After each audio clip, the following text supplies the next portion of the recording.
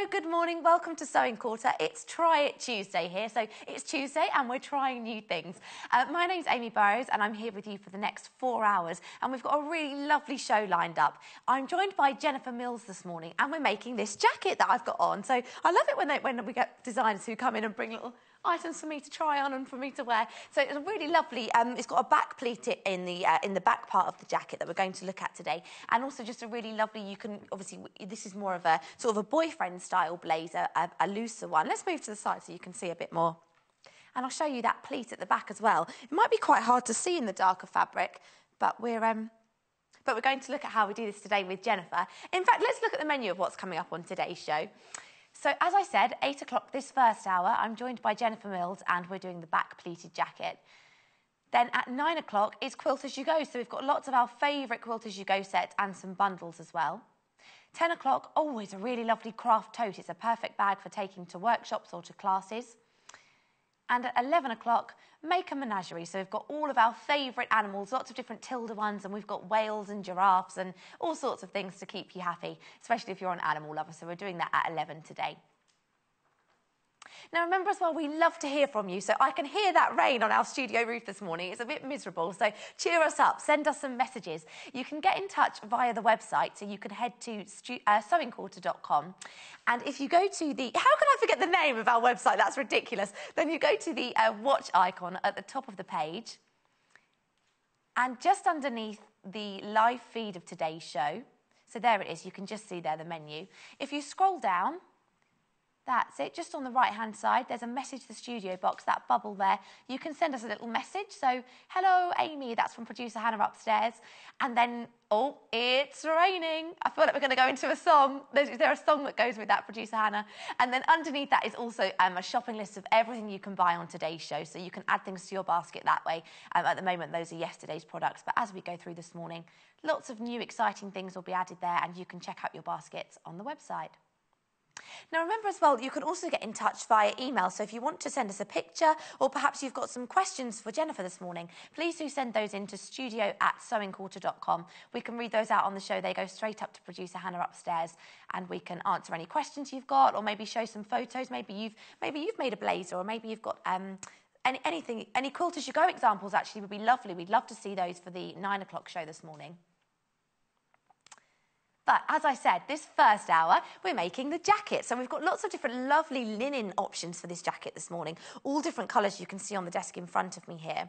First of all, I'll just show you the pattern for this. Now, this comes in 2 different size options. So the first pattern is a size 6 to a size 14. And then you can also buy the pattern in a 14 to 22. So depending which size you want to make it in. Now, also, the pattern itself isn't just for this jacket. There are loads of different things in here, which is lovely. You can make a whole sort of wardrobe from this pattern.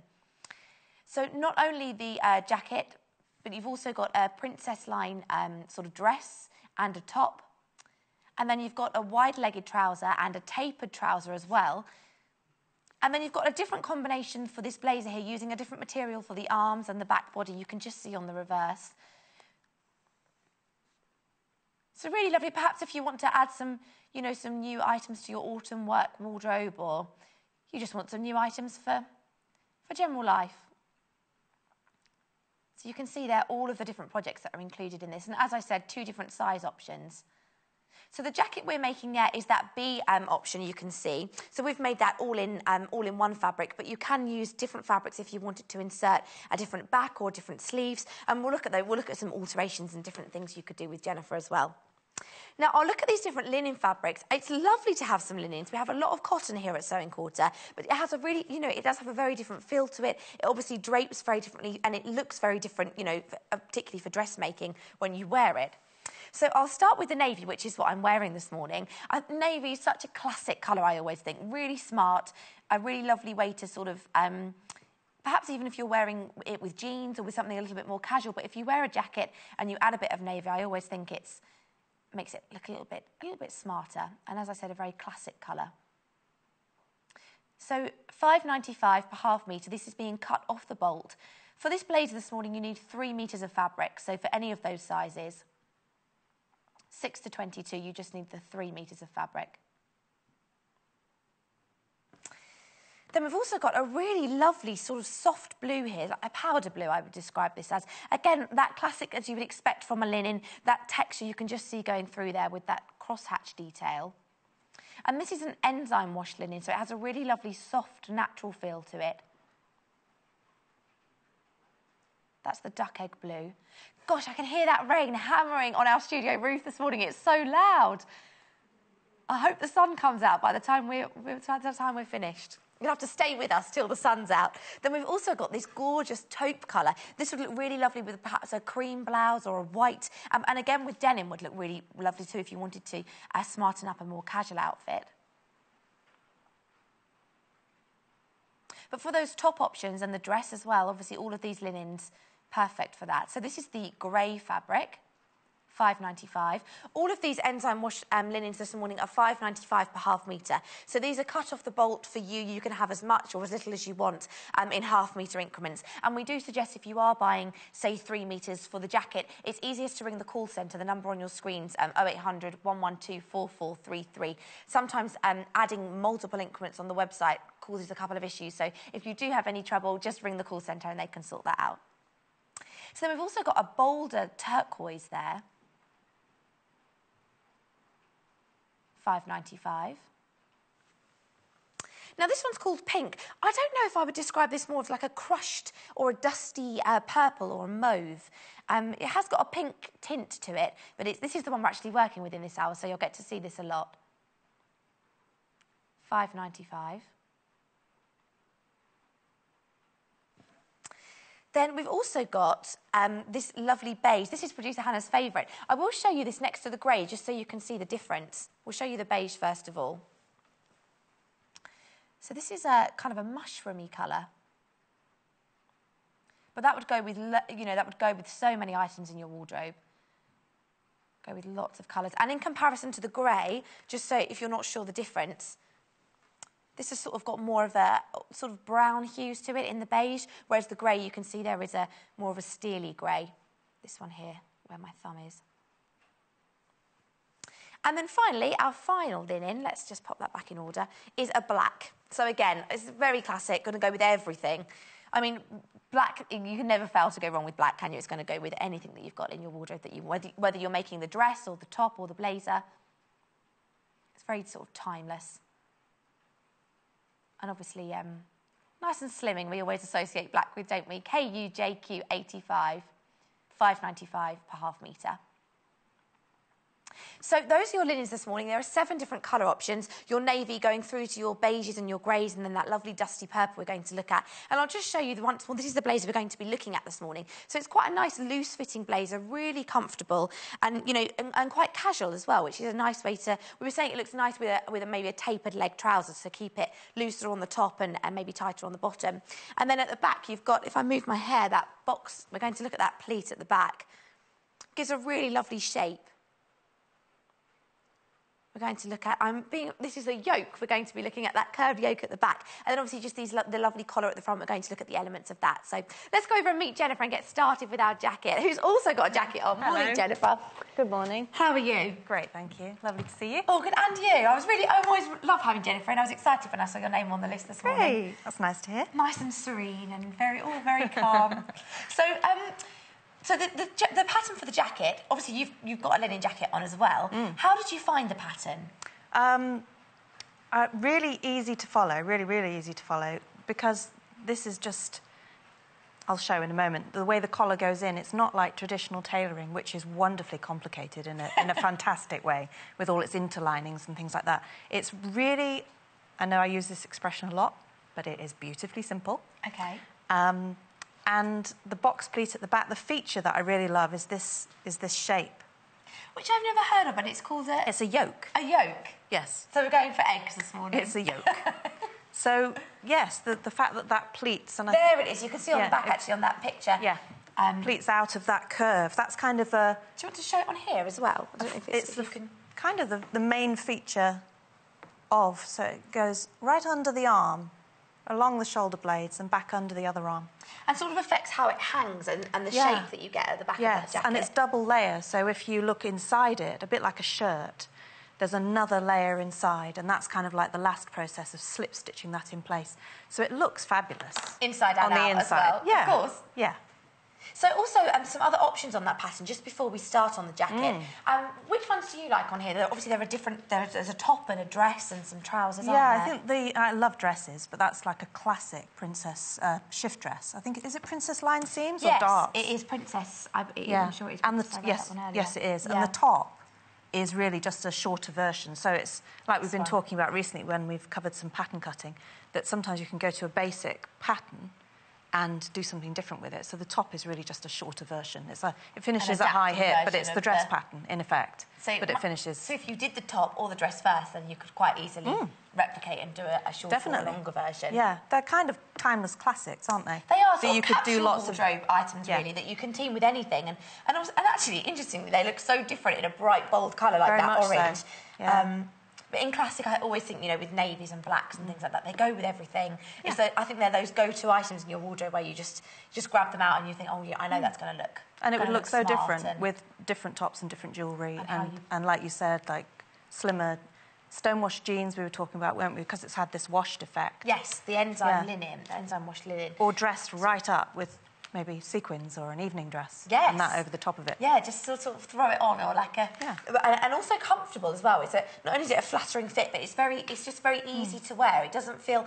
sometimes I do feel with a blazer almost overly smart or overly dressed up, or it feels quite prim and proper, whereas I think this feels a bit more just, comfortable. It's not too big on the shoulders as well, so a lot of it is about the pattern cutting, which is very Vogue and Should we have a look lovely. at that then? Yeah. OK. So I've cut all the pieces already, and I've kept... When I work from a particular style in a pattern, I tend to keep all of those together and clip them together. And then if you need to refer back at any point, which does happen while you're doing the sewing, you can just unfold and not have to wade through all of the other pieces. So, yes... And also, if you like it, and it does become an item you wear all the time, you go straight to it and go, I'm just going to make that one again. Yeah. Yes. So there's a back, a yoke, a collar, a front-facing, a sleeve and a front. It's really no more complicated than that. And lots of reference points, which I always recommend marking while the pattern pieces are still pinned onto the fabric. I mean, the very first stage is checking your measurements. I've made a stock size with the dress stand here in mind, and possibly with you putting it on, but I didn't know who I was working with. So if making it not for a dress stand and not for a demonstration, definitely start with taking your body measurements and comparing them to what they say on here size-wise. And this is the thing as well, isn't it, with all of our designers that do dressmaking, this isn't about conventional sizes. This isn't about, I go into a shop on the high street and I'm a 12, so I'm going to make a 12. That's you do need to take your measurements. Yeah, because if you're going to go to the effort of making something for you, then it is for you. You can dispense with all of that stock size stuff because it's not applicable. No. Those are only brought in for manufacturing purposes. So this is about making for a particular body. So it's not generic, it's bespoke. This is something that's going to fit you, perfectly. Very much so. So I transfer all of those, and I tend to use either the water erasable marker, or in this instance I use chalk. I don't always use the same thing. Very traditional, isn't it, to use as chalk, I think, for tailoring and dressmaking? Yeah, I just felt that chalk was the right thing to use. So I marked all of the markings. They may not show up brilliantly well. I think possibly, if I get the sleeve, I think those probably show up well. So I don't tend to do tailor's tacks. It's just a personal preference. So the sleeve head, for instance, these, can you see those blue dots? Do they show up quite well? We're just zooming in now. So there's one at the sleeve head, which is here at the top. Yeah. And then one there. And this is what's going to be eased into the armhole. Now, those are really, really important markings, because without those, it's guesswork. So you must make sure you transfer those markings. And double for the back and single for the front. Was that done with chalk? Yes, I've got a blue chalk at home, but this would be, the one I'm using here would be just as good.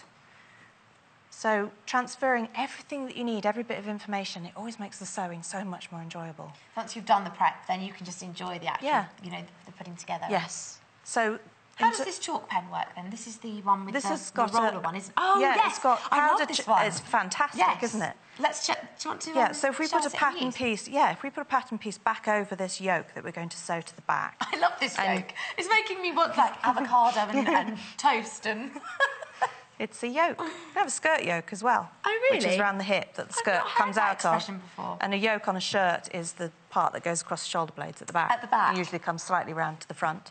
In this instance, it goes along the shoulder line, down the back, and in this lovely curved shape, which I think sets off the inverted pleat, that it comes out of that It sort of frames it curved very nicely. seam. Yes. So if I find my yoke pattern, and I've folded back to the size I wanted, but you could use tracing paper and the tracing wheel. Yes. And mark it directly onto the fabric, or even trace off the whole pattern onto a separate piece of pattern paper. So I've marked the centre back.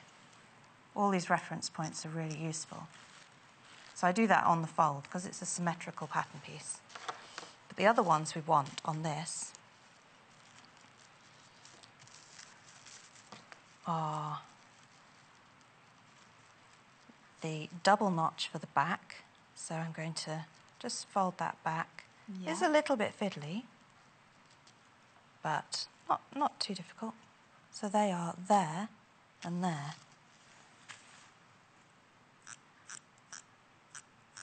So I know that those two... You don't get chalk on your fingers either. You know, No. if you're using, just a general piece of black That's right, chalk. and it's very precise. And I don't know very if you can see, ergonomic too. how it fits in your hand. I don't know if you can see here, it's kind of got a tiny little wheel, and it's great as well for marking through paper because you can make an indentation as well with it. But it's sort of, you can just, it's quite difficult to see, but there's a, I'll just turn that there. Yeah, I can see that. If you can just about see that. But the chalk sort of coming, well, you can see the powder coming onto my finger. But what's lovely about chalk as well, obviously, is it does brush away. You don't have to wash it out. That's why it felt like it was the one I wanted to use for linen. Because it's just, And I can't really sort of explain that any further. But No, it felt felt right. Yeah. So we also want, with our easing in of that sleeve, those need to match. Those markings for the sleeve head, each of those dots needs to have a corresponding notch for the armhole. And that's what makes it ease in. Otherwise, you might find you've got too much on one side, too little on the other. And I added an ease stitch as well. So that's our other point there. It's just like a pen. You just hold that like a regular... Yeah, I put a dot when I was marking it at home. I'm just going to do a line. And a double line for the armhole. Now, one of the yokes is interfaced and one isn't. And they recommend that the one that's interfaced is the one on the outside and the one that isn't is on the inside.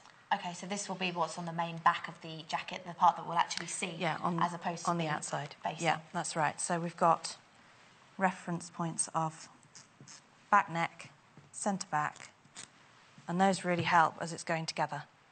So if I start with the sewing, I'm going to sew the lower part of the back that has an inverted pleat to this part. So I need to do some clipping because we're putting different curves together. And so you need to kind of make the fabric work for you. We've got some questions for you as well. Oh, lovely. Jennifer, let's have a look. So, this is from Pauline. Morning, Pauline. On holiday in Almouth, rainy days are the best sewing days. Love the show. See, so there is always a pro to a bit of rain. Definitely. It's good for sewing. And we've also got one from Diane. Oh, this is an email. Who is this?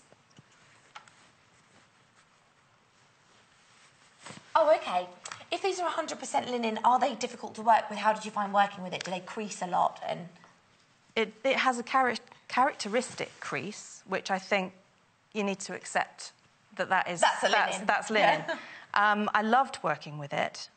I think something I didn't mention is if making garments, I always pre-wash my fabric so that any shrinkage that occurs as fabric, not as a garment. Okay. Because if you're going to go to all the effort of measuring yourself and cutting the pattern accurately, you don't want to then find it ends up a smaller jacket after it's been washed. Because you've lost a couple of, millimetres. But I loved working with it, and what I particularly found with the sleeve head, the word that came to mind when I was sewing it was malleable. Ah, OK. I found with the sleeve head, because some very crisp cottons are quite, if you've got easing, so that measurement is greater than the armhole it's going into. Yeah. It can feel a little bit like you're going to end up with puckers. And what I found was with this was that it went in really, really nicely. It just gives a little bit more. It's got a bit more movement to it, really. Yeah, I really enjoyed working with it. Oh, Yes. well, I hope that answers your question, Diane. And also, I think from the perspective of wearing it, is it hangs very differently to a cotton. You know, the actual drape of it is very different. One other question. Oh, this is another email. Who's that from? Please, oops. Oh, would the pattern be suitable for a wool? Was that a wool fabric? Good question. Yes, it would. I'm just thinking about For the lining jacket and things like that. Yes, it depends on what weight we're talking about, but as a general answer, I'd say yes. That would be really interesting. Yes. Maybe not for the trousers. I don't know if you'd go for woolen trousers. Well, you could do. Yeah, I've seen half-lined wool trousers where the lining goes down to the knee.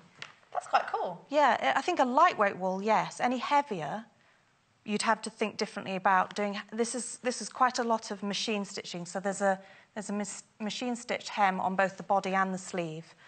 But yeah, I'd say go for it. Okay. Yeah. Great. Yeah. Oh, any other questions that you have, please do get them in. You can send them to studio@sewingquilter.com. Jennifer's obviously fountain of knowledge. Happy to answer. And the other thing to mention is this lovely interfacing. Now, interfacing needs to be the right one for the right fabric, and this definitely is. You see how that moves? And that's been interfaced. Just hangs. Another, if it was too firm an interfacing, you'd have this kind of really stiff collar and lapel area. That's what I mean about and it would take away. Blazer that's very, you know, very sort of strong and that's been interfaced, but it just moves so nicely. Just moves. That made a really big difference to the sample making. Have we got this interfacing here? Yes, we do have this one. It's that one. So this is the, it's also for the lapel as well. We can look at, we've got a picture actually, where the interfacing's been used. But again, it does give you that shape and structure a little bit more than, you know, obviously you do need the interfacing there. I need a suntan in that picture, don't I? That's the mannequin. Someone needs a holiday. But this was the interfacing. It's a medium weight interfacing. This is an iron-on one as well, so if you do like that one, it's on your screens at the moment. $2.95, 50 centimetres by 90 centimetres. So that's plenty for this, isn't it, for the jacket? Yeah, it's great. And also, you don't want one that's really stiff because it would make that shoulder area not so comfy. A little bit like a school blazer. Yeah. So I'm going to clip this curve, and while doing so, explain that I have stay stitched all the way around the yoke. Now, stay stitching on both pieces, you could say it's not so necessary because this one's been interfaced, but I did it anyway, and I've done it at, the seam allowances are 1.5 centimetres, so I've stay stitched at 13 millimetres, which sounds very, very precise. Yes, it does. But what I wanted was for that to disappear into the seam allowance, so not be visible. So if I just lock that. So if our sewing line is there, if I mark that with chalk, our sewing line... So it's going to... Oh, it's off already. Yeah. Thank you. The seam allowance is going to be there. So you've got maybe 2 or 3 millimetres. And that's going to be just working for us because we're going to be cutting, particularly on the one that isn't interfaced. We're going to be snipping, and it gives you something to sort of snip up to, near to, not through it, but close to it. And also, stay stitching around all the other edges keeps it from becoming too stretched out of shape, particularly on somewhere like that, which is effectively the bias on the armhole position. Yeah, here. Yeah. So I'll do some snipping and then I'll get on with some sewing. Because as well, that's going to be lost once you've put it all together in the seam allowance anyway, as you said, because if it's about 13 millimetres, which does sound very precise, but once you've got that 1.5 centimetre seam allowance, you're not going to see those stay stitches. That's anyway, it. They're just working for us and then they've disappeared. To mark up against, really. Now, that's the back body, and I've already pleated. Now, all the marks are on the pattern, so it marks where you pleat in towards the centre back. So I've already... This is actually quite, I would say, typical of a shirt as well, isn't it? Yeah. It's that similar sort of back shape. Yes, and sometimes shirts have a box pleat, which is smaller at the centre back, smaller than that one. So the box pleat is just the inverted pleat on the other side. So that just happens naturally as a result of having done this. Just which way you fold it. So if you want, so you could actually do the other way around if you wanted to. Yes. So that's the actual back. This would be the side that we'll see, and then this is our inside with that box pleat there. Lovely. Right, so I'm aware that I've been doing a lot of talking, not a lot of sewing. We have to establish what's going on. We can't just jump straight in. Right, so I always have a think about which way up I want. When I've got two pieces, we've got that shape joining to another curved shape. So I have a think. I'm going to put them together, and I think which would be the most useful to be facing towards me, and it's nearly always the clipped one. Because if those clips are underneath, I can't keep my eye on them as well. Whereas that's more of a simple curve, isn't it? I don't need to keep my eye on that as much. And I've already basted in the inverted pleat, so that's not going to move anywhere. So with it facing this way up, I'm going to match centre back and pin it. And then can you see how that now bends beautifully around the corner? It works in your favour rather than feeling like you're really having to manipulate it. Yes. And as you said again, because it is that linen and it being a bit more malleable, it does give a little bit more than perhaps the cotton. Yeah. The colour that Jennifer's working with at the moment is the pink. I would maybe describe it as more of a dusty purple, I think. It's definitely got a mauve hue. It's almost like a shell pink, isn't it? Yes, that's a good description, actually.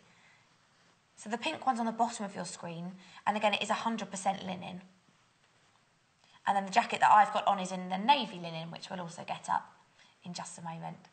The other thing worth mentioning about marking with chalk is if you have travelled with it and that sort of thing, or... As you have. Yeah, or moved it around, say, as you're doing something like that, just double-check and make sure those chalk, because it rubs off so easily.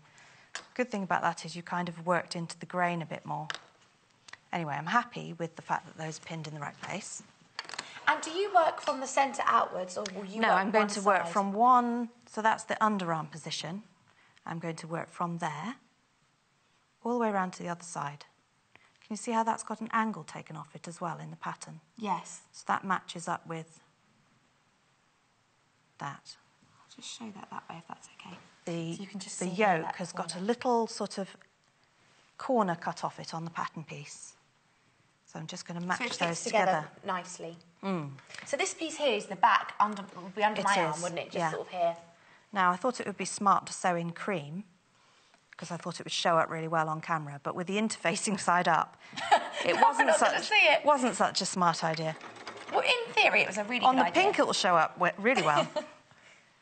And it will show up on the other pieces I sew together.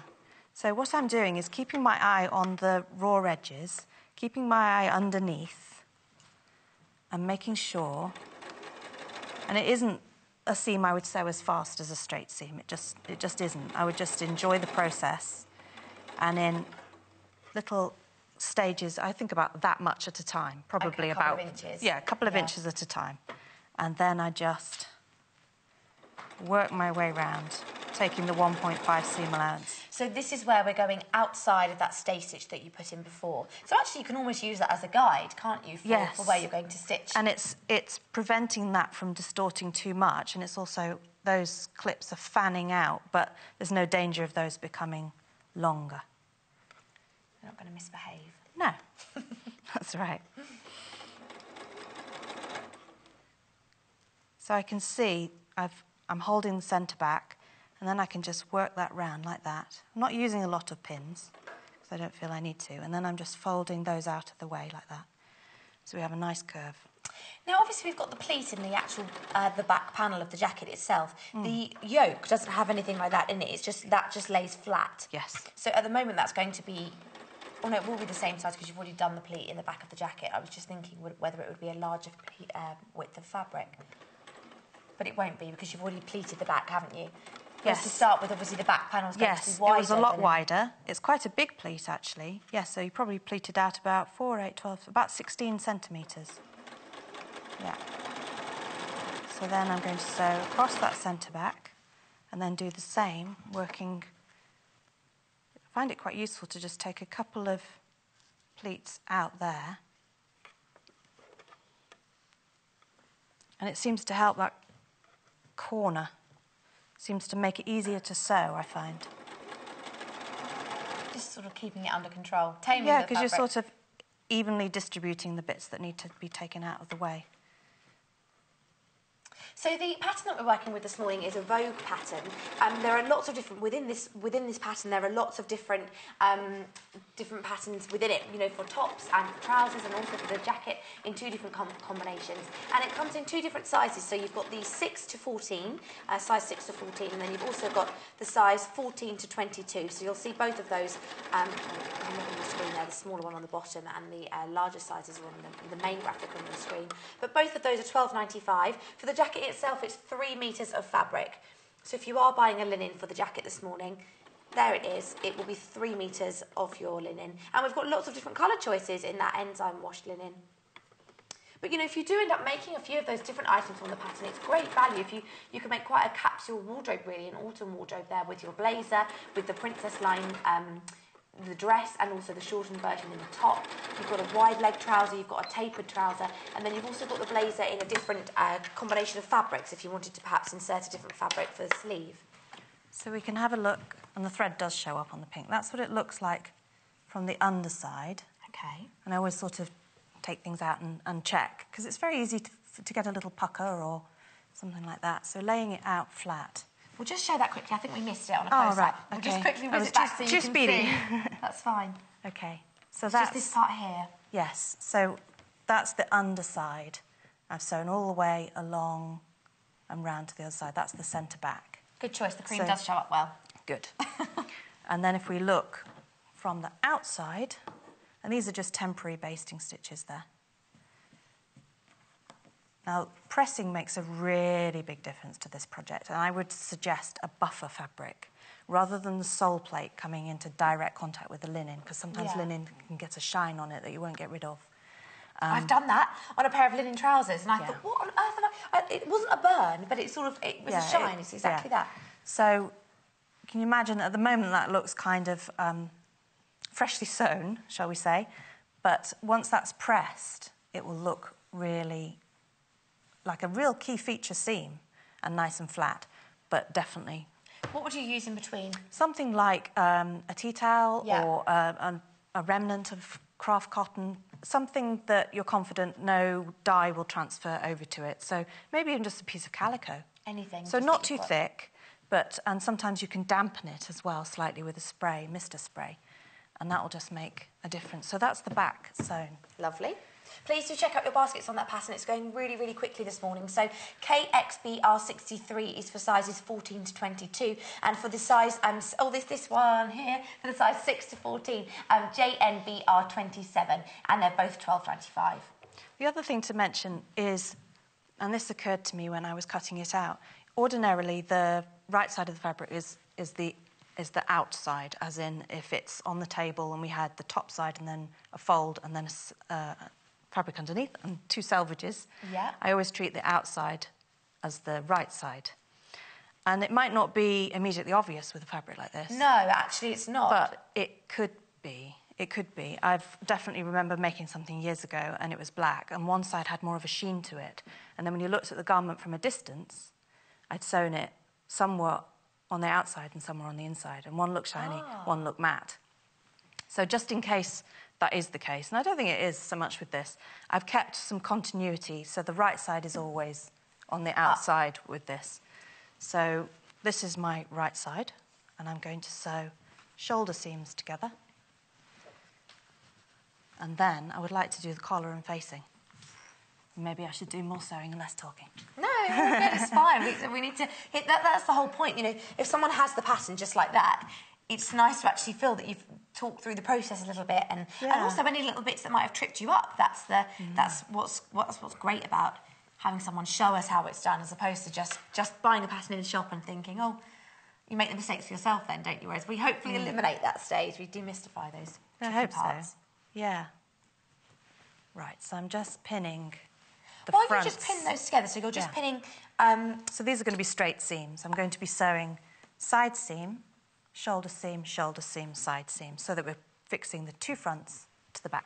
OK, and not the armholes. So can we leave you to do those straight seams? And I'm just going to look at the fabrics. I'll pop back in a second. Right. OK, great. Let's take a pattern. Oh, I've got one on here already. We're more organised than we realised this morning. So first of all, I'll just show you the jacket. So this is the jacket that Jennifer's made in the navy. You can just see here it's got that really lovely, it's a very comfortable jacket, but also quite a flat, a very flattering fit you've got there with that, with the collar that we're going to be looking at and the lapel. And also this back section we've been looking at with the yoke, you can see the pleat on the back there. Just giving you that nice curve and something a little bit more interesting than rather just a completely plain blazer. It's got a bit more detail to it, which is really nice. So the pattern, as I mentioned, this is going really quickly this morning, so please do check out your baskets. For sizes 14 to 22, that's the one on your screens. QXBR63 is the item number for that. And again, you've got the jacket pattern, you've got a dress, you've got a variation on the jacket with inserting a different fabric in the sleeve and for the back. Then you've also got a top, again, with that princess line seam. And you've got two different trousers, a wide leg trouser and a tapered trouser as well. You can just see there on the back, these were the two different sleeve options you can see with your A and B jacket. We're making B this morning with Jennifer. Now, again, the exact same pattern, just in a different size for sizes 6 to 14, and then we'll swap those graphics around if you do want to get the other size, then you've got that, and that's on the bottom of your screens. You've got that in a different size, but obviously all of the same items, all of the same pieces. Now, in terms of the fabric, which is most popular at the moment? The pink that Jennifer's working with. Surprise, surprise. So we're advised, it's 3 metres of fabric for this. We're advising for the jacket. Now, this is a wide fabric. It's 140 centimetres, so you will have a little bit left over as it is a wider fabric. That will make the largest size as well, up to the size 22. But any more details, if you've got any questions about that or for any of the other sizes specifically or any of the other patterns, you can message those in to studio@sewingquarter.com. But this is the pink fabric, that sort of shell pink, as Jennifer said, or it's that like a dusty purple. ZPJQ57, the most popular one this morning, £5.95 per half metre. Now, if you've just tuned in, we do have a lot of linear look fabric or linear texture fabric, which is 100% cotton. Now, these are actually linen. These are 100% linen. So they behave very differently. They obviously hang very differently. And the enzyme wash linen as well has a very soft and natural feel to it. And because of that wash, it almost has a slightly, sort of a bit of a distressed look to it. But there's your black. And you can just see when it catches the light, you get that detail, that crosshatch detail that we sometimes see in the linear look cottons, but this here is a linen. KUJQ85. Lovely to work with a different fabric as well, something slightly different. And obviously that black, a very easy colour to wear, something that's going to go with everything. It's not going to go out of fashion. You always need a black jacket. I've got quite a few black jackets, I have to say. Like a little black dress, you need a little black jacket. Especially now we're coming into September and autumn, and it was dark this morning when I got up, and that means it's coming into... I don't like that. It feels like you're not meant to be up when it's dark outside. Which was the next most popular after the black? The beige. Let's have a look at the beige. So this is got more of a brown sort of hue to it, or a mocha maybe you might describe this as. This is producer Hannah's favourite, SMJQ47. £5.95 again for half metre, but really lovely and soft.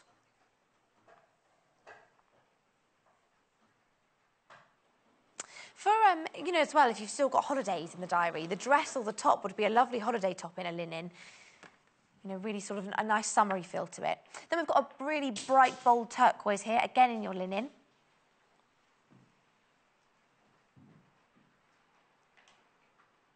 UFJQ19.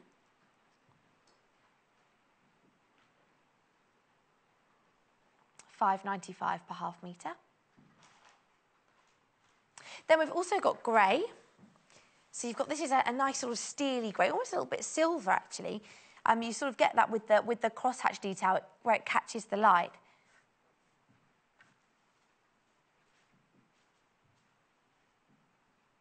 But grey obviously looking lovely with purple or with a navy, or even with brighter colours, perhaps a bright orange or a lime green, if you're going summery. IGJQ09. Again, these fabrics are being cut off the bolt for you, so you can have as much or as little as you like. If you're looking at this fabric and thinking, oh, I'd really like to make, you know, maybe soft furnishings, linens are lovely for as well. You've got that natural feel to them. If you do want to buy, you know, 1 metre or 2 metres, you can do that. It's just being sold in half-metre increments, and we'll then obviously cut as much or as little as you want from our warehouse. So this is the duck egg blue, a softer blue there. Again, I do think you just sort of get where that catches the light, a silvery or a white glint there. BZJQ61.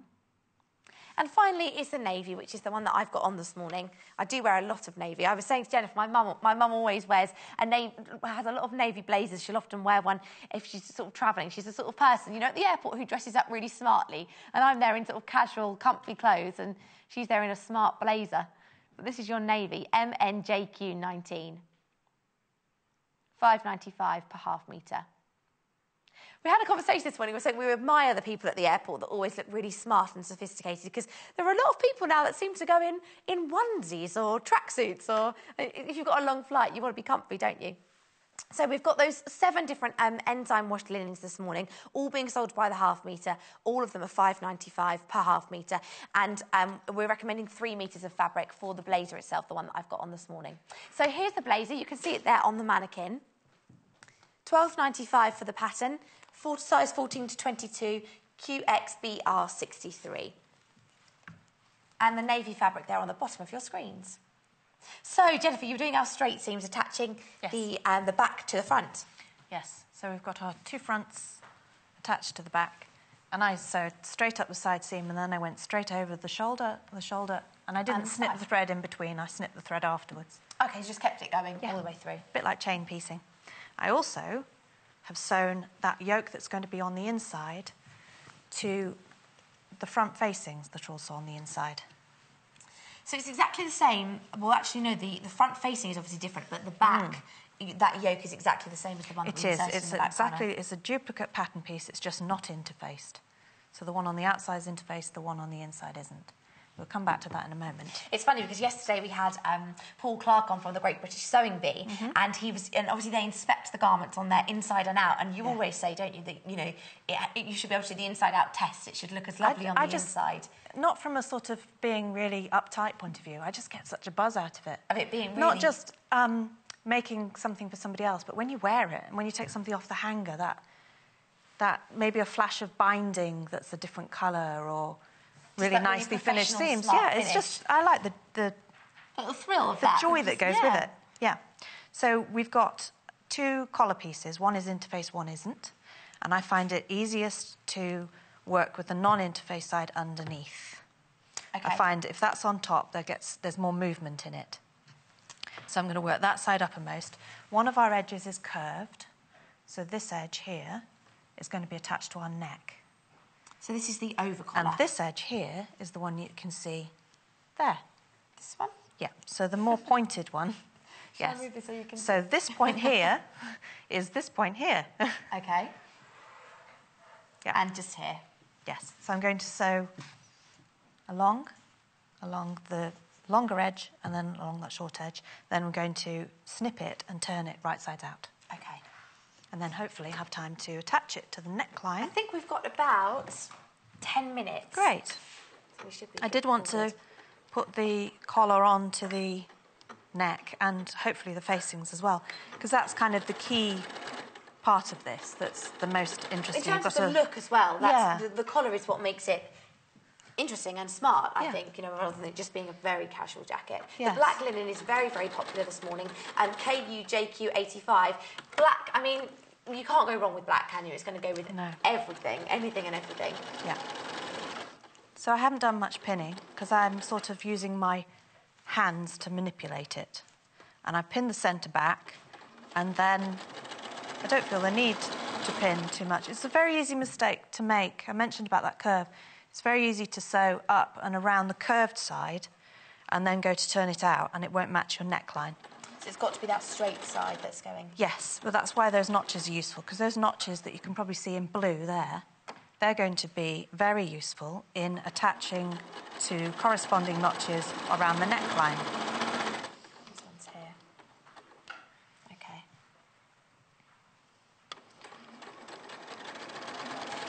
about 1.5 centimetre seam allowance. Yes, and if I'm going to deliberately overshoot rather than pivot in the right place, you can just reverse back and then pivot at 1.5. It's absolutely fine if you overshoot. And you make a lot of your own clothes, don't you? I do.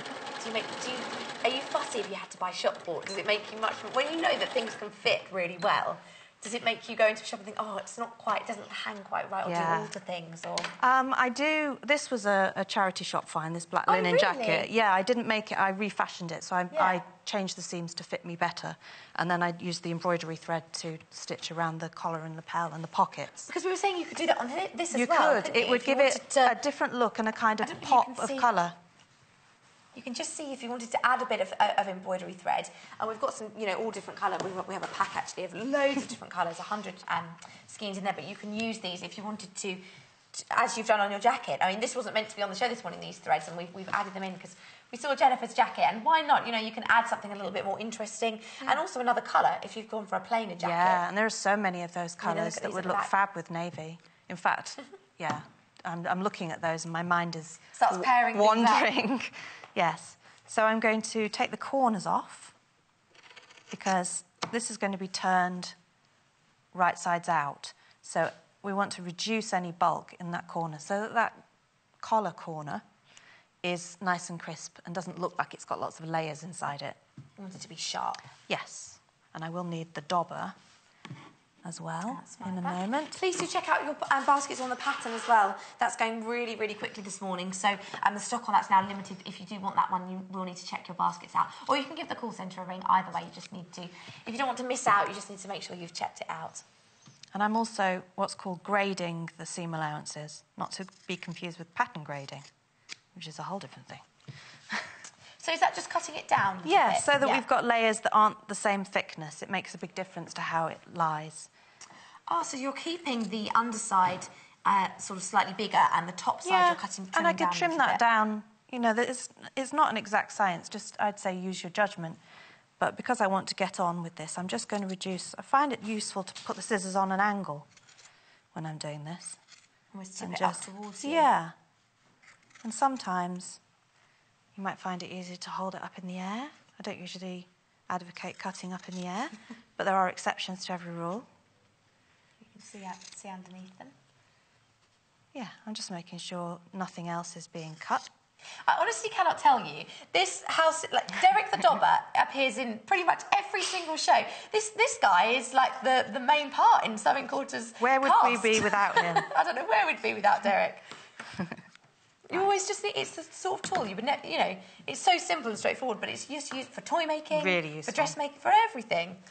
So in order to get those nice crisp corners, I'm going to fold over on the sewing line. This is where this cream thread is useful. If I'd colour matched it, it wouldn't be so obvious. And then, so I'm pinching, I'm doing that, but on either side of the material. So like this, fold over on that sewing line, fold over on that sewing line, pinch it, turn it through. And we should only really need the dobber for the very last. See how that's not Look at that, quite nice crisp, sharp. but we're almost there. Very useful for cushion covers as well, that technique. So that was sort of pinching your fingers together? Yes, sort of, so finger and thumb. My finger is actually in the corner of that point. Yeah. And then my thumb folds over and the two pinch together on the sewing line, on the other sewing line. So we've got a fold there. What we want is that fold not to be too bulky. Lovely. And then just for the last bit of the point, and that can be fine-tuned. I always think that's kind of a test of how much you think the stitch is going to, how much you're prepared to sort of, how strong is it going to be? Is it really going to hold? Yes, that's why it's worth using a shorter stitch length on something like that. And then it's crucial to press this at this stage. There's no getting away from that. We've got about 5 minutes. Okay. Let's grab this. Move our threads. So I will roll it between finger and thumb. And what I want to achieve is for the top collar to ever so slightly roll. It's probably not even a millimetre, maybe even half a millimetre, so that the top collar is slightly over So in effect, the undercollar, and some patterns, the undercollar is actually a little bit smaller. With this pattern, they are the same. They're exactly the same. So I'll press it and show you. So you're almost kind of encouraging it to be a little bit smaller, aren't you? Yes, just so it only lays flatter. by a little bit, but just so that it lies in a really nice way around the neck. And I'm not using a pressing cloth in this instance, just because I want to get on with it. But I would. Disclaimer. Yeah, I would. Yeah. What was the last item of clothing you made for yourself? It might have been this, I think. Top. Out of a cotton remnant. I can't remember. There's been so much going on. Lots of sewing. Yes. Right. So then we've got our corresponding marks, and that needs to attach to the body. Okay. This is when you start to see it come together, don't you? You do, yeah. And as before, I find it easier to pause and have a think, and think which way up would be most useful, because again, we've got quite a dramatic curve going to that shape. Yeah. So I would stay stitch that front neck. I thought I had, but let's assume I have. I stay stitched everything else, and then let's have a look. So that's our top collar. Pressed it like that, so that's the top collar. So that would sit. I usually place pieces together and kind of mock them up to make sure they're in the right place before I sew. That's the right one on the right. So that's going to go like that. And there'll be then it's going to fold back, yeah, and then the facing will turn everything in and neaten it all away.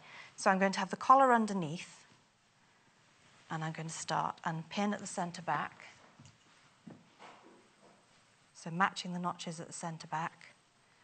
So you're sewing this to the inside of the back of the jacket? Right sides together. Oh, the right side? Yeah, right sides together. So it'll look like... I'm working my way around that neck so that you get that effect. Then you can but the facing is the part that I really wanted. What about 2.5 minutes? Oh. I know, it goes so quickly. It does. It does. Okay. We need to do a whole wardrobe. I want to do like a whole outfit. We'd have to do 4 hours and just take a different item in each hour. Yeah. So there's a notch for where that collar stops, because it stops short of there so that our facing attaches. If I just sew one side, if we've got time for me to do that, yeah, then we can get the effect. And the shoulder seams go towards the back. That's an important part of it, because then when you do the final slip stitching technique, everything is tidied away. Right. We might just have to talk through it. We only have about a minute or so. Okay. So, right sides together. So we've got our yoke and our front facing sewn together. And so it's about putting everything together that belongs together, but keeping an eye on it all and doing some clipping. So collar goes right sides together with the garment. Facing goes right sides together. And then you work your way round, all the way from the front, lower edge, up, pivoting, and then keeping a really good eye as you match all of that together, making sure the seams match, like that, matching the notches, and clipping those curves. And then when you turn it out... I'm just going to show this bit here. If you can't see, this is the front of the jacket there. So you can just see this would be your facing that you're that then's going to create our, you know, the part that we fold back on the blazer. And then as you come around, this is the top of the jacket. Yeah, all the way around that neckline. You go round this top of the neck. It's sometimes hard without a model, isn't it? You almost need to if we hold it up, that might be the easiest way. Okay. That's it, like that. Yeah. Then you can start to see how that's coming together. So that front part there is simply a straight 1.5 seam allowance. The rest, just take it steady, clip the curves, and then when you turn it through, you end up with this lovely... Nice sharp collar. Yeah. Like, stand to attention, we're ready to go. Lovely. Well, thank you so much, Jennifer. And you're back as well, aren't you, as well, at 10 o'clock? Yes. And we're doing, the craft bag. caddy. Yes, the craft caddy. So, and also, if you wanted to add to the collar as well, as you can see on Jennifer's here, we'll just show you that embroidery thread if you do want to add some detail. We said even a nice statement button might be nice, but a really lovely idea that Jennifer's done on, it's a on nice her blazer there. sit down with a mug of tea, stab stitch. Just go all the way around. Yeah. Lovely. Well, you grab a cup of tea and we'll do the craft caddy at 10. Great. Perfect. See you then. Lovely. So let's just have a quick look at these other fabrics. So we've got lots of different enzyme wash linens this morning for this blazer that I've got on and for the one that Jennifer's been making, which we've been following the pattern. This is a Vogue pattern this morning. It comes in 2 size options. So sizes 14 to 22, QXBR 63. And the smaller size option is on the bottom of your screens there, sizes 6 to 14. Both size variations have been really popular in this hour, so please do check out your baskets. This is with a back pleated jacket, but also you've got different trousers and tops and things in there too. Now, for the blazer itself, 3 metres of fabric is what you'll need. It's a nice wide fabric, it's 140 centimetres, so you might have a little bit left over. Now, the most popular linens this morning, first of all, is the black. So we've got this really smart, classic black linen. Again, this isn't a linen look fabric, this is a linen. KUJQ85. And then the pink we've been working with, or dusty purple as I would call it, really popular as well this morning. That's the one that Jennifer's just been demonstrating with. All of these are £5.95 per half metre. ZPJQ57. Please do remember to check out your baskets, particularly on that pattern. It's been incredibly popular in this hour. Jennifer's done a lovely job showing us that collar and that pleat and the yoke at the back. Now, in the next hour, I'm doing some quilt as you go, so we've got lots of your favourite patterns, and I'll be sharing those with you in 3 minutes. Follow us on Pinterest. Search for our Sewing Quarter page and follow us to discover sewing work we create and love.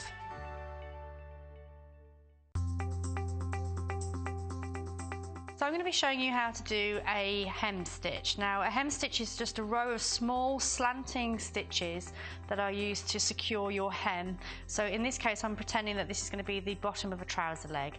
I'm first going to take my needle through the single hem. I'm going to leave a little bit of a tail before I place that back down. So then I'm going to do a double stitch. Now, this is just where you sew over the same area twice, so you're creating a knot. So that's 1, 2. So that's securing my thread now. And now we can begin doing our hem stitch. So you're going to need to bring your needle in at a diagonal. So you want to pick up a few stitches from what would be the trouser leg before then going into your hem. So you can make this stitch a little bit bigger. And then repeating that process again at a diagonal. I'm going to be picking up a few stitches of the trouser leg, and then we can pick up more of the single hem. So I'm making these stitches super big so you can see what I'm doing, but when you do this at home you'd want to make these a little bit closer together.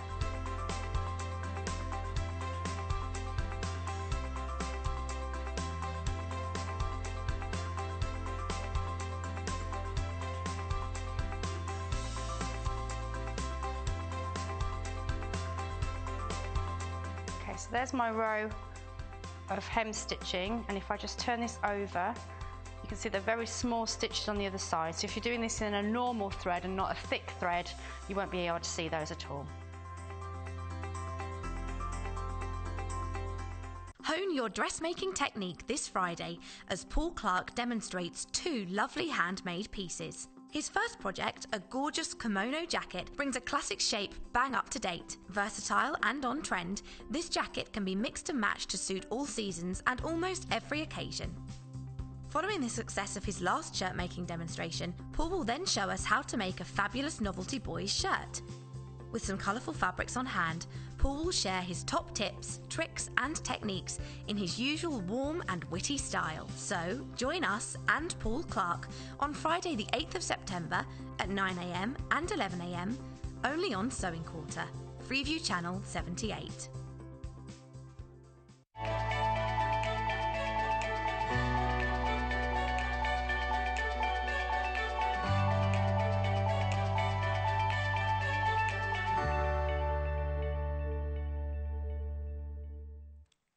Good morning, welcome back to Sewing Quarter this morning. If you've just missed it, Jennifer Mills has just been making this lovely linen jacket, which I'm going to keep on for the whole morning because I like it and it's comfortable, so why not? So in this hour, we are looking at Quilt As You Go. So this is something that's really, really popular here at Sewing Quarter. We've had lots of different Quilt As You Go designs here on the show. Lots of our designers have come on and demonstrated how to use them. So in this hour, I'm going to look at some of your favourites and also some fabric bundles to go with those if you do want a Quilt As You Go project.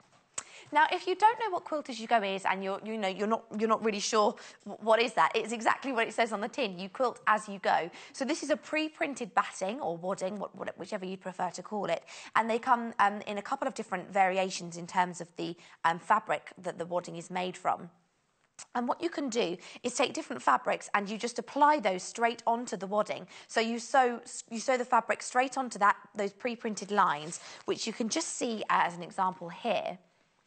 And as you pop that fabric on, and as you sew the fabric into place, you are quilting as you go. So you very quickly are able to create a quilted project without the hassle of putting different fabrics together in a quilt sandwich and adding different batting or wadding with a backing fabric and your front fabric. Now, so as an example, is the one that you'll see on the quilt behind me this morning. This one here is a Quilt As You Go. This is sophisticated strips. So this here is one large, big piece of batting or wadding, as you can see in the packet there. And what you do is then you pop the fabric on and it's lovely because it displays really big panels of fabric. And this one comes together really quickly. You also have, the freedom if you want to add your own quilting lines. You can add extra quilting. Lucy Brennan did this one, and you can start to, some of these lines weren't even printed on the batting. If you wanted to do some, some free motion or you wanted to add extra lines, then you can. It's a lovely way to experiment with some more quilting techniques. But if you do, as a beginner even, if you've never quilted before, if you want to have a go at quilting, this is a lovely introduction to the technique. So, as I said, this one is called sophisticated strips, and what's unique about this one is it does come as one big piece of wadding that you assemble as you go, rather than it being in small block sections. So you can see here, this is the block combination, as you've also seen on the wall behind me. So you can see you cut your fabric. The first step here is cutting the fabric to size. It obviously explains the whole process for that. You get some instructions in here. And then you sew by numbers. So the actual wadding itself has numbers printed onto it. And you follow that. So you build it up. You follow, obviously, the number sequence, 1, 2, 3, and so on and so forth. And then you complete that quilt in just 14 seams. So the finished size is 40 inches by 50 inches. And, if you want to quilt pretty quickly, 14 seams, if you want to take as a gift to someone, maybe you've got a new child or grandchild in the family and you need to quickly get a quilt ready to go, then this is a really, I don't want to say a cheap way, but it is definitely a much quicker way rather than, designing a whole quilt yourself. Now, also with Quilt As You Go, there are some different types of wadding and batting, and this particular one is 80% cotton, 20% polyester. So you can just see on the back here that mix. So it's a really lovely soft wadding. And here's an example. You can see those printed numbers on there. That's just one you can see there, so you've got your number 8. But it's printed on in navy.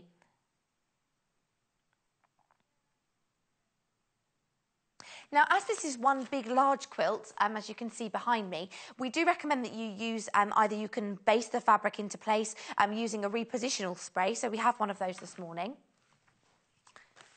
So a lot of these other Quilt As You Go's come as smaller blocks, which you can then assemble. As this is one big piece, we would recommend you can baste your fabric into place. So this repositional spray is great for that. You just spray it straight onto your fabric, about 20 centimetres above the wadding. Just spray it all evenly across, and then you wait 30 seconds, it becomes a sort of sticky and adhesive, and then you can place your fabric into place.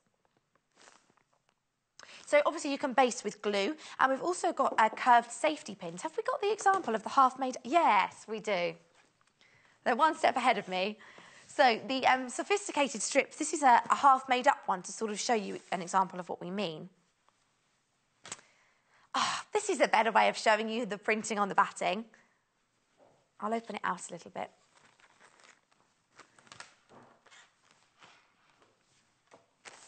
So for any quilting, obviously the repositional spray and the curved safety pins are a great alternative to basting or to, you know, sort of tacking things in place. But if you obviously want to make sure your fabric is placed in the exact right place, and with this, it's like painting by numbers. It's like being a child, and you just have to fill in your sections. You can see here the different markings. So, for example, this is the corner section with those diagonals where you would add your different fabrics to those different areas.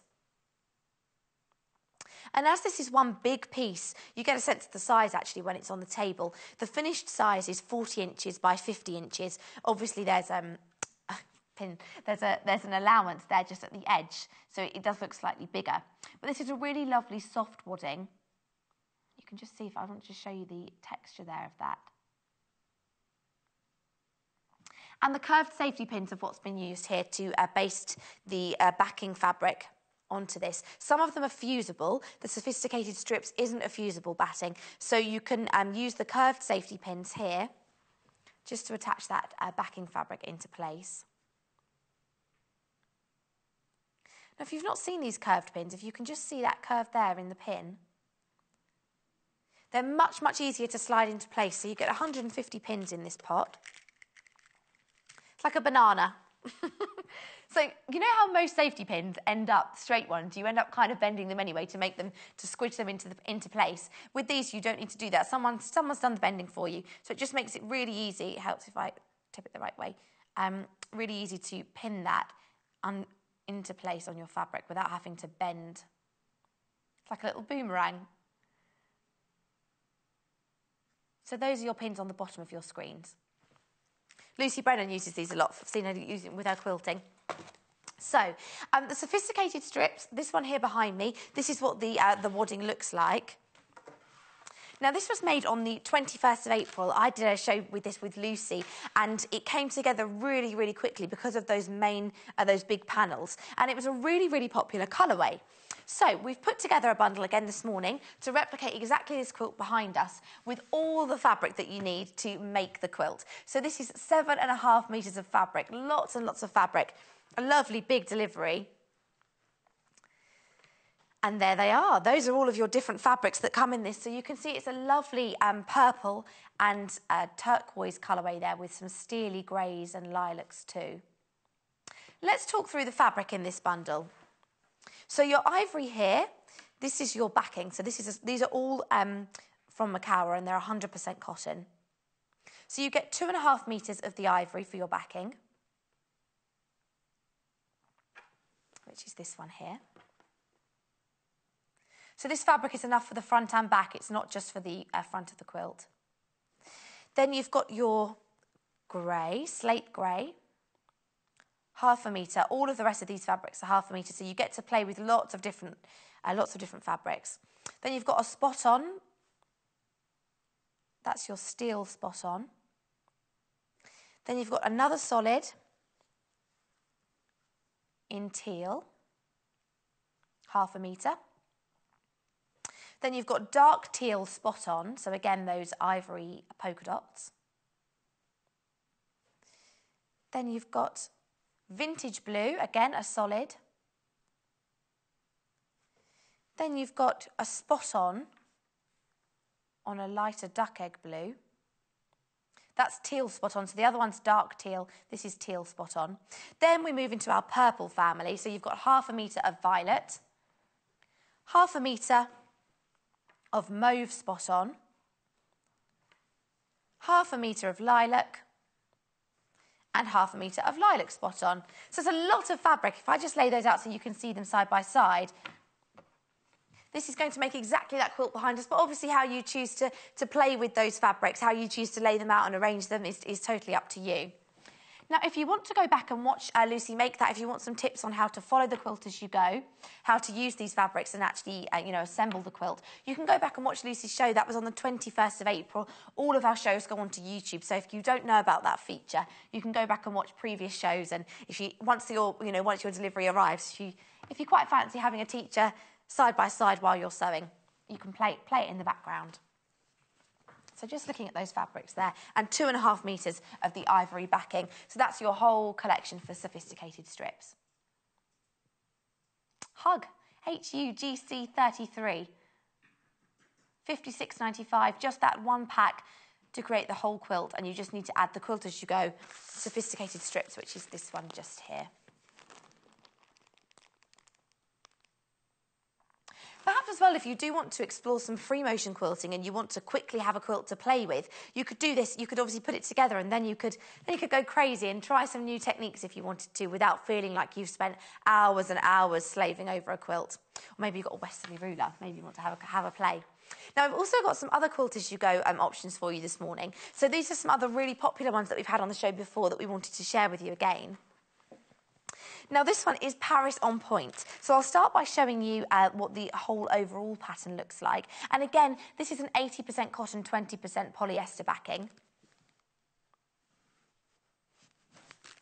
Now, this is slightly different because it's in squares. So you can use, if you use sashing to pop it all together, you can just see there, if you do want to make it as one big quilt, you can totally do that. But the lovely thing about this, which I'll show you now, is if you wanted to use it as placemats or perhaps individual blocks and incorporate them into a bag or a cushion, then you can do that. Now, let me just check the finished size of this whole thing for you. It's in 6 blocks, but if you do put it together as one big quilt, it's 24 inches by 36 inches. Now, these individual blocks are 12-inch squares. So this is an example of one. I believe Angie Atwood did these. Oh, no, this was Joy. Joy did these ones. So if you want to watch this one, the 25th of June with Joy Edgington, you can go back on YouTube. So lovely as placemats, perhaps if you wanted to use them as individual squares. Or you could incorporate that into a bag or into something slightly bigger.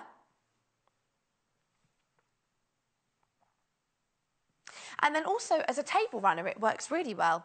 So you can see if you wanted to. Lots of people as well multi-buy these. So perhaps, the way Joy's done it here with the table runner, if you wanted to have matching placemats, you could multi-buy those. Or if you wanted to make a bigger quilt, so it would be, let's do some quick maths, 48 inches by 72 inches. If you bought 2 and assembled those all together, then you could do that using these squares. But you just get an idea. Or even actually, not just for the table, you could use that as a runner on the end of the bed if you wanted to. And you could double width that. If you had 12 blocks, you could make that one big rectangle and hang that over a double or a single bed. So lots of options. And again, this one from Joy was a really popular colourway. So we've got the fabric bundle for that again this morning. So the 25th of June for Paris on Point. Let's look at this colourway now. So we start with our background fabric for this is our lovely aqua. So this is a solid, again, 100% cotton from Makawa, a spectrum solid. This bundle is 5.5 metres of fabric, so it's slightly more affordable at $45.45. So that backing fabric is called spearmint. And then we'll look at the other fabrics that come in this bundle. So rather than just solids, what's nice about this is you've got some of those linear look fabrics with that cross-hatching detail. So you've got that here, 0.5 metre. You've got those lovely lines. This is your duck egg. Then we've got a spot-on dark teal. So that was also in sophisticated strips. Then you've got a black, which actually has been used for the binding or the sashing, which really sort of frames the fabric really beautifully. If you can see here, it almost acts like a photo frame. And also there's some lovely stitch detail on here as well around the edges, but it sort of sets off that main central section. And if you are sashing between and making one big block, one big quilt between the blocks,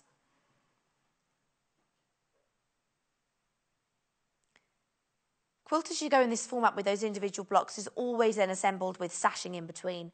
So acting like a nice big window frame or a feature to really highlight the fabrics that you've used. So you've got 0.5 metre of the black. Then you've got 0.5 metre, oh, I like this colour, lovely. It's 1 metre of the black. You've got 1 metre of the black there for your binding and your sashing.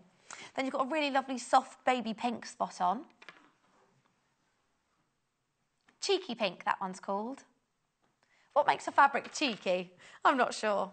Then we've got a lovely sort of tea rose crosshatch pink, again with that linear look fabric. Now, if you like these colourways as well, you don't have to use this for Quilt As You Go. 5.5 metres of fabric, you could combine these into perhaps your own quilting project or something else that you've got in mind. And then finally, you've got your spot-on grey as well. I'm just going to hold a few of those up together so you can just see how they work as a little family. Here you go.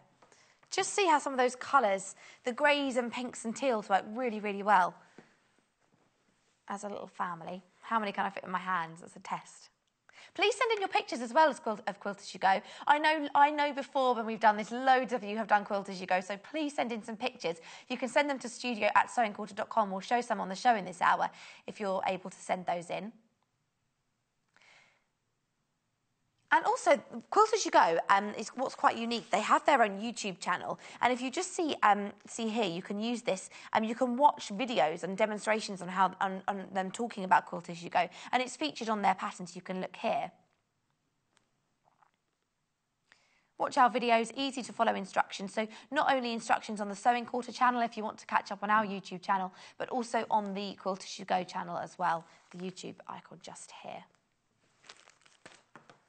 So let's lay these with Joy's table runner. I'm going to make a display. Let's make a nice table display. Here we go. That's it. Really popular colourway. Now, we've also got one other Quilt As You Go with a bundle this morning to show you. So this is a new one to me, hopscotch. I've never had this one on before. And this is a slightly different wadding. It's a slightly different different fabric. So I'll just show you here. This one's 100% polyester. So what's lovely about this is you don't need to use a basting spray or any safety pins. It's a fusible backing, so you can iron your backing fabric straight into place. So it's, again, just taking an extra step out for you, making it even quicker, even simpler. And again, you can see these square blocks. This is the block formation, and using the sashing to combine those there. But also, you've got an option, if you change the fabric, if we look a little bit more closely, you can just see the option to mix and match those blocks. So if you change the fabric colours and the block layouts there, you're just getting a very different style. You can see how they stand out very differently. And this is a 12-block quilt, so again, you can multi-buy these and you can attach them. So lots of people, if you want to make something slightly more sizable, a more, maybe you might say a more usable quilt for a bed, then you can attach these together quite easily. Let me just check the finished size for this one. 24 inches by 36 inches, so it's the same as the pre-printed Paris on point. So depending, which size you like, you can use this one to create, if you wanted to double it up, or even 4 ways, you could make a really big quilt, or you can do it as individual squares. Now, this was one I got confused. This was with Angie Atwood, and this was on the 27th of May. Here it is as a finished, so this is where you can see that finished size for both of these. So you've got those 6 blocks all coming together with that sashing, framing it out there.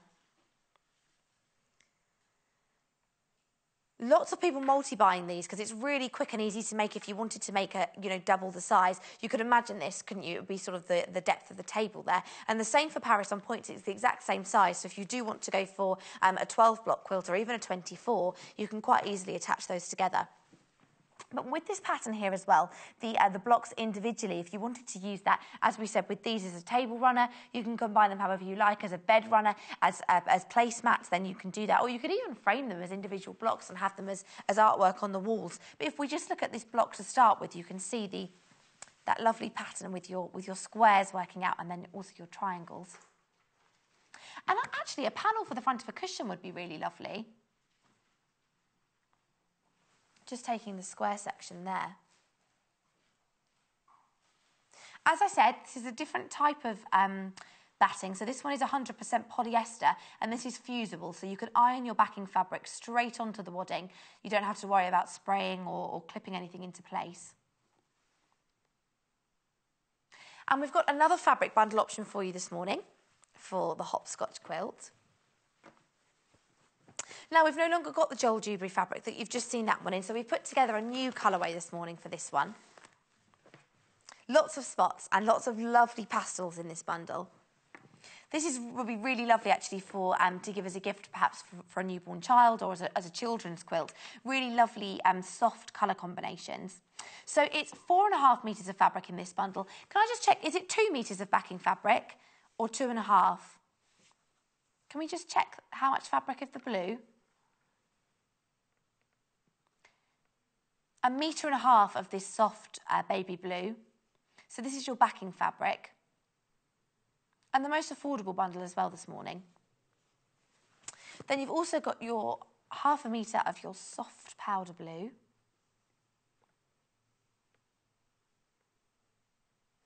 Half a metre. Oh, you get 1 metre of your spot-on baby pink. Really lovely sort of soft colour palette in this combination. Then you've got mint green solid. Was it 1 metre of the green? 1 metre of the green. And 0.5 metre of that primrose lovely soft yellow. TMGC 66. That's for the hopscotch bundle. Get those pictures in of quilts as you go. I want to see some. I want to share some. You can send those in. studio@sewingquarter.com. We're getting some being sent in upstairs. We're going to arrange those and share some on the show this morning. So we'll just show you the email address. There it is. That goes straight upstairs to our producer, Hannah, and then we can show them on the show. So have you made Paris on points or sophisticated strips or hopscotch? Which ones have you made? Let us know. Oh, we've got an example. Let's have a look. Oh, this is a sophisticated strips. Let's see. This was made by Jennifer. Morning, Jennifer. She made it in one weekend. Really easy to do. Enjoyed making it so much that she's ordered another one. That's exactly what we like to hear. So it was nice and easy, nice and straightforward to follow. That's sophisticated strips. Thanks, Jennifer. Thank you for sending that in. I'm glad you found it nice and easy to the extent where you would be prepared to do it again. I think that's always a bit of a test. So sophisticated strips is this one here, and it's also the one that's modelled very well on the wall behind me this morning. And you can see that this is a slightly larger quilt than the Paris on points and the hopscotch. And this is the 80% cotton, 20% polyester combination. I think producer Hannah's saying, and I would agree, that, you know, if you are a quilter, you then quite often have people saying, oh, do I get a quilt, or are you going to make a quilt for me? And if you want a quicker option, this is definitely the way to do that if you want a bit of a cheap way, or perhaps you need to get one ready quickly for a gift for a wedding or for Christmas. Or people sometimes spring it on you, don't they? Oh, well, I need a quilt, or I want a quilt, or is it my turn for one? It's not your turn for a quilt. Make your own quilt. And you can see here just the those printed lines on the backing if you haven't seen yet this morning. So what you do is you pop your fabric straight on to these different sections and you sew the fabric. These are actually your placement lines, and then you sew the fabric into place. So this one is the one that we would advise using the repositional spray, which is really, really popular, or the curved safety pins. Because the backing isn't fusible, then you can use these for attaching, and for regular quilting actually. You can use these to attach the backing fabric to the batting. So the repositional spray here, this is your glue. You spray this about 20 centimetres away from the fabric, leave it for about 30 seconds, it becomes sticky, and then you can pop your... Great for all quilting, not just quilt as you go, but they do recommend using this. You can also use it perhaps with stencils or for patchwork, even for scrapbooks or for, you know, paper crafts. 250ml, that one's really popular, IUGQ20. Oh, we've only got 2 of these left in stock. The safety pins are flying out this morning. Do you know, sometimes it's the most basic things that when you see, you think, yes, I need those. 150 pieces. And those are your curved safety pins, which fit really easily. You can just slide those under the fabric without having to bend them, like a boomerang, as our director Tim said this morning. There they are. BRGQ57. 2 of those. You'll have to be quick if you like those ones. Now, also, Quilt As You Go recommend using Best Press Spray, which we also have on the show. Now, these are starch sprays. They come in 3 different colourways. That just came out automatically. 3 different scents. So they are different colours, but actually the scent is more important here than the actual colour of the spray itself. Now, I'm going to start with the bigger spray. This is a much newer one. We've only had this in very recently. And because lots of people are using the Best Press spray, obviously getting through it quite quickly, we've got a bigger option if you are using this a lot. Now, this is a starch spray, so it adds that really lovely crisp, sort of professional finish. It's great for dressmaking, great for general lining, you know, if you want to give that lovely smart finish to collars or to cuffs. And the lovely thing about these pump sprays is that nice clear bottle so you can see exactly how much you've got left. And this is a pump spray. It's very specific, 479 millilitres in there. This one's my favourite scent of all of them. This is the Linen Fresh. In fact, I might give it a squirt in the studio. I don't really know if I meant to do that, but it is. I do love the smell of that one. It's like lovely, clean laundry. I can see our cameraman Mike laughing at me, spraying our spray, but it is a really lovely smell. You need to be here to smell it. So this one here is the starch spray in the linen scent. Now, we've also got 2 smaller options in 2 other scents. You know, what's quite a nice thing to do is to try it in the smaller bottle. If you use it, if you like it, and you're using it regularly and getting through it quickly, then obviously maybe move up to the bigger option. It works out as better value. FSEQ20, that's for our Mary Ellen Fresh Linen. What's not to like about fresh linen? I love that smell.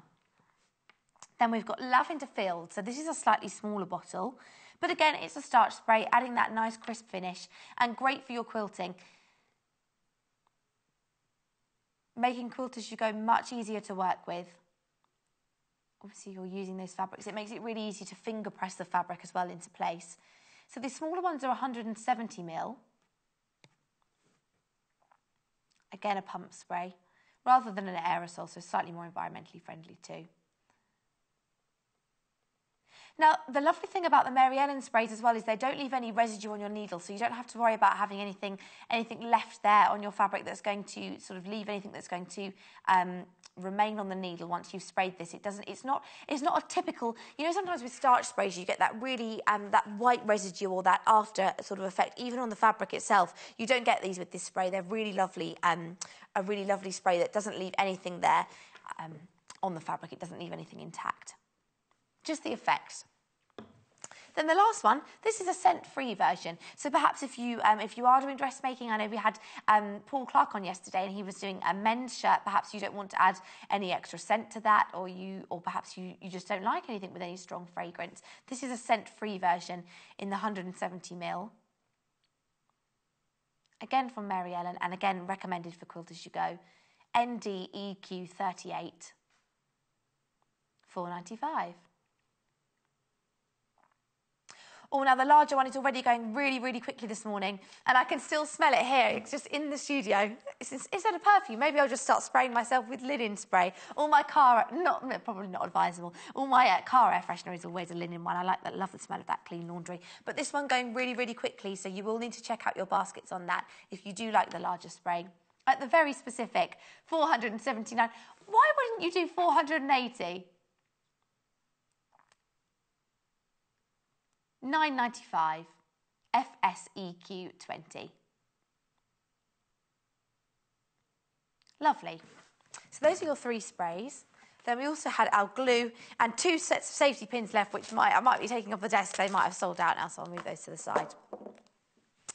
So we're looking at these different Quilt As You Go options. We have actually got 2 other options as well this morning. We haven't got fabric bundles for them, but if perhaps you've already had a go at sophisticated strips or Paris on point and you want a different Quilt As You Go, I'll show you these other ones that we've got on offer this morning as a pre-printed batting. So let's head over to the other side. Now, we've also got some examples made up in these, and as I said, we don't have the fabrics for these, we just have the backings this morning. So this one here is our Mosaic Magic. That sounds nice, doesn't it? And the finished size for this quilt is 24 inches again by 36 inches. So the same as Hopscotch and the same as Paris on Points. So again, this is a 6-block formation. And again, you can just see here, this has got the fusible backing. So you can iron the backing straight onto this fabric. You don't need to use the...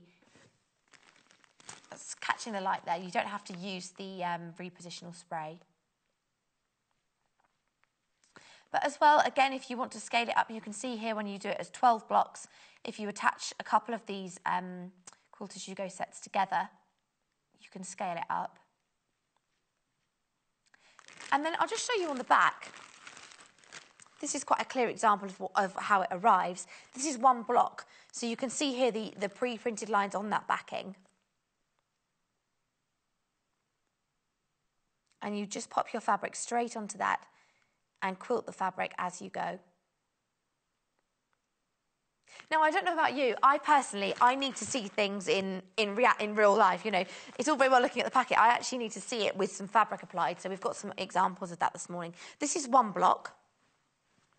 So again, if you're going for placemats or just, you know, if you wanted to insert this into the front of a bag panel, you can use these individually.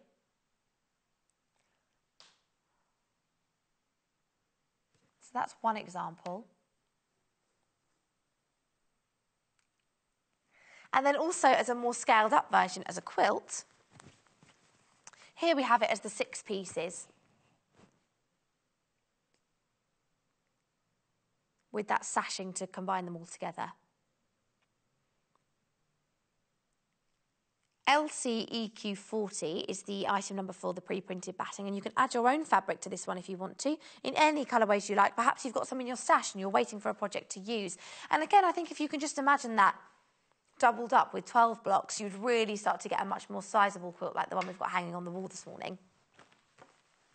Now, we've also got one more Quilt As You Go. And then we'll show you some pictures as well of any Quilt As You Goes that have been sent in. So this one here, I'll show you the quilt first of all. There they are. Oh. So you can, again, you get that sashing effect. It is really like a window. This one here is fair and square. So you've got those rectangular blocks framing it and then the diamond in the middle. JBEQ79. Oh, that's a good idea. Producer Hannah's saying that you could mix and match these. So because they're individual blocks, so you could perhaps take the block. These are the same size squares across the two. So if you wanted to mix and match maybe the one from the Mosaic Magic, you could take this block and mix and match it in if you wanted to. See if I can hold that up. Obviously, with fabrics that work well together. As opposed to, this becomes a bit of a clash. But in terms of different shapes, if you wanted to mix and match those, you can quite easily adhere the batting together and create one big quilt. But the fair and square, I'll show you the packet for that one. Here it is. Again, this one's still fusible backing, so taking it another step for you, you can iron that straight on. And again, 24 inches by 36 inches is the finished size for 6 blocks. But these are 6 12-inch squares. So actually, there are a lot of these that you could mix and match the individual blocks if you wanted to. And if we just look here, if we can look a little bit, I don't know if we can go any closer. Just looking at how you can change those.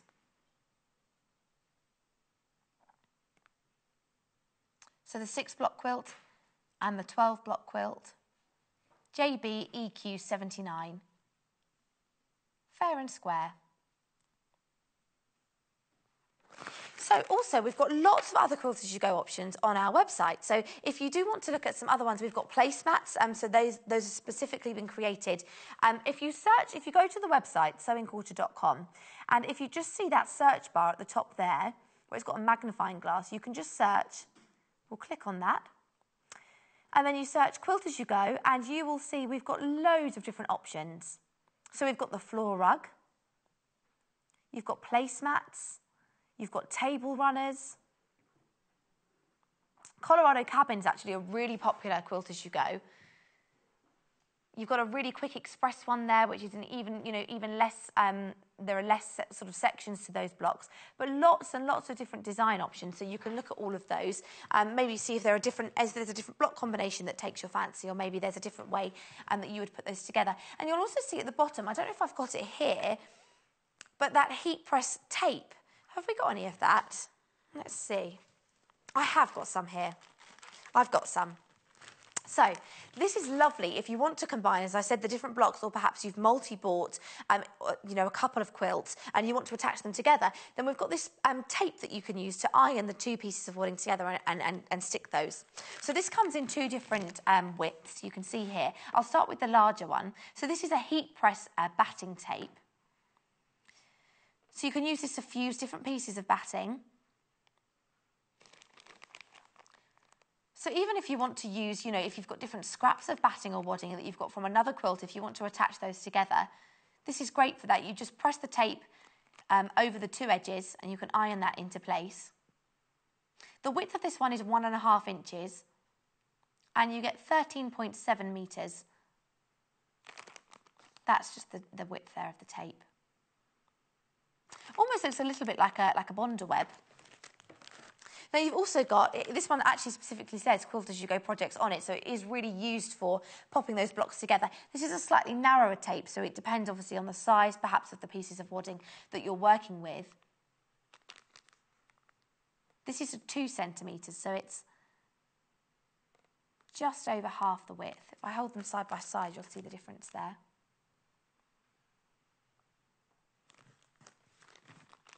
EPEQ 63. You can just see there it says Quilt As You Go projects. It's ideal for, you know, for putting them together if you want to assemble a slightly larger quilt. Oh yes, we've got some pictures been sent in. Let's have a look.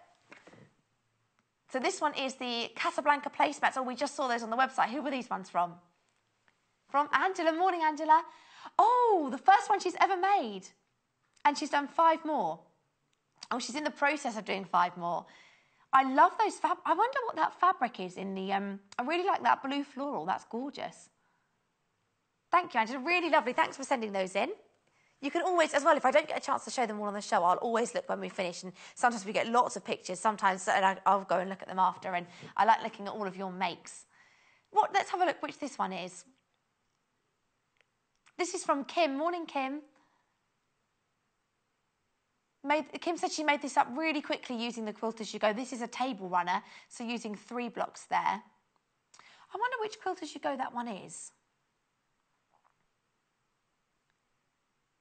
Email in, Kim, if you can let us know which one that was, studio@sewingquarter.com. But again, you can just see, it's incredible how different these different Quilt As You Goes look with different colour palettes or different fabrics. You know, whichever matches your decor or your home, really. The email address there, keep sending them in, studio@sewingquarter.com. Thanks, Kim.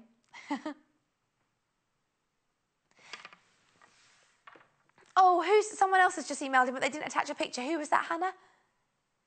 G Hedges. So if you want to send in your picture, we'd love to see it. Please do just reattach your picture. Send a picture. We need to see it. It says that there was meant to be a picture attached, but it wasn't there. So it was your first one too, so we'd like to see that. Okay. Now, let's have a look back at some of these bundles. Which is the most popular? Oh, the curved safety pins have sold out, so I'll take those off. Sophisticated strips, is that the most popular? Yes, thought it would be. So, this is the one behind me, if you've missed it this morning. I'll just show you as well. Obviously, you get all of your backing fabric, so you've got that ivory. Also, all of your fabric for your binding. And all of these separate sections, you know, your corner panels, working with your diagonal lines on your corners over here.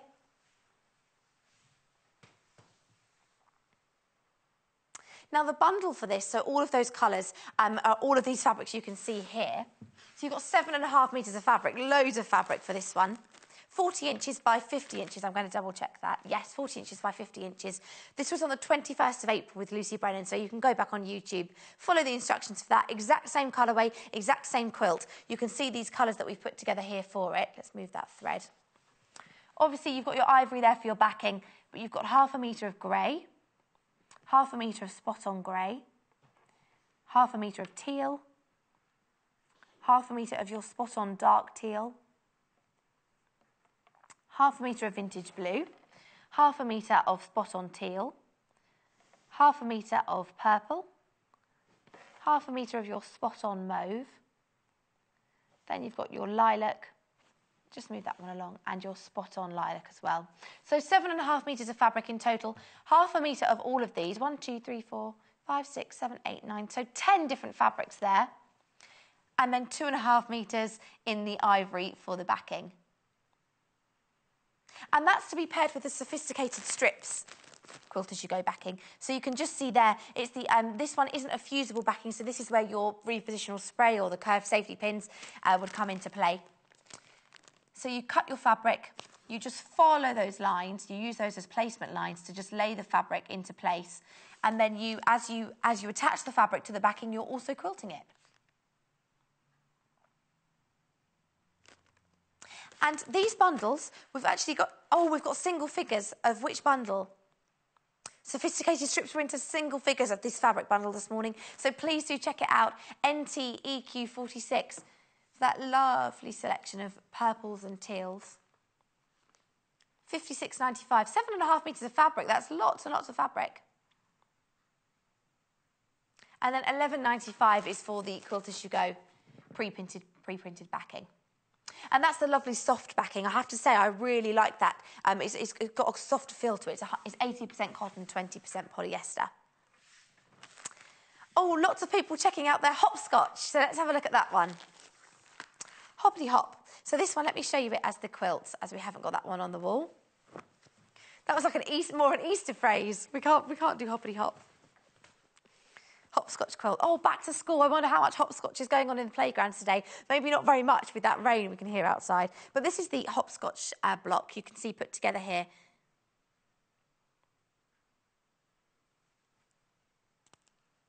You can see those 6 blocks there with the sashing.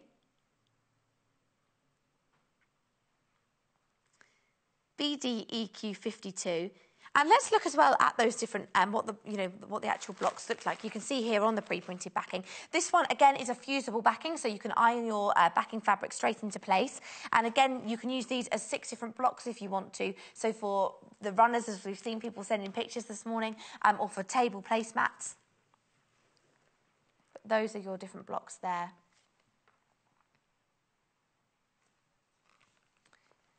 Now, this morning, we've teamed this with a pastel bundle, which is different to the one here that Angie's made. The date for this, I've written myself a post-it note so I can tell you which date it was on.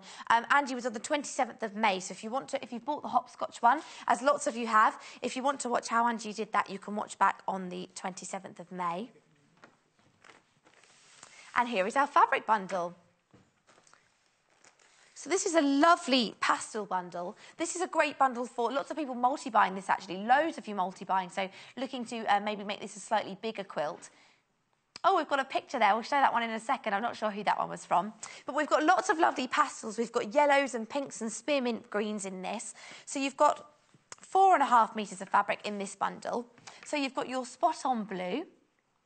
We'll get that picture back in a second. If that was your quilt and you were super speedy to see it, don't worry, we will show it. You've got spot-on blue. This is for your backing fabric. So I believe this is this 2 metres? Can I just check that one without...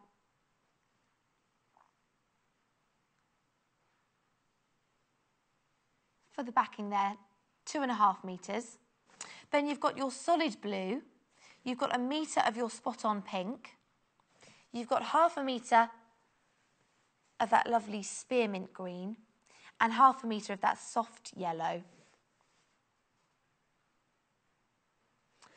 Oh, sorry, so that's actually 1.5 metres of the spot-on blue and 1 metre of the pink. 39.45 for that bundle there. Have we got that picture? Can we show it? They're just moving it around upstairs into a little picture we can show on our screen for you, so we'll get that one back in a moment.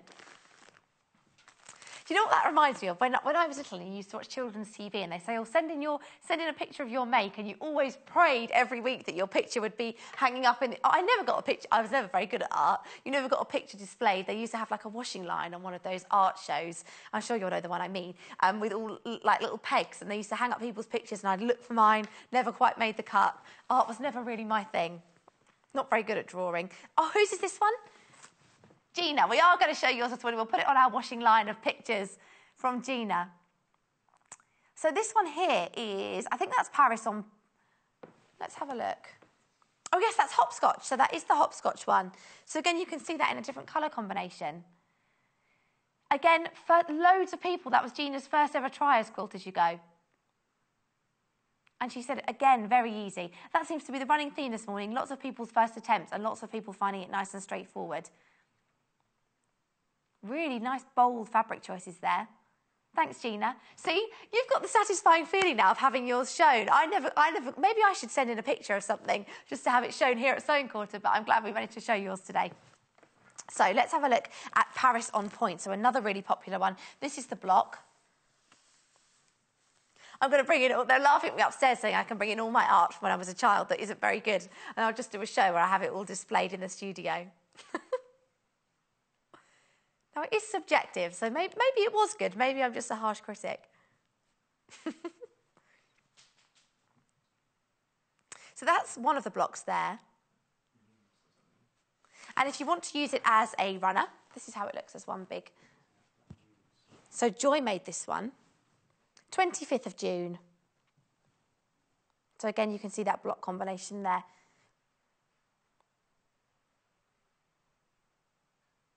So again, you could mix and match these because these blocks are all 12-inch squares. You could take blocks from Paris on Point, and you could take blocks from the hopscotch or from the Mosaic Magic, and you could mix and match those if you wanted to. Let's lay that one there. And the fabric bundle for this is in this exact colourway you just saw there. So 5.5 metres of fabric. Your backing, which you can just see here, is your lovely turquoise.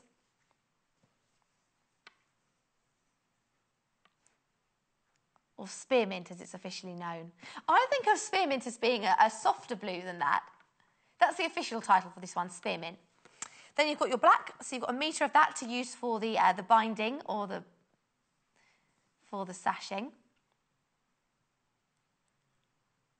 So the official name for that one is black, and it is black. We like to use the official terms here at Sewing Quarter. Then we've got a linear look fabric, so again you can see that cross-hatching detail. 1/2 metre of duck egg. Then you've got 1/2 metre of your spot-on in dark teal. 1/2 metre of cheeky pink with your lovely ivory spot-on again. Then you've got 1/2 metre of the tea rose, again, with, you can just see that catching the light there with that linear look. It's got that cross-hatching detail. 1/2 metre of steel grey.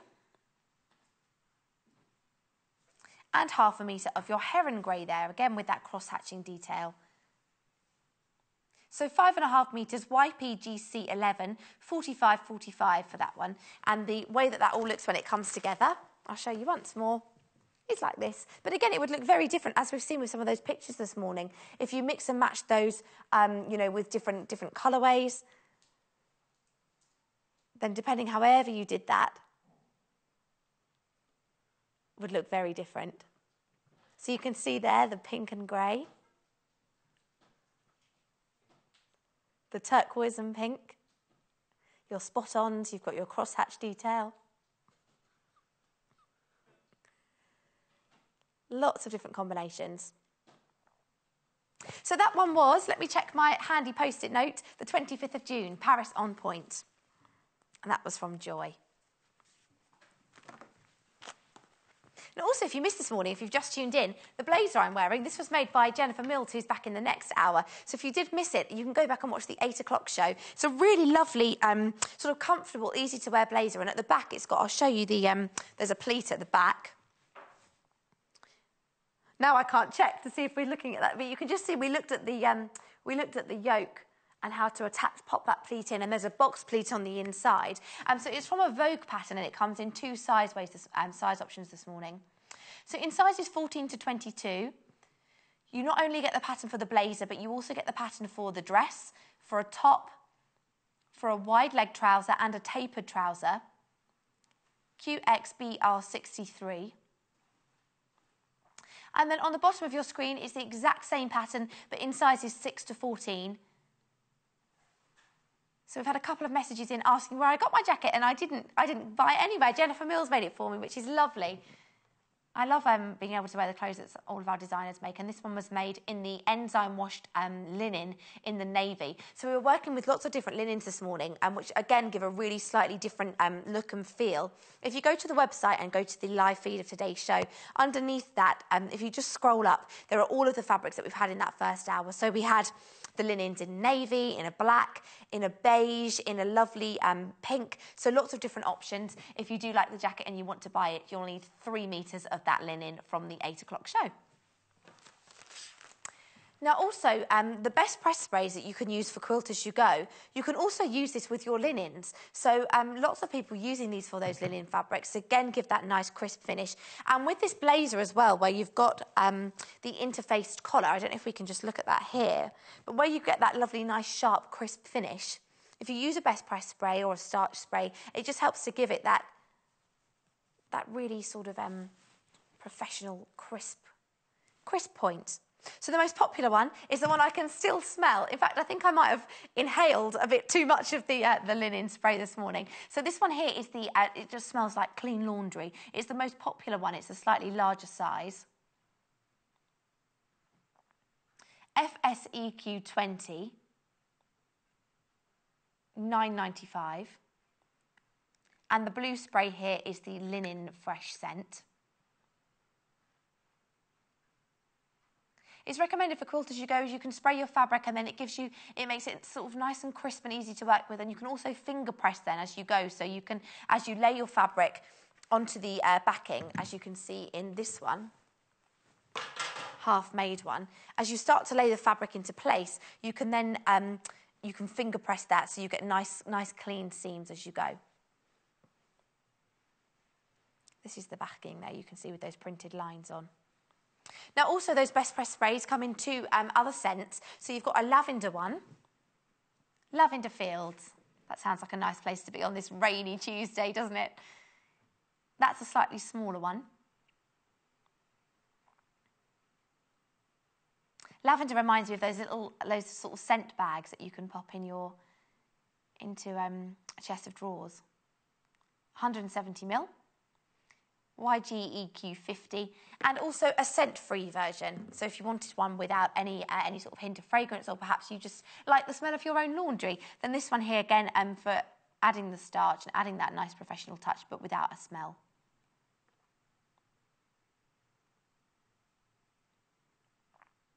NDEQ 38. That's the scent-free version. But the most popular is that larger one you can just see here. So just as a size comparison, obviously this is just over double in that larger size, so it does work out as better value. If you're using it a lot, then you probably are better off with a slightly bigger one, but it depends what you're using it for. So just side by side, you can see that size comparison.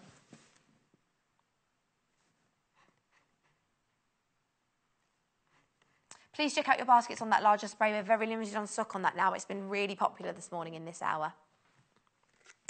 So, which has been the most popular Quilt As You Go? Hopscotch is very popular. Let's take a hopscotch over to the other side. And we'll look at these, because this is one that you could mix and match with the other bundles. So I'm going to look at those as blocks that you could then mix and match and pick and mix with them. Oh, I've not had pick and mix for ages. I love pick and mix. White mice, they're my favourite. So the hopscotch one, that was very random, wasn't it? But as I said pick and mix, I started thinking about chocolate and sweets. So the hopscotch one are really popular. You can see here, this was made by Angie Atwood. So if you put the 6 blocks together as one big piece,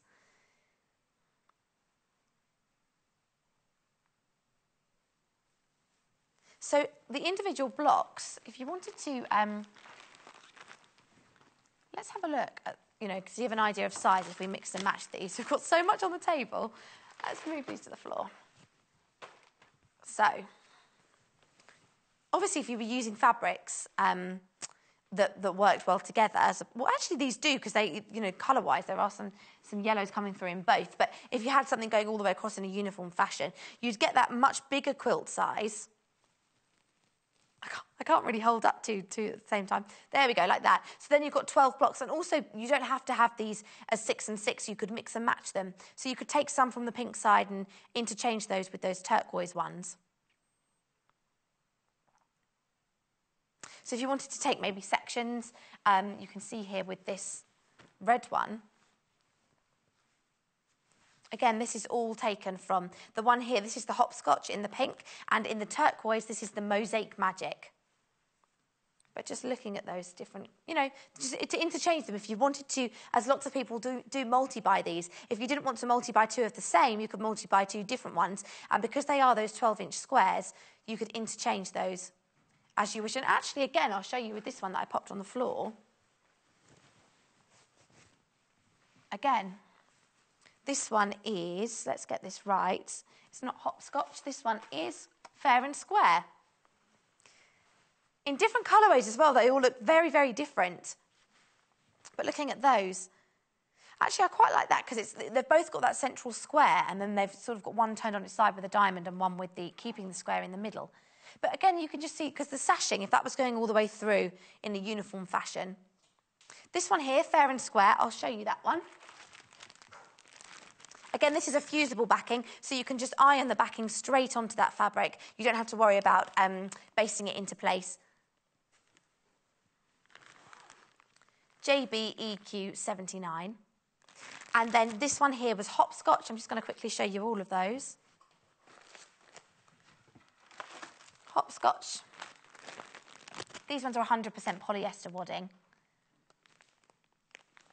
There we go. And the other one was Mosaic Magic. Again, 6 blocks.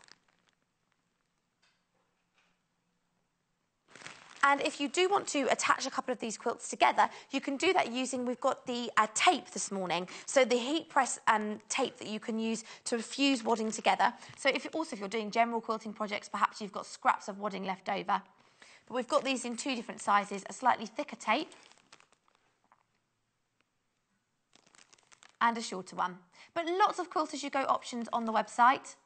We've got rugs, we've got placemats, all different things. But in the next hour, I'm joined again by Jennifer Mills, and we're doing a craft tote, which is a really lovely little bag, so don't go anywhere. Join us on Facebook. Simply search for The Sewing Quarter and like our page for the latest news and more.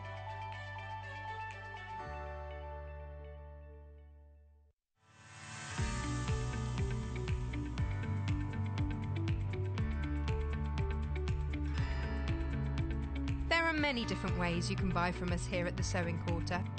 You can order from us by calling our free phone number at 0800 112 4433 and talk to the team at our UK-based call centre. Alternatively, there are other ways you can buy from us. You can go online and shop through our website at www.sewingquarter.com. You can even watch the show there and shop as you go. You can check out as many times as you like throughout the day and only pay a small fee of £2.95 postage and packaging for the whole day. We also offer a 30-day money-back guarantee on all products excluding custom-cut fabric. Our friendly UK-based team will help guide you through every step. The Sewing Quarter website is simple and easy to use. You can view a live broadcast of the show on our homepage. Get instant access to our online shop, which has a wide range of wonderful products for you to choose from. You can also enjoy a selection of projects and guides which we have on offer to help you enhance your skills and gain valuable tips. Watch the live shows and you can buy the product which is currently being shown on air. You can even message the studio to ask our presenters or team any questions you might have. Below, you'll find all the products from today's show for you to look at and purchase. On the right of the screen, next to today's products, you will find our simple program guide listing all upcoming shows. So, join us today at sewingquarter.com. Join us on Wednesday the 6th of September for a day of stylish bag making with our experts. We're joined by the Girl with a Sewing Machine author Jennifer Taylor, who will be turning her talents to a useful cutting mat carrier to help you sew on the go. She'll then fashion a chic patchwork city shopper using some gorgeous linen look fabrics. We're also joined by Jo Carter, who will demonstrate how to make a variety of bags and purses suitable for almost any occasion. Amongst her creations will be these stunning frame purses, which come as a handy kit with full instructions so you can make your own at home. So don't miss this bumper bag making special from 8 a.m. to 12 noon on Wednesday the 6th of September. Only on Sewing Quarter, Freeview Channel 78.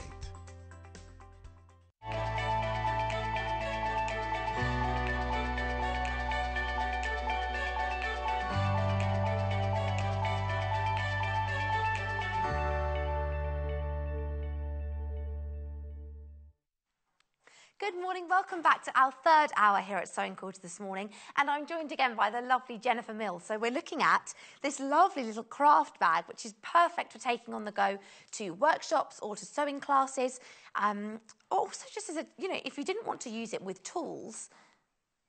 And we're going to talk about that actually, if depending on the pocket combinations that you go for, you could certainly use this as a little handbag. So you could use that, you can see those different pockets there for rotary cutters or for different bits and pieces if you are using it as something to take on the go to classes. Or perhaps if you do knitting or any sort of artwork, or perhaps if you're like me and you're scarred as a child because your artwork wasn't displayed on TV, then maybe you don't do artwork, but you stick to sewing. But this is the bag itself. I'm just going to show you here. And really lovely. I think this could just work as a nice sort of small handbag, depending on which pocket options you go for. Let's look at this bundle to start with, because the lovely thing about this morning is we're working with a new fabric or a different fabric. So rather than a cotton, one of the fabrics in this bundle is a 50% viscose, 50% PU leather. So it behaves slightly differently. It certainly has a very different feel and texture to it. And it's lovely for the handles because it's slightly more durable, long wearing. It's got a bit more body to it. And you can just see here as well, for the base of the bag, which I think is great because that then becomes wipeable. So this fabric, if it comes into contact with perhaps a spillage or, if you are taking it on the go, or perhaps you've got a cup of coffee next to your bag and you get a spillage, if it's on the base, you're going to be able to wipe that. So 1.5 meters of fabric in that bundle. You get half a metre, of the PU leather. Then you get 0.5 metre of the red spot on, 0.5 metre of your solid cornflower blue. And you also get a complementary thread with that as well. I'll show you that bundle here, just for that colourway. You can see how they work together. Let me just quickly show you that fabric. So we've had this on in gold and silver. You might have seen it previously. It's the first time I've actually seen it in more of this sort of natural colour. But the lovely thing, again, just to work with, maybe if you've not worked with a different fabric before, something slightly different, you can just see it's got almost a leather look to it. So that's the first bundle. That's the one you can see made up on the desk here. The next bundle as well has got a PU leather with it, so I'll show you that one as well. This one's teamed with a pink spot on. You've got an ivory sort of cream solid, so 0.5 metre of both of those. And then you get 0.5 metre of this... See, this has been called green, but I would describe... It has got a slight green tinge to it, but I would say it's between a grey and a green.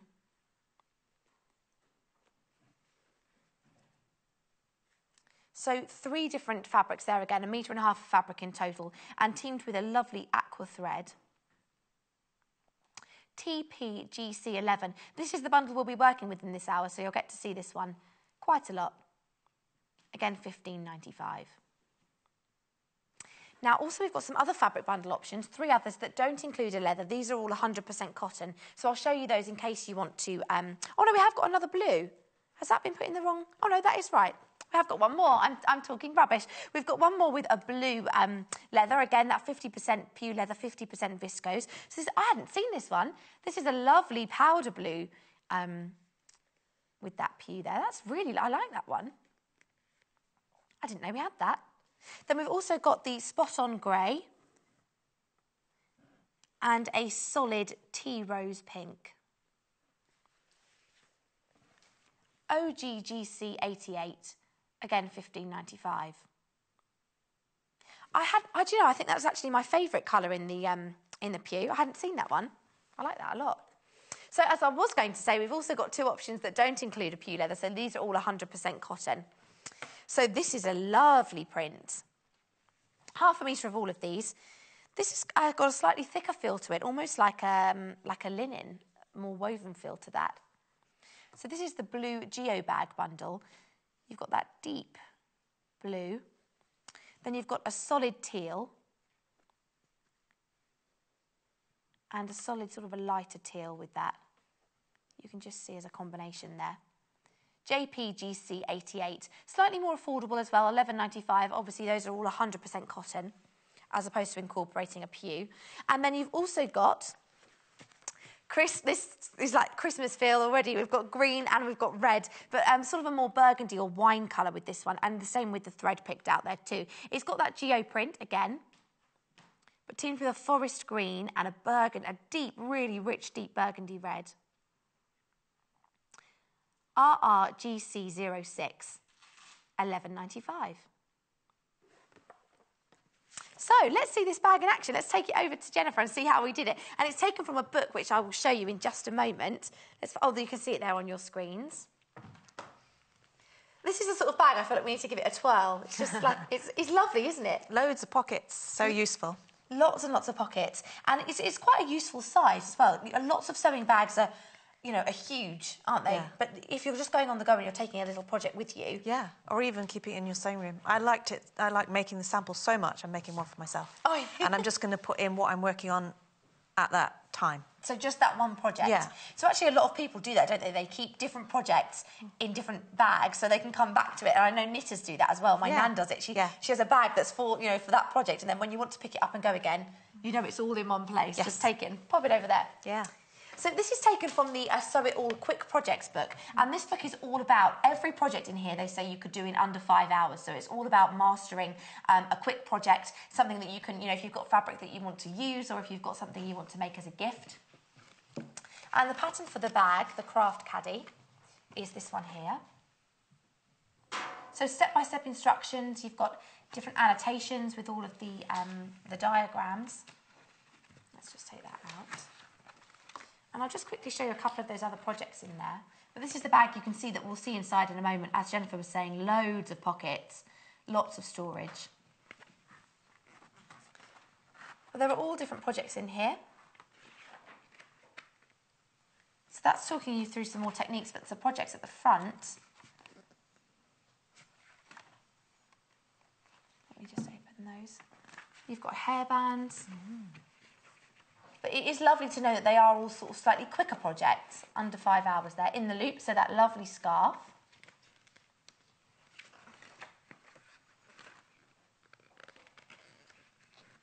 Producer Hannah's saying she's never seen this before, a fairly new book here at Sewing Quarter. Petal to the metal, that's cute. That floral. And, running up to Christmas, if you are making lots of little things for presents and gifts for people, if you do want to, you haven't got time to spend hours and hours and hours on every single one of those gifts. You've got different dressmaking projects here too. But that one's the Sew It All Quick project, and the craft caddy we're making in this hour, taken from this booklet, TPMZ25. How did you find this, the pattern and instructions for this in here? Really clear. Yes, it's just really about 2 main rectangles and then other rectangles that they give you the measurements for that make up the pockets. So it's quite straightforward. Yeah, and you can have fun with it and personalise it, which I would really encourage. So when you make in terms of the partitions, you might want to lay out your own tools and think, what size would I... It's just about measuring and marking where you want them. But yes, based on the basic measurements that it gives you, I think it's one of those projects you can make it very much your own. And I use the beige thread and some top stitch techniques just to link in that lovely colour of the PU onto the blue and onto the red spot on, and a different stitch on the back. Almost like it's a good opportunity to find out what stitches you might have. This was the first thing I saw this morning when I looked at it. Was it the first thing I said was, I love that stitch. You can just see here, play around with some different detail if you want to. This is the beige bundle, so you can see here it's got that leather look fabric. You also get the cornflower blue and the spot on red. And so we're going to just talk quickly, first of all, weren't we? Because we didn't want to just skim over the fact that this is a different fabric. It's going to behave differently. Yeah. Talk to me a little bit about what it is even, you know, if someone doesn't know. OK, so it's got this lovely soft backing that is woven, and it's a polyurethane coating that is slightly creased, which gives it that lovely sort of interesting texture going on. That leather look to it. And I would very much recommend just having a play with a scrap and getting to know it, first of all, seeing how it behaves. For example, if I unclip this, and you'll see the selvage, we can have a look at how the warp and the weft are different. So if that's the selvage... That's not right. That's the warp thread, and the weft, you can see, slight amount of give in it. So it behaves differently, as most fabric does. But it's good to just have a feel of it, get to know it. Just know what it feels like, you know, in your hands and how it behaves with your machine. And also I asked as well, do you use a different needle for this? Because obviously people sometimes would use a leather needle, but it's not a leather. So I just used a new, sharp size 14. Okay. And I tried that out on some scraps. I also thought I would need a different foot. Yes. Because I thought, as sometimes happens with similar fabric, that it might sort of stick to it, but it was absolutely fine. So it behaved itself? Yeah. Good. And also the other thing, so not only the different needle, but you were going to say, we were going to mention the selvage, weren't you? That it is a slightly, it's almost like a painted effect. Learn from my mistake. In that I had two sides, ignore the pockets for now, so I had 2 layers of the PU, and that one was underneath. That's the selvage. And it had, the way it's coloured is that it hasn't gone right to the edge. So that was underneath, and the one on top I cut, not knowing that that would be like that underneath. So part of your bag then became selvage. Throughout. But that's not a problem, because all I'll do, that's seam allowance, because that's the base that runs, the seam that runs all the way along the base. All I'll do is just take a slightly bigger seam allowance. That will disappear, and it's not going to make the caddy, you know, not work or anything like that. But just, that's something to note. Maybe trim that off first of all if you want to, you know, or try and incorporate it. But this one here, this bundle this morning, is that one you can see on your screens there. It's the green and pink bag bundle. How would you describe the colour of that PU? Because I don't know if I'd describe that. It's a very soft green, isn't it? It and then you've got the powder pink. Yeah, it reminds me of sage leaves. Yes, that's a good analogy. So you can see there you've got the 1/2 metre of the spot-on pink, 1/2 metre of the solid cream, and 1/2 metre of the beautifully, that's a great analogy, the sage green. And 3 of our bundles this morning have that PU leather in. It's 50% viscose, 50% PU leather. So it is wipeable as well, which is lovely. It gives it that, particularly if you do choose to use it for the handles, if that gets grubby, just give it a wipe. And they feel really tactile as well to hold on to. Yeah, I decided to go, because this is, once you've got that basic, the measurement instructions, you can really play around with it. I decided I wanted the blue for the top part of the lining, so that's the main rectangle. In this case, it will be the pink spot-on. Rather than PU with PU inside the top, I wanted that sort of flash of colour. Inside? Yes. So the inside is constructed the same as the outside, and you can just put your pockets in different positions if you wanted to, and do different partitions if you wanted to, or maybe pockets on one side and none on the other. I think it's just, you know, loads of opportunities totally up to you. Make it your own. And if you didn't want to use it as a craft bag, just scale back the pockets. You know, as you said, you could just have pockets on the inside or you know, whatever you want to do. Yeah. And 2 of those bundles this morning don't have the PU leather in. They are just 100% cotton. So those Geo ones that come, you've got it in the burgundy and also in the blue. If you do just want to stick to your cottons, there are 2 bundles this morning to do it in that option. So 2 rectangles to begin with, you said. Yes, so the 2 mains, and this applies to the lining and the outer, the 2 mains are this piece, that's a handle, and this piece. And the instructions suggest that you mark a 3-inch line from the bottom.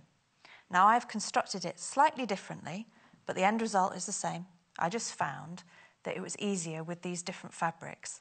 Now, the instructions suggest that you sew these rectangular pieces right sides together and then bag them out, so you'd have a piece with no raw edge like that. I just decided, because it felt like the right way, to sew these right sides together, and then fold it up. So my raw edges will be enclosed. Oh, so then So they're this hidden is away. making up the pockets. So this is going to be the base. That's pocket, that strip of pockets, and that's that strip of pockets. So it's almost you're folding them up, aren't you, to create those pockets there? Yeah, first of all, right sides together, then folding it up, and then we can finger press and then top stitch along there to fold them down in the right direction. So it's all nice straight lines in terms of cutting. Yes. Which is nice. Nice and straightforward. Yep. So so the patterns in the book as well, you've got templates in there. Have you got templates? It just Or describes it in measurements. It just describes in measurements. It's all in you can just inches. go for- Yeah, it's Oh, really, cool. really Great. straightforward. So I'll remark that because I've used chalk and it's disappeared.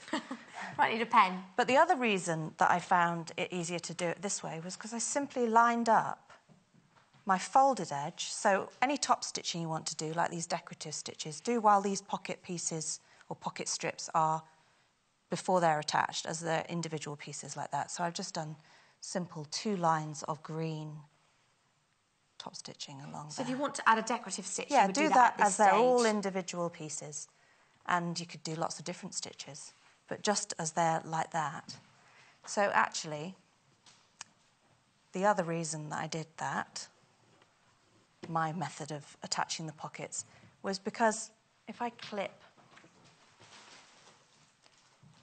that to the lower edge, then I can just line it up.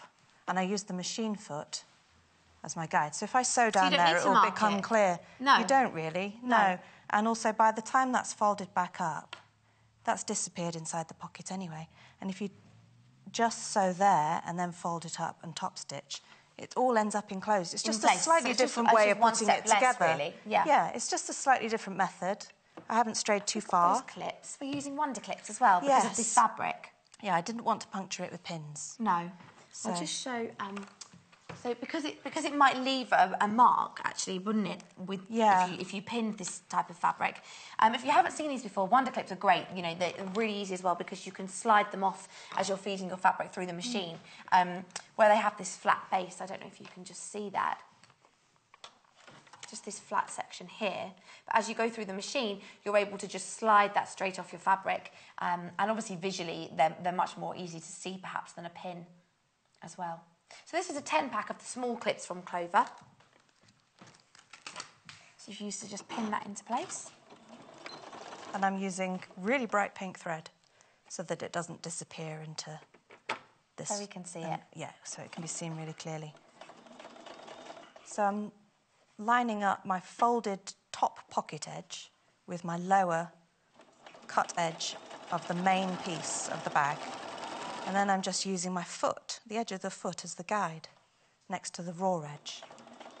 So this saves having to mark the fabric up, which is great. Yeah. So this bundle that Jennifer's working with this morning, you've got the pink spot on, you've got the sage PU 50% viscose, 50% PU leather, and you've got the solid sort of taupe colour as well there, TPMZ25. Now you might find, because we're working with fabrics that behave differently, that you get a discrepancy at the end there, but that's fine, we'll just trim it off. The bundle graphics across the bottom of your screen, that graphic on the side, sorry, is for the book, where you can get the pattern.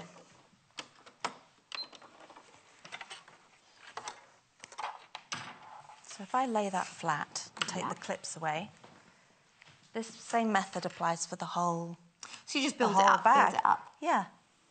And I would finger press that That's a cotton. question, actually. In terms of ironing, what happens with this fabric? I didn't, but No. it would be good if we get more information on that. But Yeah. I didn't want an iron to come into contact with it. But if you look how, if you finger press that, you really don't need.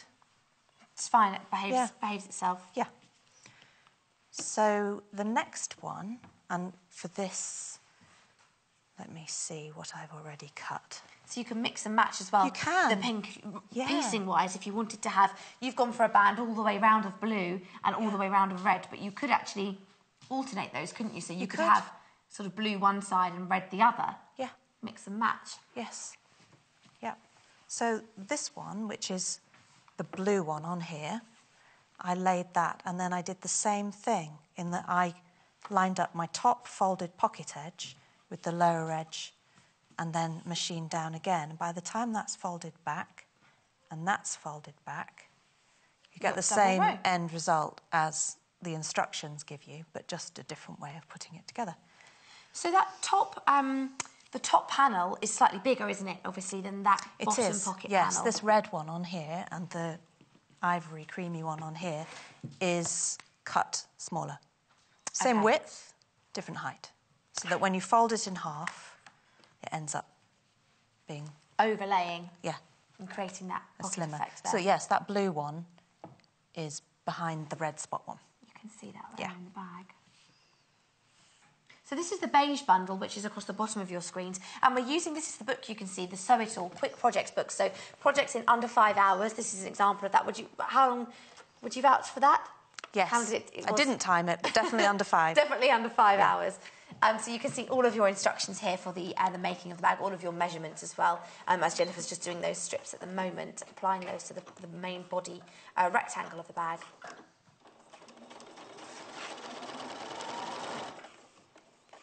So also this is nice because straight lines at the moment. We're keeping it nice and nice and simple. Yep. No yokes or curves or clipping. No. But it is definitely a project that you could even applique the pockets or hand embroider some stitches along. You can always add, can't you, and embellish. Yeah.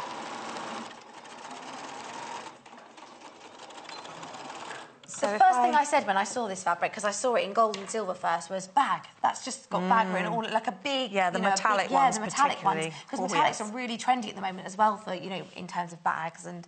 Yeah. So if I fold that, finger press that back, I'll top stitch that one and show you what I did on my sample. So now you've got a couple of layers and you've still got that PU and it's fine with that foot. You don't need to change anything. I haven't had to use a different foot at all, That's good. That was an interesting one to find out because it's always worth checking. That's why the sample making is such an interesting stage. So while I'm doing this, I'm keeping my eye on, and if I point to it with the scissors, the foot, this aperture is really useful. It can be my guide for top stitching. So I'm lining up the edge, that finger press edge of the cream cotton with that far edge of the foot there. And that acts as my guide all the way along. Now, usually for top stitching, increase the length to 3 because I think it looks better. Something about it that looks better. I didn't on this particular one. It still looks nice. So that is 2.4. But generally, stitch length 3 for top stitching looks very attractive. Nice and smart. Yeah. So rather than doing lots of the same technique, how about we talk about using the set square and marking where our partitions are going to go, and then I can join them together and show about boxing the bottom. Yes, to create and also that making the section. handles. Now, also as well, someone's messaged in to ask if you wanted to scale up the bag, so you wanted to make a bigger version. If you've got the book, you could use the instructions, everything that's there, and either double it or just scale it up if you wanted to. Exactly the same principles. That's a really good question. Yeah, exactly the same principles. The bag's actually on the front of the book as well. Just bigger, so bigger sections, bigger panels. Yeah. You can just see there, you've got all of the... This is actually the bag on the front cover. Or you could do 3 layers of folded pockets, couldn't you? If you had a larger initial rectangle that it's based on, you could have another layer if you wanted. It would change the shape, because this is almost like a boat bag, isn't it? It's got that sort of shape to it. But depending, on if you incorporated a third or a fourth fabric... What have I done with my set square? It's here. I've stolen it. It's got my post-it note on it. Thanks. So we'll just see. So you start this, and then I'm going to look at those bundles once more, and then we'll come back. So, laying out your own tools and thinking about where you'd want them would be a good idea. But I'm simply going to think, okay, if there's a seam allowance off there, that would be probably useful for something like that. Yeah. And then maybe a bigger one if I had some pattern pieces I wanted to put in. So again, using the chalk that we used in the first hour this morning, great for marking up your fabrics. But as you've said, if you wanted to check, is that a good size for that? And then you could... this is the stage to do it, definitely. Now, if I clip those edges that, and like that, and I can just top stitch down. I'll just do a couple. Yeah. And do you then stitch we can... from the bottom to the top? Or does it matter? Let me think. No, it's a good question, actually, because sometimes you can get movement and then end up with a little pucker at the bottom there. So I would recommend going from the bottom, and then it sort of moves the pockets that way, and then you get to the end. And anything extra is going to be at the top then, rather than... and I added bar tacks as well to the top, because it's... What's that? It's a short length of zigzag, close together zigzag. Oh, I haven't... Oh, here, You get them on jeans very often, denim wear, that What's sort it called? of... Bar tack. Bar tack. Yes. I've not Some heard that machines phrase. have, I think this one does, can't remember what number it is, but a stitch, you can just select it and it works a bar tack, but you don't need that necessarily. You can just take the zigzag down to narrow and short length, and again, I'd sample that on a little scrap and see when How you're it looks, absolutely yeah. happy with it. And then it just, especially in the contrast colour, like this fuchsia pink, it adds a real finishing touch. But also, I imagine it adds a little bit more security around that top part of the pocket, because it's a slightly denser stitch, isn't it? That's why they're sort of associated with workwear and jeans and that sort of thing, because they're doing a job, but they can also, lots of stitches that do a job can also look really great. Nice and fashionable. Yeah. So I just followed my chalk line all the way up. Bottom to top. Yes. So you would repeat that. I won't, because it's the same process. Actually, if you do want to repeat those, we're just going to recap the bundles, if that's all right. Okay. So would you, if Should I you sew want a couple more? more? If you're OK to just... And then we'll just sew following those lines. front to back. Yeah. Should we go for that? Yeah. That sounds like a plan. Right. So I'll take the bag with me. The bag bundle that you can see there is our first option. So that's this bag here. We'll do all of the PU leather ones to start with, so the bundles that come with 1/2 metre of that and then 2 half-metre cuts of solid of cottons. So this bundle I'll start with. You've got that lovely mushroomy PU leather. As we were saying, you can just work with a sharp needle, so a 14 needle is what Jennifer used, but didn't use a leather needle, and there wasn't any need. This is wipeable as well, so if it does get, a bit grubby or dirty, you can just wipe that over with a damp cloth. 1/2 metre of that, and then you get 1/2 metre of your cornflower blue, 1/2 metre of your spot-on red, and your thread, $15.95. Then the next one is the one that Jennifer is working with. I'm going to swap those over. So this is the Sage PU leather. You've got the a nice cream cotton, and then you've got a pink spot on. This is the most popular one at the moment. TPGC 11, $15.95. A third of the stock of that bundle has already been checked out, so please do check out your baskets on that. Or give the call centre a ring, 0800 112 4433. Now, the last one, which was a surprise to me, I didn't know we had this colour in the PU leather. This is my favourite bundle this morning. You've got a spot-on grey cotton, you've got a tea rose cotton, and then you've got this lovely powder blue in the PU. OGGC 88, the duck egg and pink bundle there, $15.95. All of these come with a thread as well. Now, we've also had 2 options this morning if you wanted to do the bag in 100% cotton, if you wanted to just keep it maybe slightly more traditional, you might say. Then we've got 2 Geo bags. So we've got the Geo fabric here, which is a slightly thicker fabric. It feels a little bit more like a linen. And then you've got a solid forest green and a solid, really deep, rich burgundy there. RRGC06 with that deep thread as well. Margaret's messaged in with a great idea for the cotton bundles. What was that then? Oh, that's a great idea. Margaret suggested that if you outer-coated the bottom section, if you wanted to have it wipeable and waterproof, as it is with the PU leather one, if you outer-coated it, then you would get that wipeable effect. That's a great idea. I love when we get suggestions sent in. Thanks, Margaret. And then the last cotton one is more of a teal bundle, but again with the Geo print there. So you've got the natural sandy colour teamed with the teal in the print. Then you've got a teal solid and a lighter teal there as well. in that blue bundle. And you could overcoat if you wanted to. JPGC88 and the blue thread in that bundle as well, $11.95. So let's go back over to Jennifer. I'll take my little bag. See, I honestly think you could use this bag if you wanted to as a little, like a little handbag, couldn't you? You don't have to use that as a sewing bag. No. It's not limited to that. And if you want, and as you know, as we said with the book, if you wanted to scale it up, you really could. It'd be a nice, it's a nice shaped bag. Very useful size to sort of take to a veg shop. Yes. That was, I didn't know, I wasn't expecting you to say that, but yeah, no, that's very true. You could fit a few potatoes in there. I know, because I do. Do you? Yeah, with cloth bags that I've made, and I've got some that are a similar shape. There's something about having that base. Well, you've got some room in the bottom. Yeah, for all your veg. Nothing. Do you want anything to get bruised? You need it all to be nice and safe. You could even have pockets. No. For the broccoli, some for the asparagus. Little one for the ginger. Yep. We've got a garlic pocket. Send us in messages what other vegetables we can put in our pockets.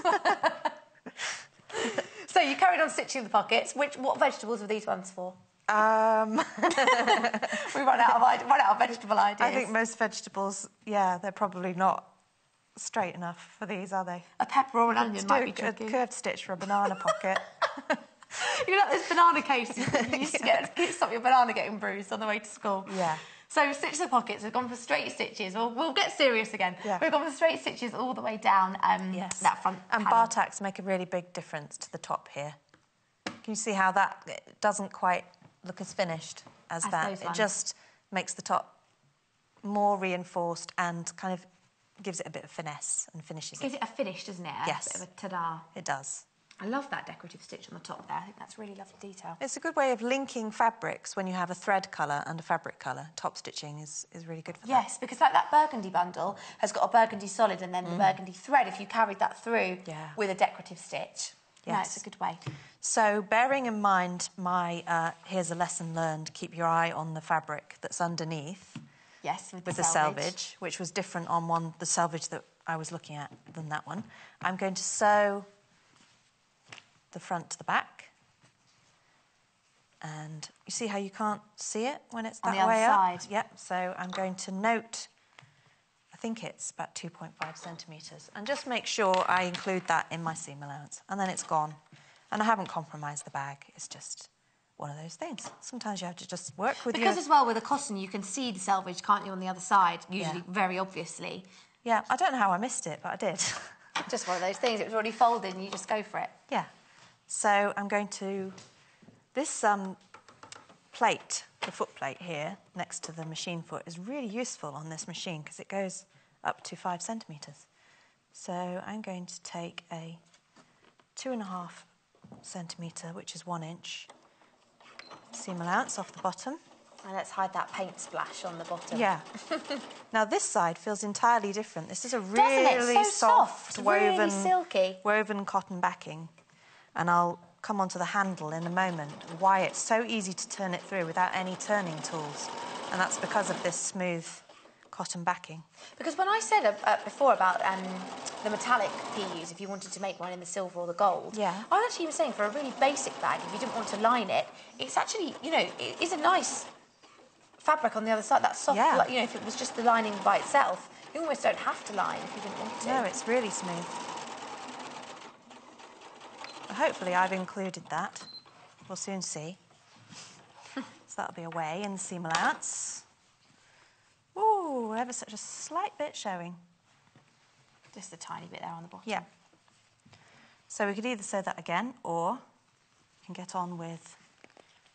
It is useful to note these things, though, isn't it? That was so easily done. Yeah, but you just hadn't seen it. You know, it's not an easy thing to do. Or you could say it's a design feature. Yeah, this is just part of it. It's a tie-dye. It's a tie-dye leather look fabric.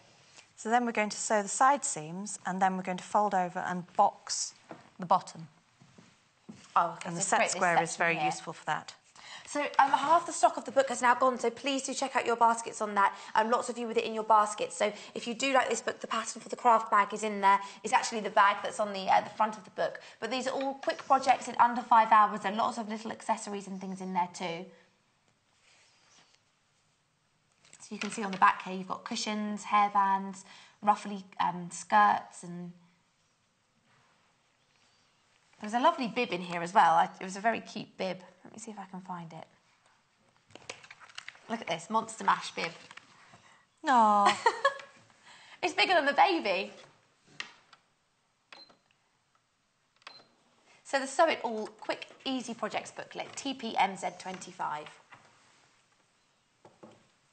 So now we're going down the sides, and we're back to a 1.5 centimetre seam allowance. Yes, I think they say 1/2 inch, so that's slightly less than 1.5 centimetres. And another reason for encouraging people to do different size pockets, I think, so you could do different size rectangles for your front and your back, is if you feel that matching those at the side might be quite challenging because you've got lots of layers and different fabrics, then you could do it so it's sort of stepped. So one side your pocket, say the front finishes there and the other one is down here, that's and the same there. So those slightly shallower than the other side. It saves you having that challenge of maybe 4 or 5. Matching them so that they are in line. So if you weren't going to go all the way around in one big smooth line, if you wanted to, you could piece it slightly differently. Yeah, piece the front. So I've made these two the same and I've made those the same. But it did occur to me when I was making the sample that you could take that sort of challenge out of the equation by making the pockets on this side different from the pockets on that side, so you don't have to match them all the way across. Yeah. Again, it just depends about what tools you've got in there. If you've got like this little tape measure here or little spools of thread, it could be a narrower pocket, couldn't it? So it really does just depend what you're using it for. Yeah. So I'm not pinning through. I mean, you could pin within the seam allowance. That is an option. It would puncture the fabric, but if it's in the seam allowance, it doesn't really matter.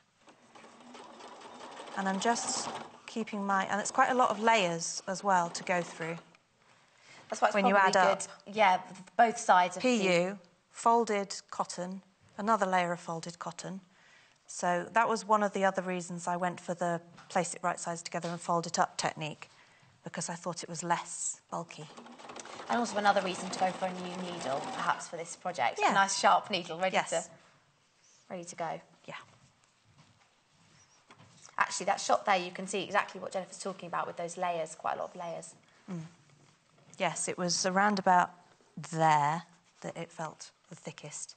So definitely worth having new needle and maybe doing a little test beforehand of seeing what your own machine feels comfortable sewing through. With all those layers, you wouldn't be inclined to go for a walking foot.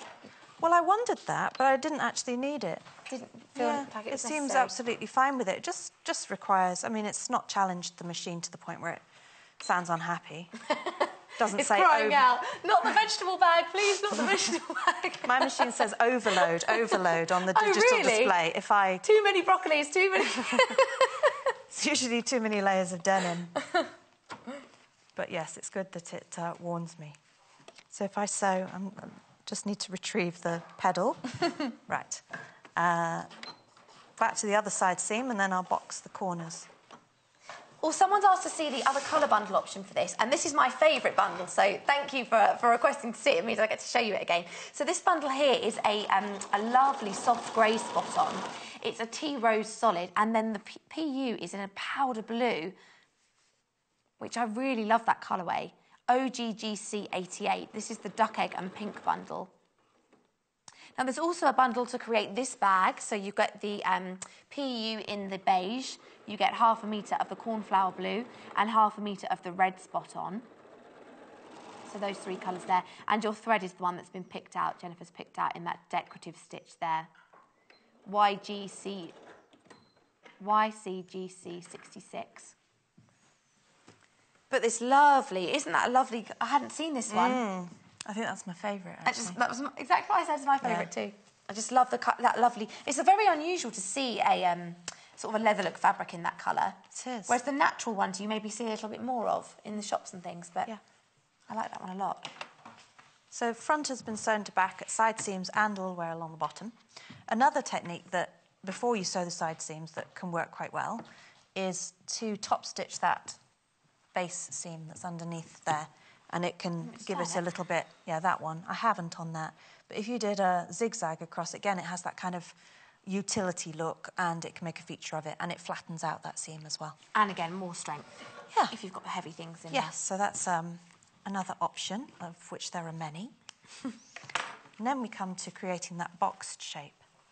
So we need to fold, and the seam allowances need to be open, not only because it makes it easy to match them, but because it evens out the bulk. You haven't got too much fabric To on one side.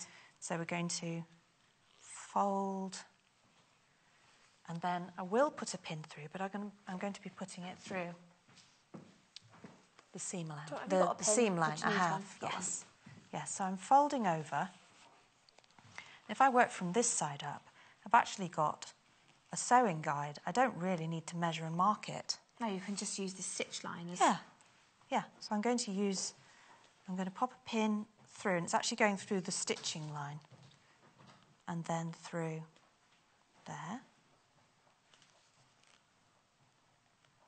It's amazing how much boxing is used in so many Yes. different things. Jo Carter with toy making, Yeah. you're boxing things, or with bags, and it does give you that really lovely shape, and I think it adds more 3D, sort of more of a 3D feel to anything. It can really change a bag, particularly the way you use it, what you can put in it. From a visual point of view as well, I think in terms of bags, I think you have more.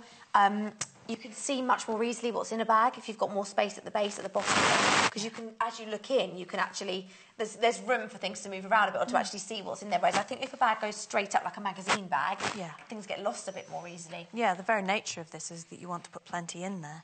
And you can fit quite Which a lot we have. of fabric. It's stuffed with fabric. Because the pockets are on the sides, you can put fabric and patterns and things along this flat edge that we're creating with the boxing in. Quarters, actually, you could put in there, couldn't you? Yeah. So I've folded it I'll show you over, these and I pockets. really don't need many pins and things. Loads of pockets on the inside too. I don't know if you've seen these.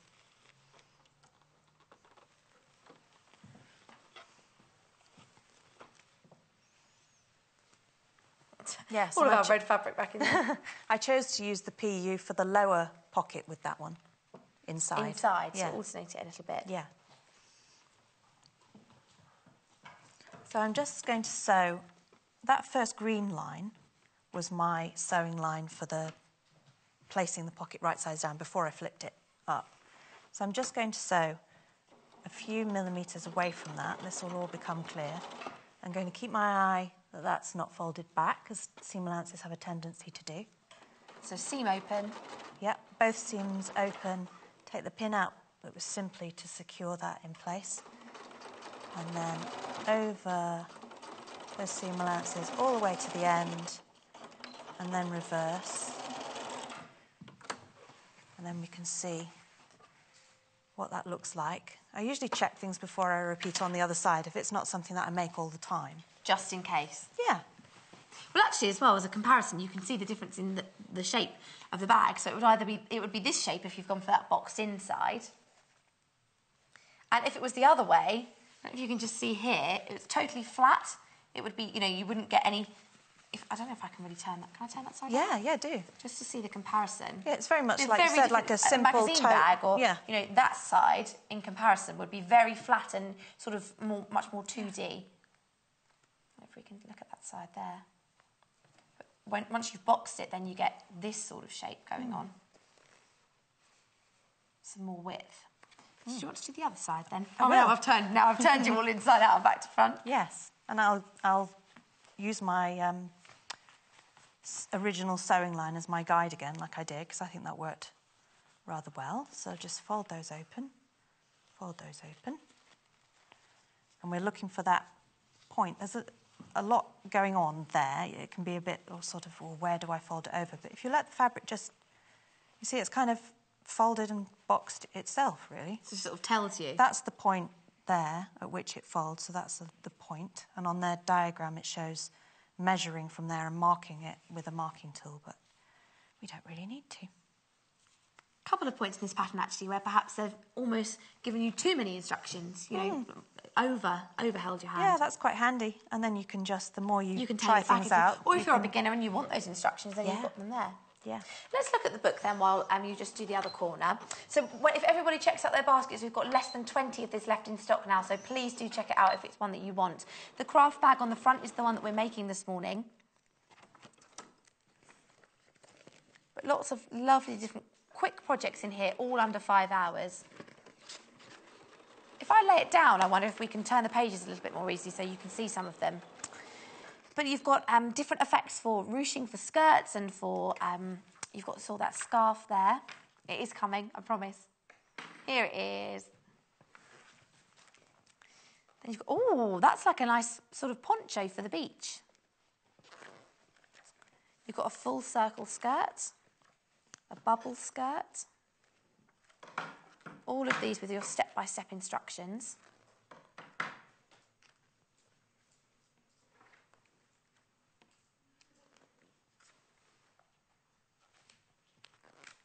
You can see there, this is the bag that we're making this morning. You can see those figure steps, all referencing, you know, you've got all of the supplies, everything you need, how to cut it out. You've got tips and measurements. And easy photos as well. If you wanted to perhaps scale it up or down, as someone messaged in to ask, then you could certainly do that. We've even got a quilt in here, less than 5 hours. I wonder if that's quicker than Quilt As You Go. I want the competitions on. Some patchwork too. Some nice helpful tips here at the end. That big baby bib. And then at the back, you've also got all of your templates. So a plique. Ties for tots. Look at those little bow ties for children. Those are sweet as well. But as I said, all of your, if you need any template pieces, those are also in the book.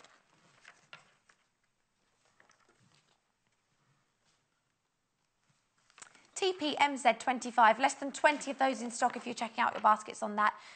£11.95. So we've got two corners. Yes, going back to my idea of, or my suggestion of top stitching that base seam. Yes. The other advantage to doing that is that it doesn't flip over. I just sewed that once, and partly because it's such a big seam allowance, because I wanted to get rid of the creamy bit that we talked about. Yeah. But it flipped over, so I stitched it a second time. But if I had top stitched it, especially with a nice big zigzag, which can look quite funky and keeps the seam allowance really flat, that wouldn't have flipped around. So that's the other advantage to doing that. It will keep it flat. It will keep it really flat. And it makes that boxing in process quite easy. Because I had my eye on that one, but that one flipped over, so I stitched it a second time. Then it suggests we cut that off to 1/2 inch. Okay, we've got about 6 minutes. Okay. So those are our corners that we no longer need. And like I said, you could work on the line. The lining is exactly the same process. So and you can make your pockets, make your pockets different sizes, different partitions. This is almost like sweeties, these colourways, aren't they? Just got a really lovely... Yes. That's the bundle on the bottom of your screen. You can see the pockets here. I love from a touch, you know, like a sensory perspective as well, that it has got a different feel. This top fabric does feel very different to touch compared to your cottons. Yes. If I sew this handle, that will link into what you just said. So if I sew right sides together... So you're creating a tube, aren't you, here? Yes, and it gives you the measurements for the handles. I've sewn one already, right sides together. Which is this and one it here. goes through the machine so easily, because this is really silky smooth, this cotton backing.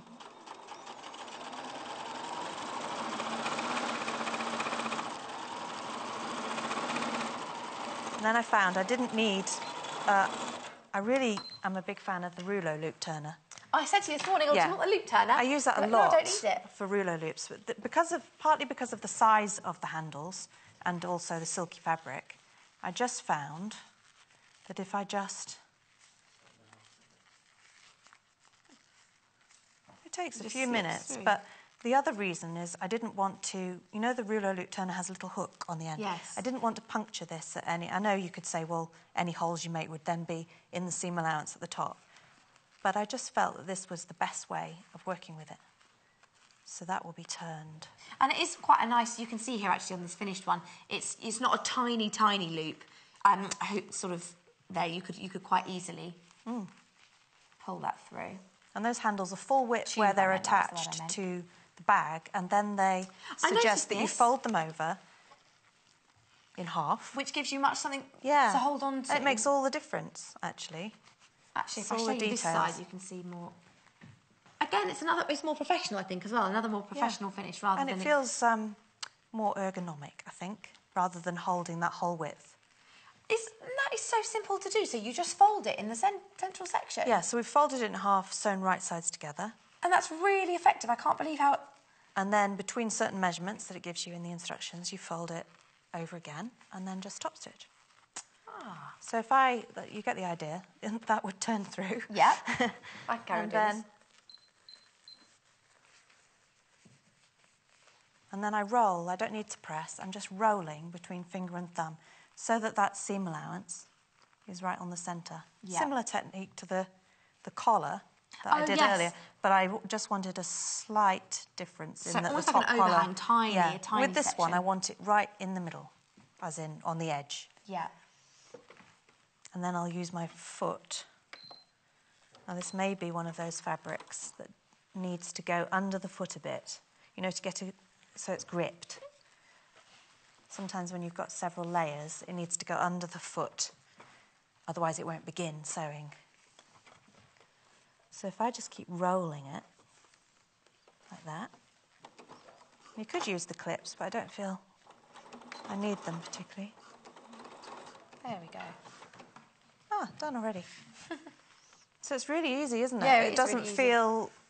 You'd imagine, maybe, that it would sort of stick together and be hard to turn, but it doesn't at all. Because of that silky lining, that just slid through really quickly. So I'm just rolling it and using the machine foot again as a guide.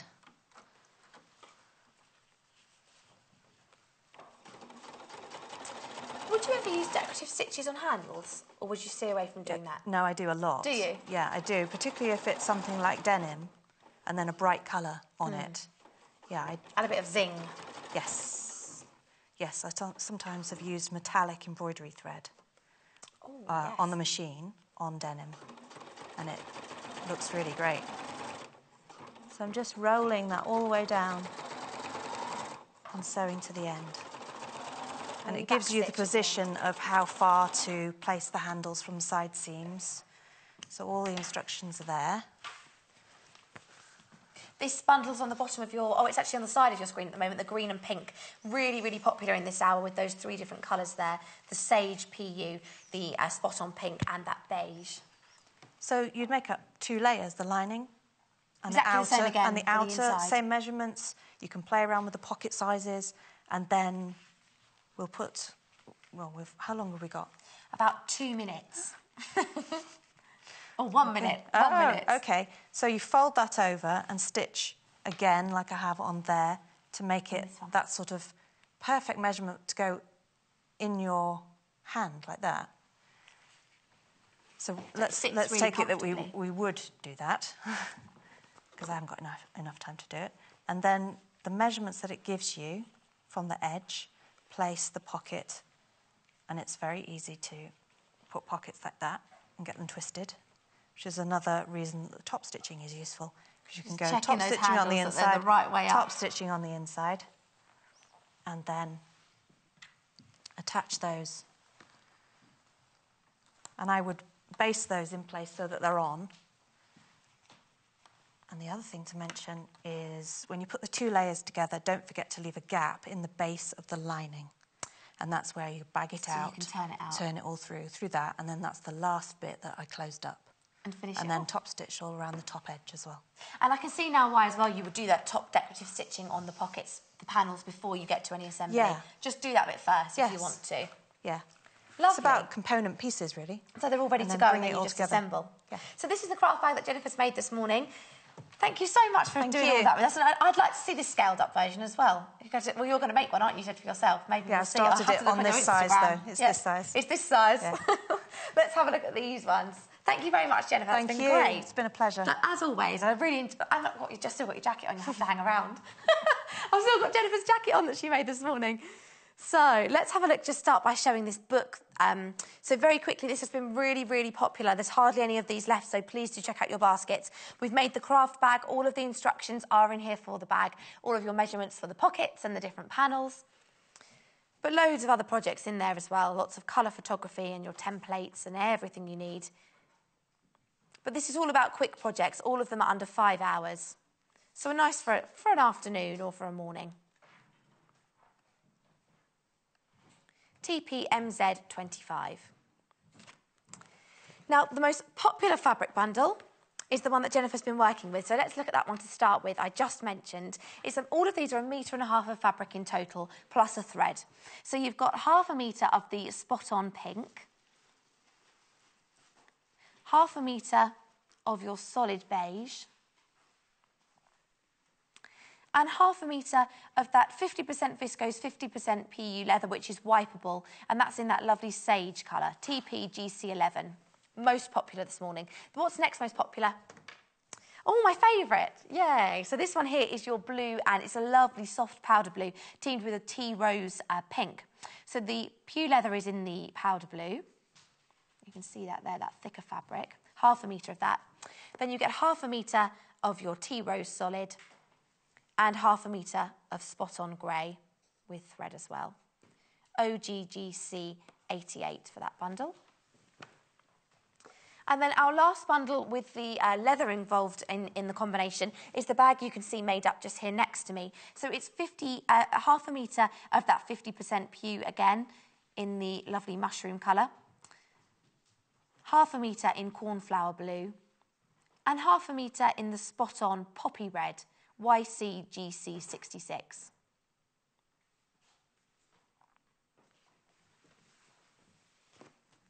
Now, also, if you go onto our website, so sewingquarter.com, and if you look for the PU leather, there are also some that you can buy by the 0.5 metre off the bolt. So if you wanted to buy more fabric, or if you're scaling up the bag as someone else and you wanted to make, use 1 metre of the PU leather, you can buy that off the bolt on the website if you just type it into the search bar. Not all of the colourways, but some of those are on there listed. As always as well, if you have any questions like that, please do just inquire with customer services. They'll always be happy to assist you. The number on your screen, if you want to ask about colourways or different fabrics, they can sort you out. So we've also got 2 cotton bundles. This is our Geo bundle in forest green and burgundy red. It's a really deep, rich red. This is a perfect Christmas bag. RRGC06. And finally is our blue colourway, again in the Geo, with teal. 1.5 metres of fabric, 0.5 metre of all of those.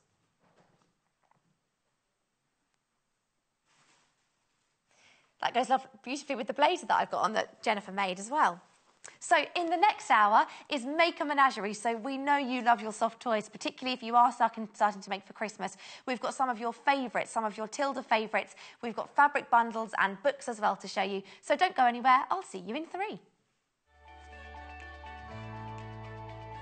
Follow us on Twitter for more inspiration, top tips, news, and share your own creations with us.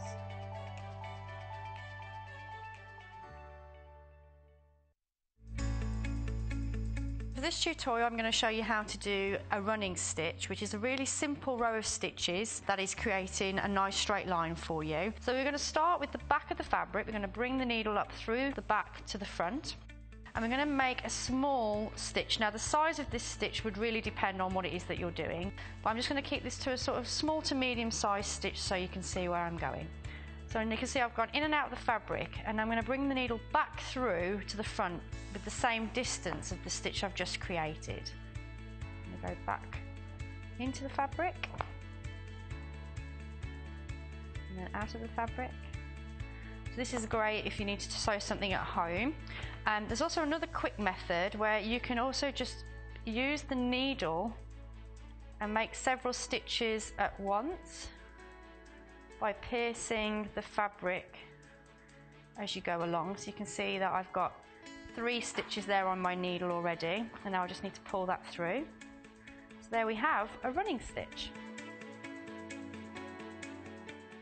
Sewing Quarter had a ball at the Festival of Quilts. Most importantly, we loved meeting all of you at the Sewing Quarter Cafe. Thanks to everyone who popped by to meet us, including those who joined us for a spot of English paper piecing, all for the great cause Project Linus. John Scott was even joined by Mandy Shaw on Sunday, and they laughed their way through a demonstration from Mandy's red and white Christmas book. If you didn't have a chance to drop by our stand or couldn't make it to the NEC, then we have a treat for you. We've filmed Mandy Shaw's live demonstration at Festival of Quilts, and you can watch the full video over on our website at www.sewingquarter.com. Simply click on the banner at the top of the page, sit back with a cuppa and watch Mandy and John.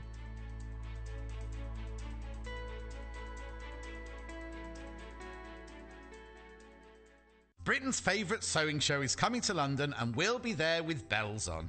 The Great British Sewing Bee Live is taking place over 4 days from the 21st to the 24th of September at XL London. If you're a hobbyist dressmaker who's been inspired by what you've seen on the Sewing Bee, a seasoned professional looking for new ideas, or just fancy taking dressmaking up for the first time, this is the event for you. We are proudly sponsoring the Demo Theatre with live performances from designer, author and former Sewing Bee contestant Jennifer Taylor throughout the weekend.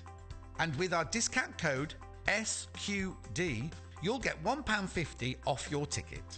So what are you waiting for? Grab your tickets now and join the buzz at the Great British Sewing Bee Live this September.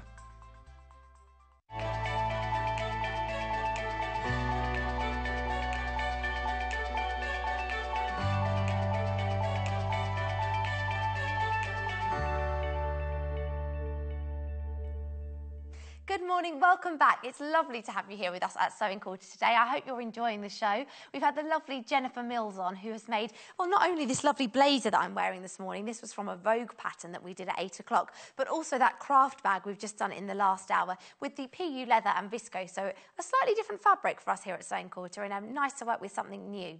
Now, also, look at my friends. I need to give them a cuddle. These are my lovely friends in this hour this morning. So we haven't got guests. Instead, I've got some lovely animals to keep me company. So we've got Mr. Cuddles, the cat, Doorstop, who we're going to be, we'll be looking at him. Then we've also got two lovely whales here. These are gorgeous. I haven't seen these before. So we've got our pink and purple whale. They're having a whale of a time. There they go, just skidding in on their tummies, ready for the show at 11 this morning. Then we've also got our Tilda giraffe.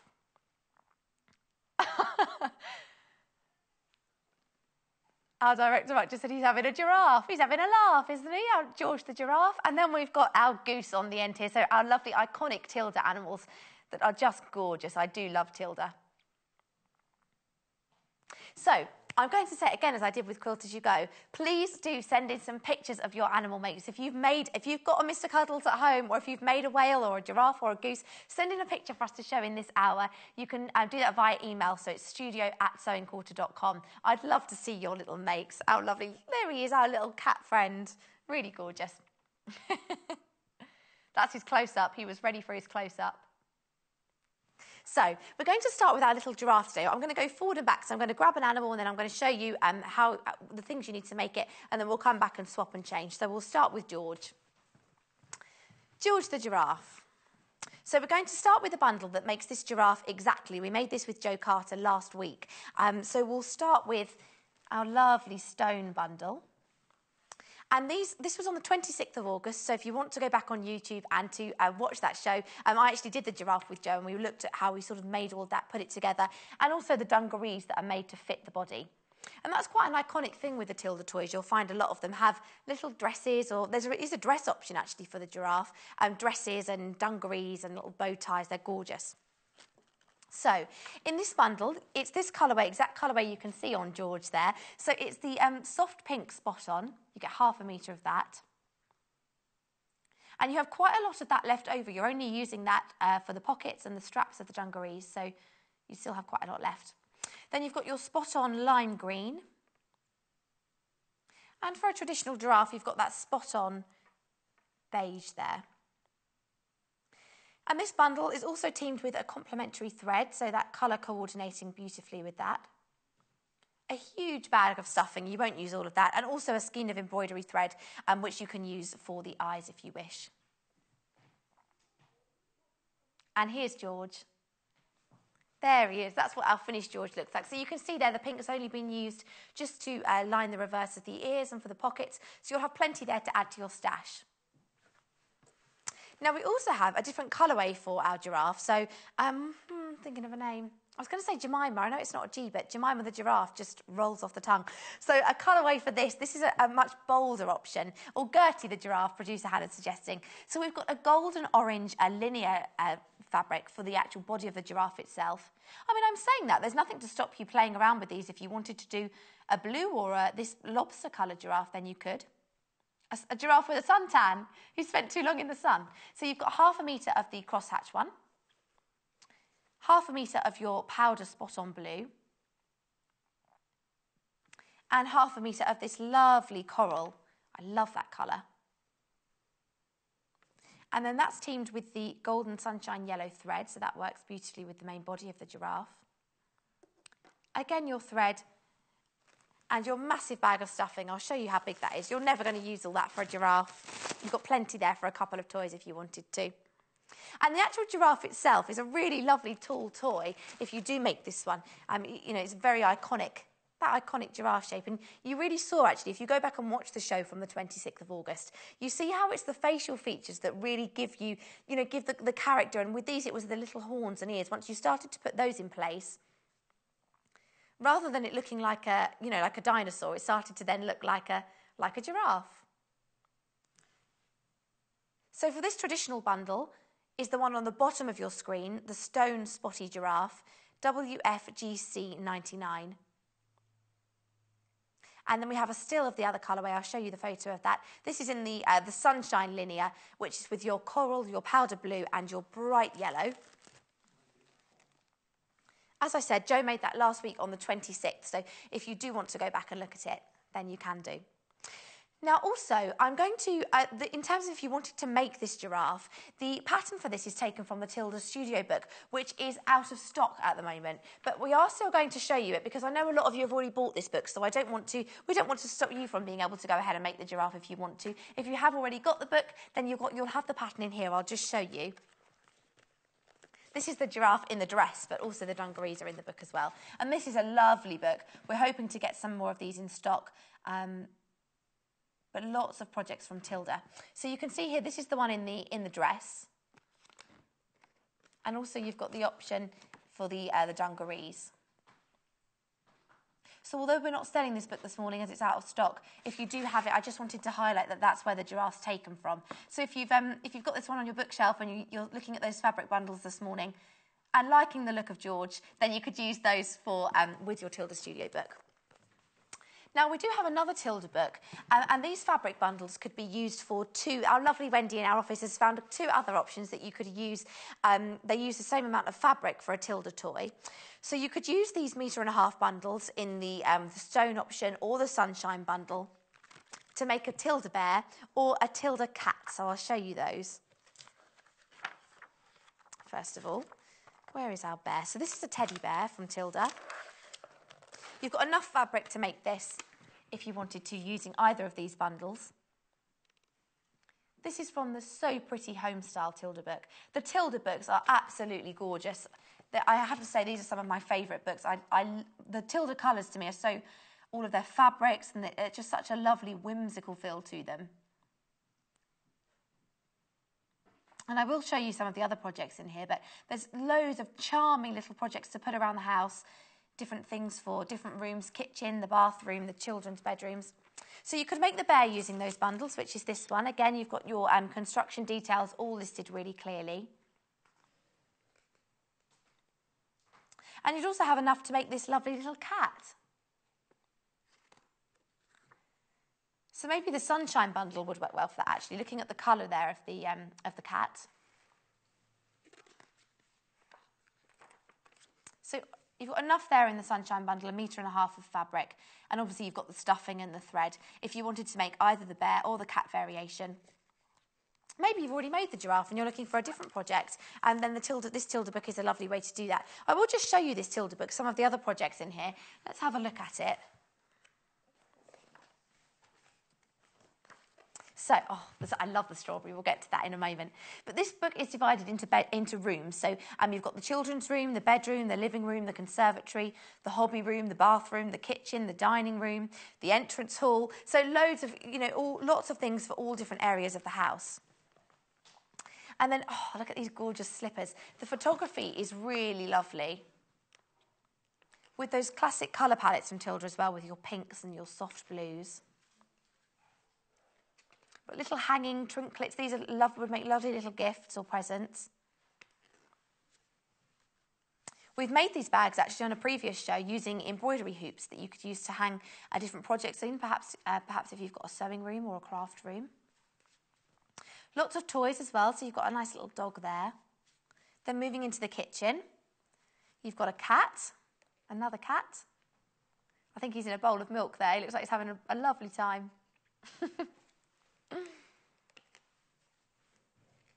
You've also got these lovely iconic Tilda strawberries, and they've got a slightly larger version of this I'll show you in a moment. But you've got wall hangings, you've got Tilda toys, you've got placemats, and a lovely that little cosy there for a cafetiere. Lots of inspiration, a lovely coffee table book if you're just looking for some new projects to make.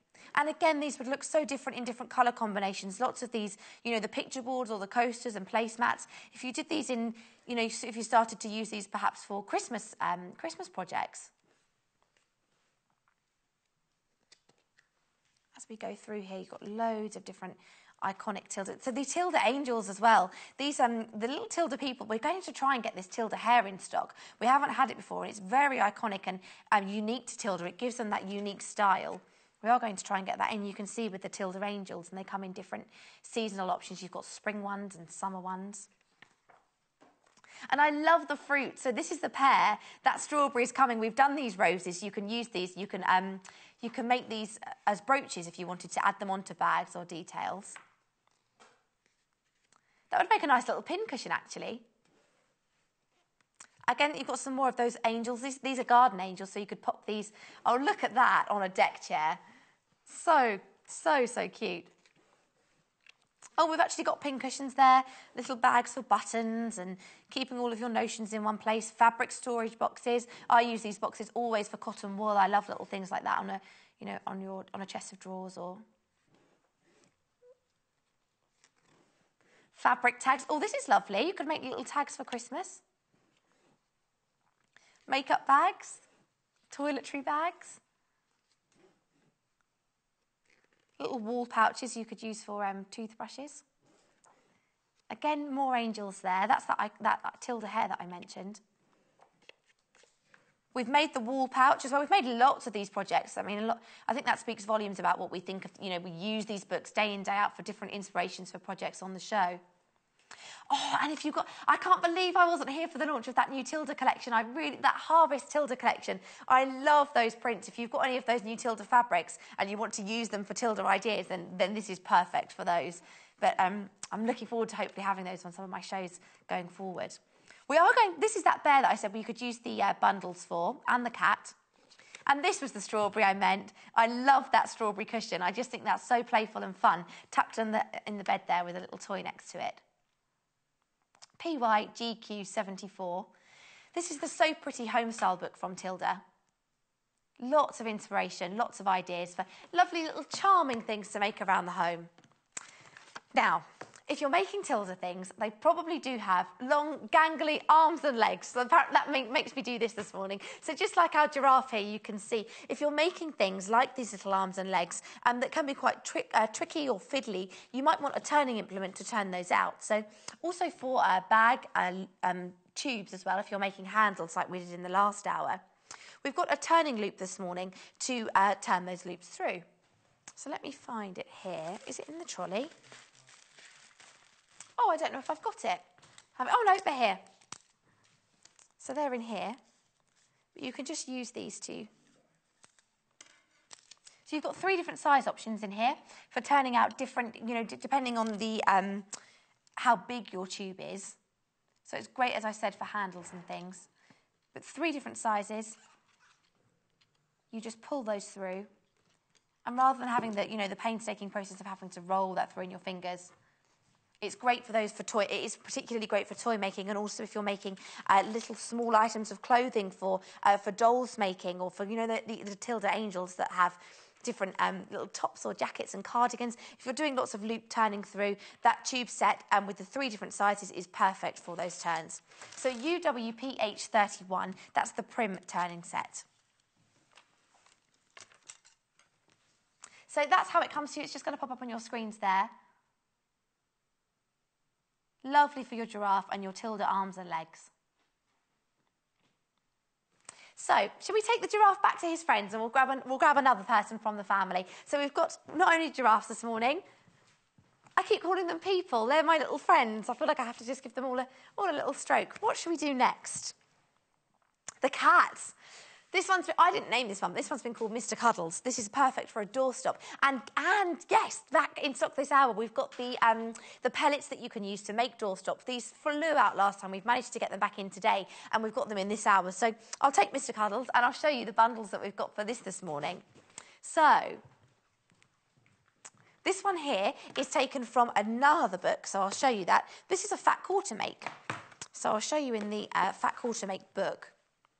It's quite a nice size as well. He's a chunky cat. This is one he's having a nice time. He's being well fed. If he's anything like my cat, I don't know if anyone else's does this, he definitely goes and gets fed at a few other people's houses because I do not feed him enough to be as fat as he is. Our cat is he is quite overweight, I have to say. He's a chubby cat, but he's good for cuddling, so that's all good. And he also waits on the drive. This is how much he's like a dog. He waits on the driveway till you get home. And then when you arrive, once everyone's home, then he'll go back indoors. He just slinks back inside. But he does wait to say hello to everyone and greet them in the evening. So now, the ginger bundle, as we're going to call it, for our red cat this morning. This one here is the one you can see. So you've got the felt included with this. You've also got a skein of embroidery thread for our face detail.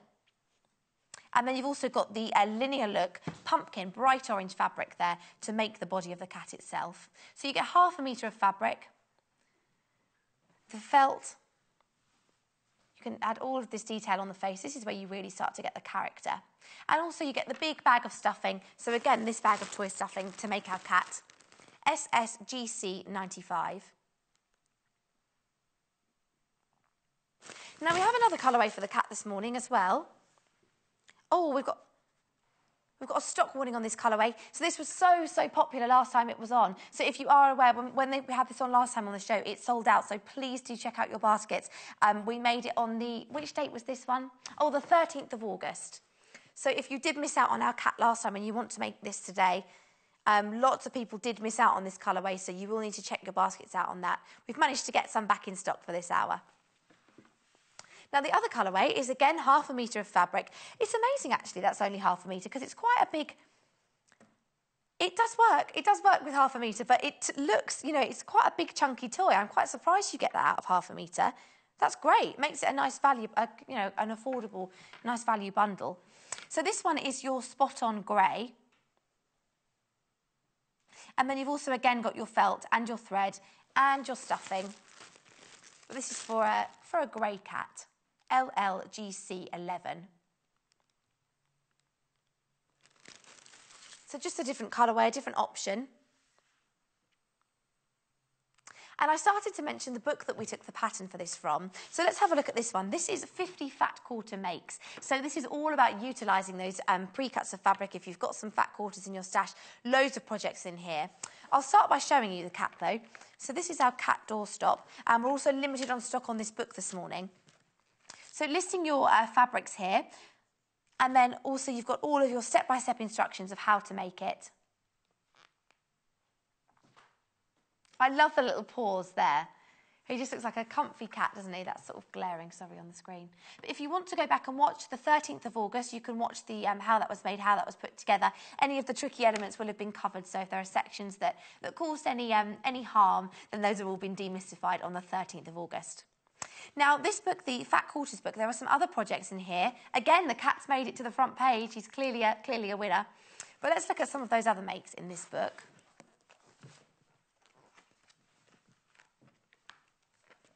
So you've got cushions. That sort of silhouette pet cushion. It's a sausage dog on there, isn't it? And then you've got a ditzy teddy bear. You've got lovely little bibs. So this is for utilising... So if you did get those Tilda fat quarters from that brand new range as well, or perhaps any fat quarters that you've got, a hot water bottle cover, that would make a lovely present as well. Little tissue holders. You've got quirky pencil cases. Some nice little small manageable projects. Clutch purses. You've got... what's this one? Oh, a tea cosy. You can see that one there. So that's sort of catching the light. I don't want to blind anybody. You've got oven gloves. Oh, a quilt for a baby bear. That's so sweet.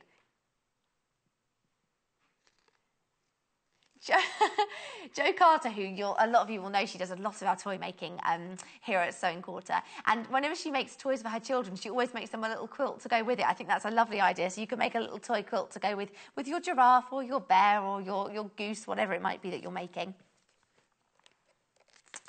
So you've also got rolls here, so different storage rolls for perhaps knitting needles or for makeup brushes. Loads of project inspiration. I'll come back to the book in just a second. I'm just going to quickly show this cat bundle because it's going so quickly. If this is the one that you want, the ginger cat, you've got the bright orange fabric in that linear look.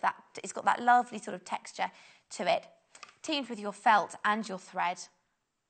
It's such a great price. I'm not surprised that's flying out. SSGC 95, $9.45 for our lovely little cat. And it comes with all of your stuffing as well. Please do I just want you to be aware of how quickly this sold last time. So it's not to add any undue pressure, just that if you missed out before, I don't want you missing out twice. So please check out your baskets. That's for our red cat.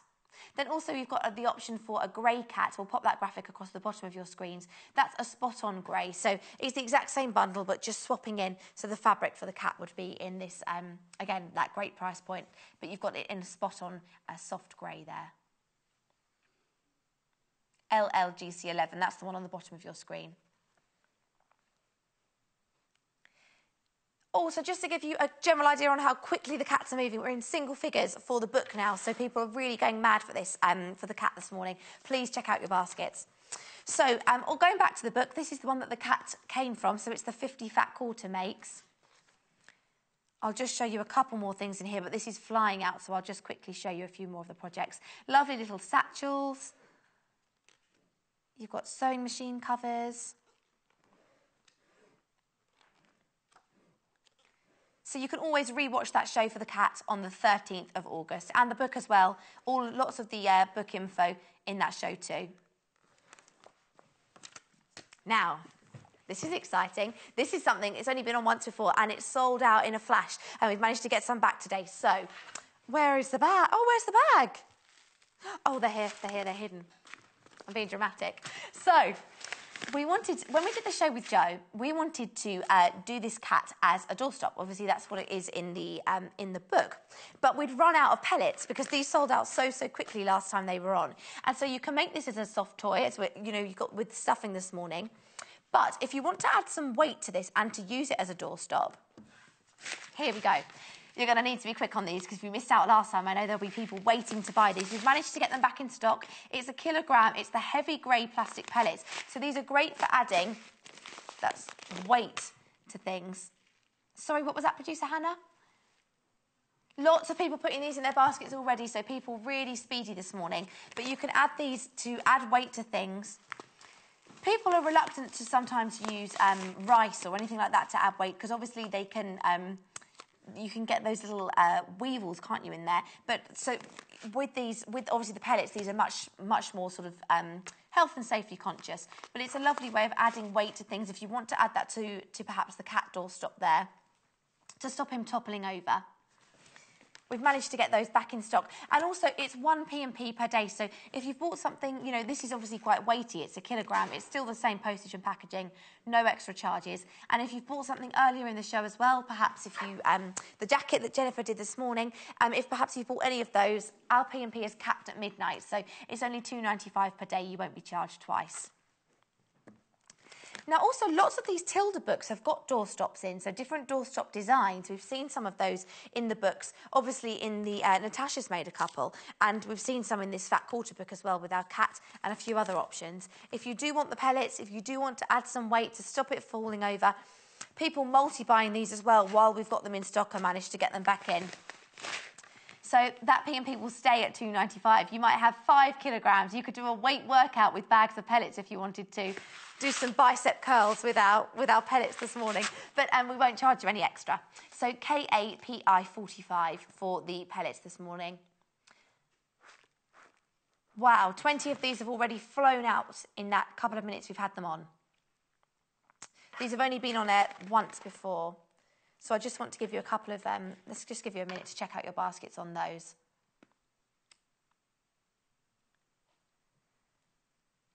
Now, also as well, if you're making a doorstop, what you can do, and the great thing about this is, you know, if you stuff the cat straight away with the pellets, if this tore, then those pellets are obviously going to go everywhere and cause a mess. So what's quite often recommended with doorstops, particularly for those more, you know, like the pyramid tea bag type shape doorstops, is to put a bag inside with the pellets in. So if you do tear that out of fabric, or perhaps you have got cats and dogs who might claw them, they might catch them, create a little tear, you know, you could use scraps from your stash to just create a really simple basic bag to encapsulate those pellets and keep them all together. Stop them ending up all over your kitchen floor.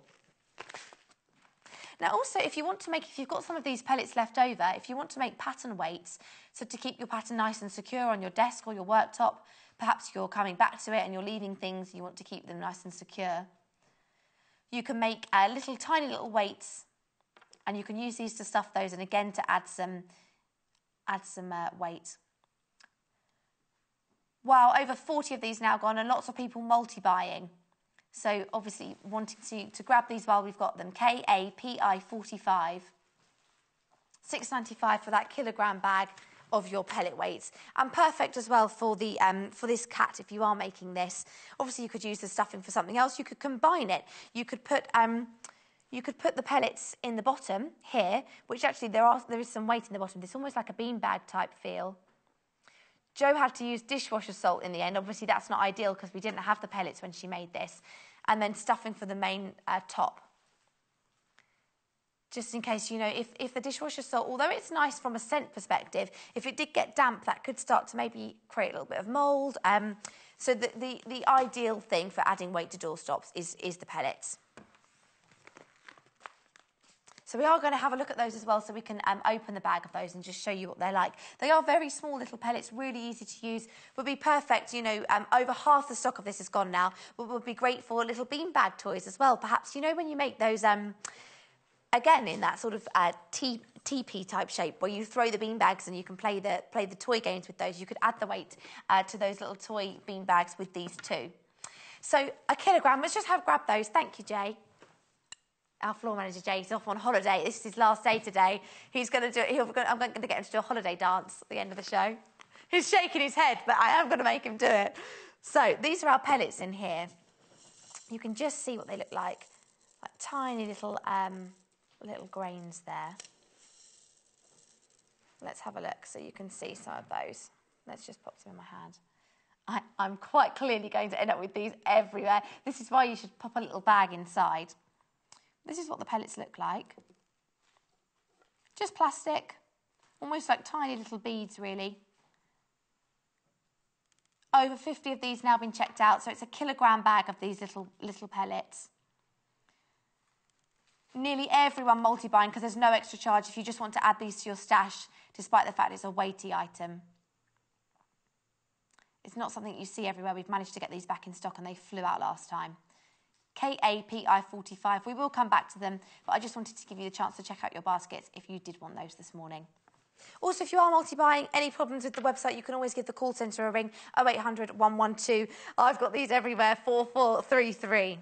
Let's move our vase.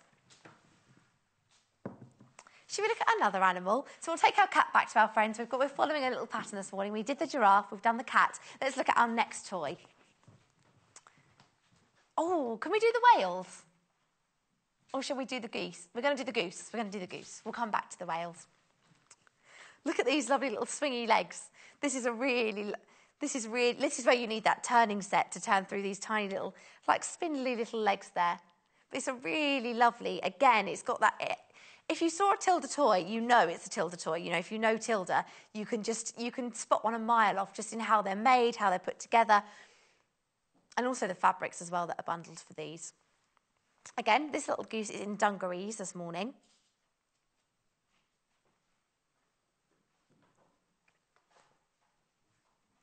Really lovely.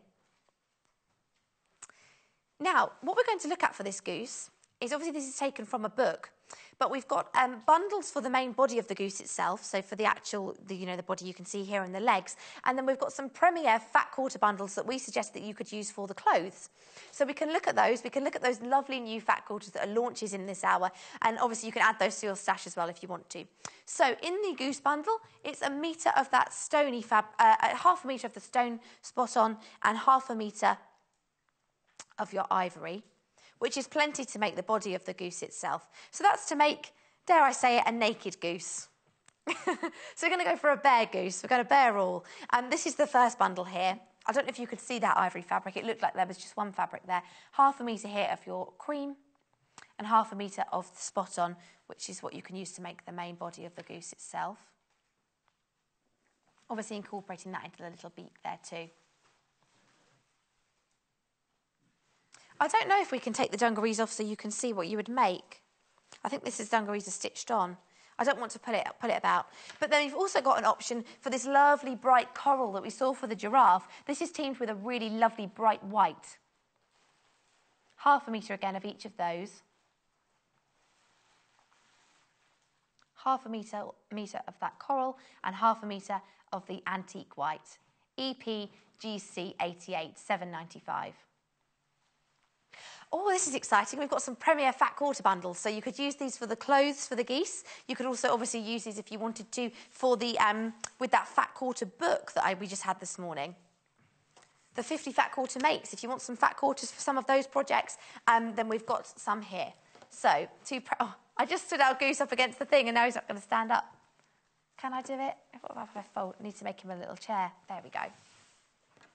So, the first fat quarter bundle, this one here, you've got some lovely spot-ons. There are 5. These are brand new this morning. Actually, there are 6 fat quarters in this bundle. Let's take it apart. This is a new one. Let's show you this. So this is how it will come to you, like a little wrapped-up present. Oh, I love me a fat quarter bundle. He looked lovely in these lovely little clothes made out of these, our goose. So you've got a spot-on red and white. Obviously, these are pre-cut, so they're ready for you to go. Then you've got a navy, much smaller polka dot there. I feel like that would be a very smart clothes for the goose. Then the goose needs a little suit jacket. He needs a matching jacket like Jennifer Mills has made me. Then you've got a bright, playful pink. There's sort of a candy feel to that with your yellow and red and blue hearts. Then you've got an alternative spot on in going back to your navy. Quite a vintage feel actually to those 2 polka dots, I think, with the red and the navy. Then you've got a different colourway in the smaller polka dot. You've got it there in the red. Perhaps you can make reversible clothes for your goose. And then you've got, again, another colourway option on the playful hearts on a navy. So the main theme of that bundle, reds and navies, but introducing some pinks. This is a premiere, so we've never had this on the show before. UIGQ 45. And then the ivory goose, if you wanted to, we would recommend teaming that with the ivory bundle. So if you wanted to make clothes for the goose using that bundle, then you could just see how that would match in there. Actually, do you know what? I would put the white bundle with this one, just because of the white background of the spot on. Let's change that. I would put the white bundle for the goose. Well, because you've got a white spot on fabric there in the fat quarter bundle, I think that works better than the cream. But that's a Premier fat quarter bundle there. 6 fat quarters, 45 centimetres by 54 centimetres. If I open one out, you'll be able to just see the size of that. This will just be popular just for the fact that it's this is a Premier fat quarter bundle, so for you, patchwork, for whatever you want to use it for, bag making, cushions, anything you like. You can't go wrong with a spot and with a classic navies and reds. So that's just an idea of the size. You're getting 6 pieces of fabric of that size. Now we've also got one other fat quarter bundle launch in this hour. So let's premiere that one too. This one I would team with the ivory goose. So I would team the one we just showed with the white, and I would team this one with the spot on with the ivory. This is a vintage floral bundle. So let's just show you first of all it arrives like this. All of your fabrics there, premiere this morning. Oh, let's get this one open, if we can. This one's been tied really well. Uh-oh. I have got nails, so I should be... Yeah, we'll be okay. We've got this. Yeah, we're there. Okay. This is... I really like this one. Uh-oh, I think you're going to like this. Gorgeous vintage floral here, first of all, on a cream background. You've got lovely purples and sort of some bright fuchsia pinks coming through in that with the powder blue.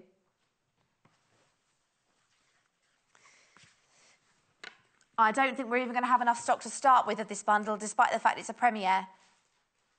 This is going to be a popular one. I'm going to open this all the way out because it's lovely. Oh, isn't that nice? That's lovely. I really like that one. Again, these are 45 centimetres by 54 centimetres. That's sort of got a really very soft pink background. That's gorgeous. Let's just line it up so you can see the family. I think it's nice to see how they all sort of coordinate together. Then you've got another spot on a dusty pink. Oh, this is a delicious bundle. I really like this one. Fat quarter bundle here. That floral on the blue. And this is a really unusual, I've not seen a spot on like this. I've not seen this colourway before. Sort of purples and pinks, so rather than it being an ivory dot, they've mixed and matched those there. Let me just line that in with the family so you can see. Oh, that's really, really lovely. ZFGQ97, a brand new fat quarter bundle this morning. Wow, already lots of you with that in your basket. Please do check it out, $14.95. I don't think we're going to have enough stock of that one. That's brand new today, so that's a launch in this hour. So we could mix and match these. I mean, perhaps if you wanted to just look at the polka dots, let's look at those to start with. Lovely with the polka dot is you could use it for the reverse, you could use it for the lining, but you can just see how they all work really well together as a trio of polka dots.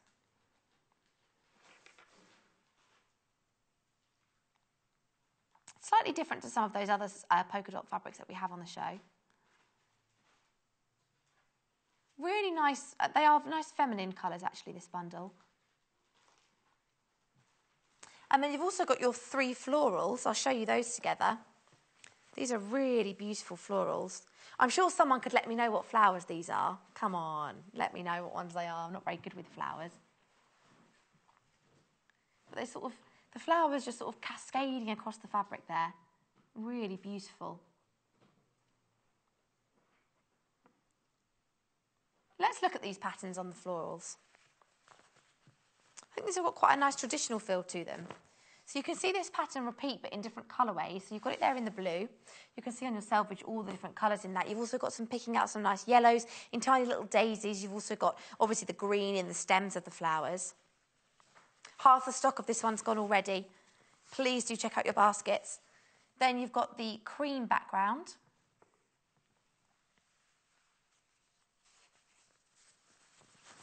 And then if I just shimmy that down a little bit, let's move that down.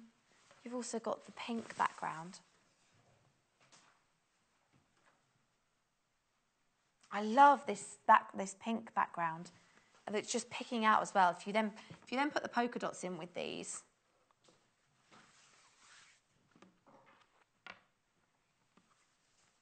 almost to act as a frame really to those florals.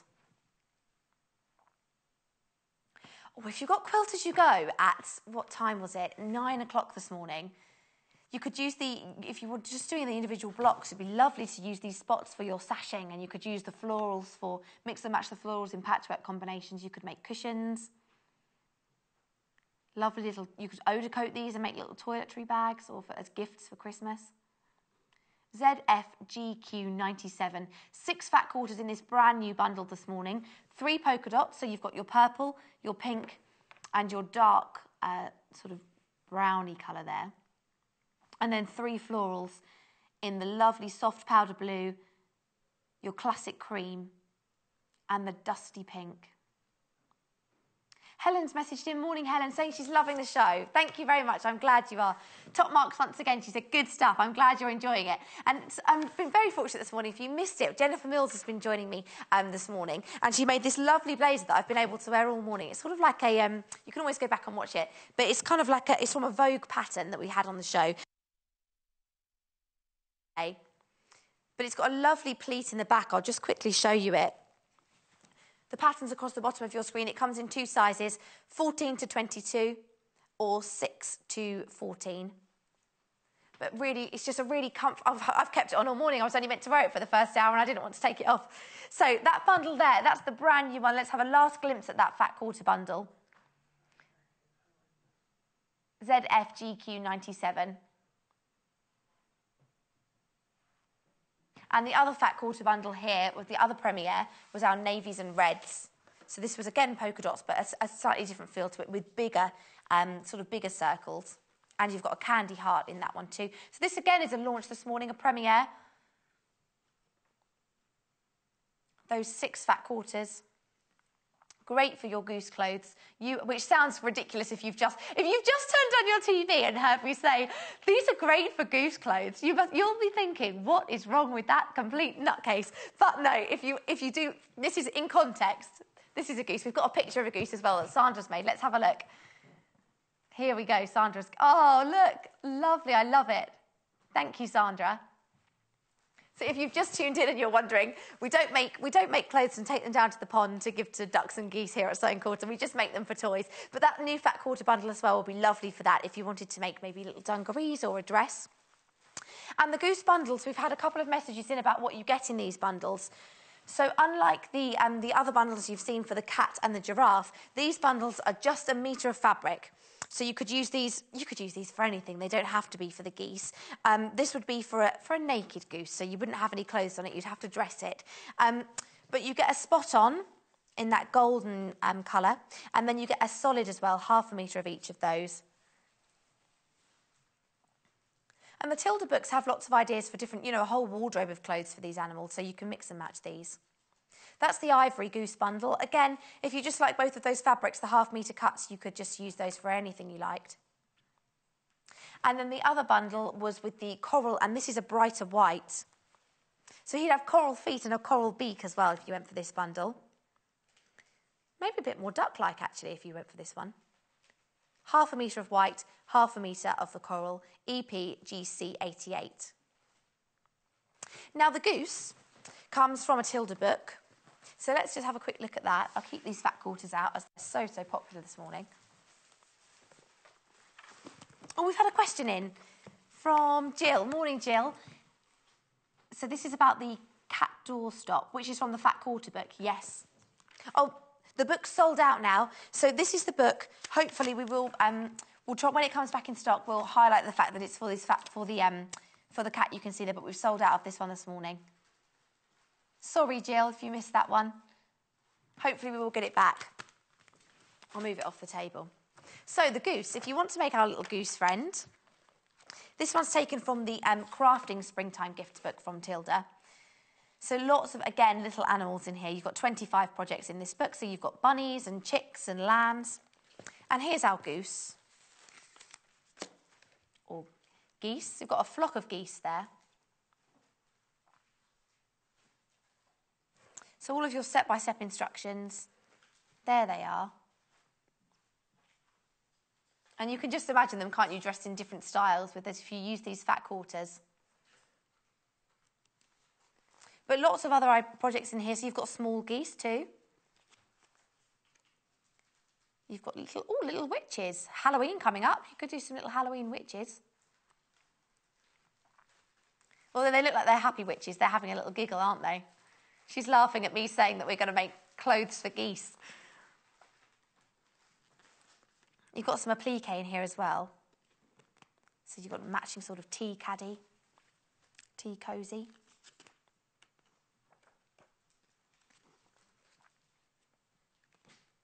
Oh, look at those little egg cozies.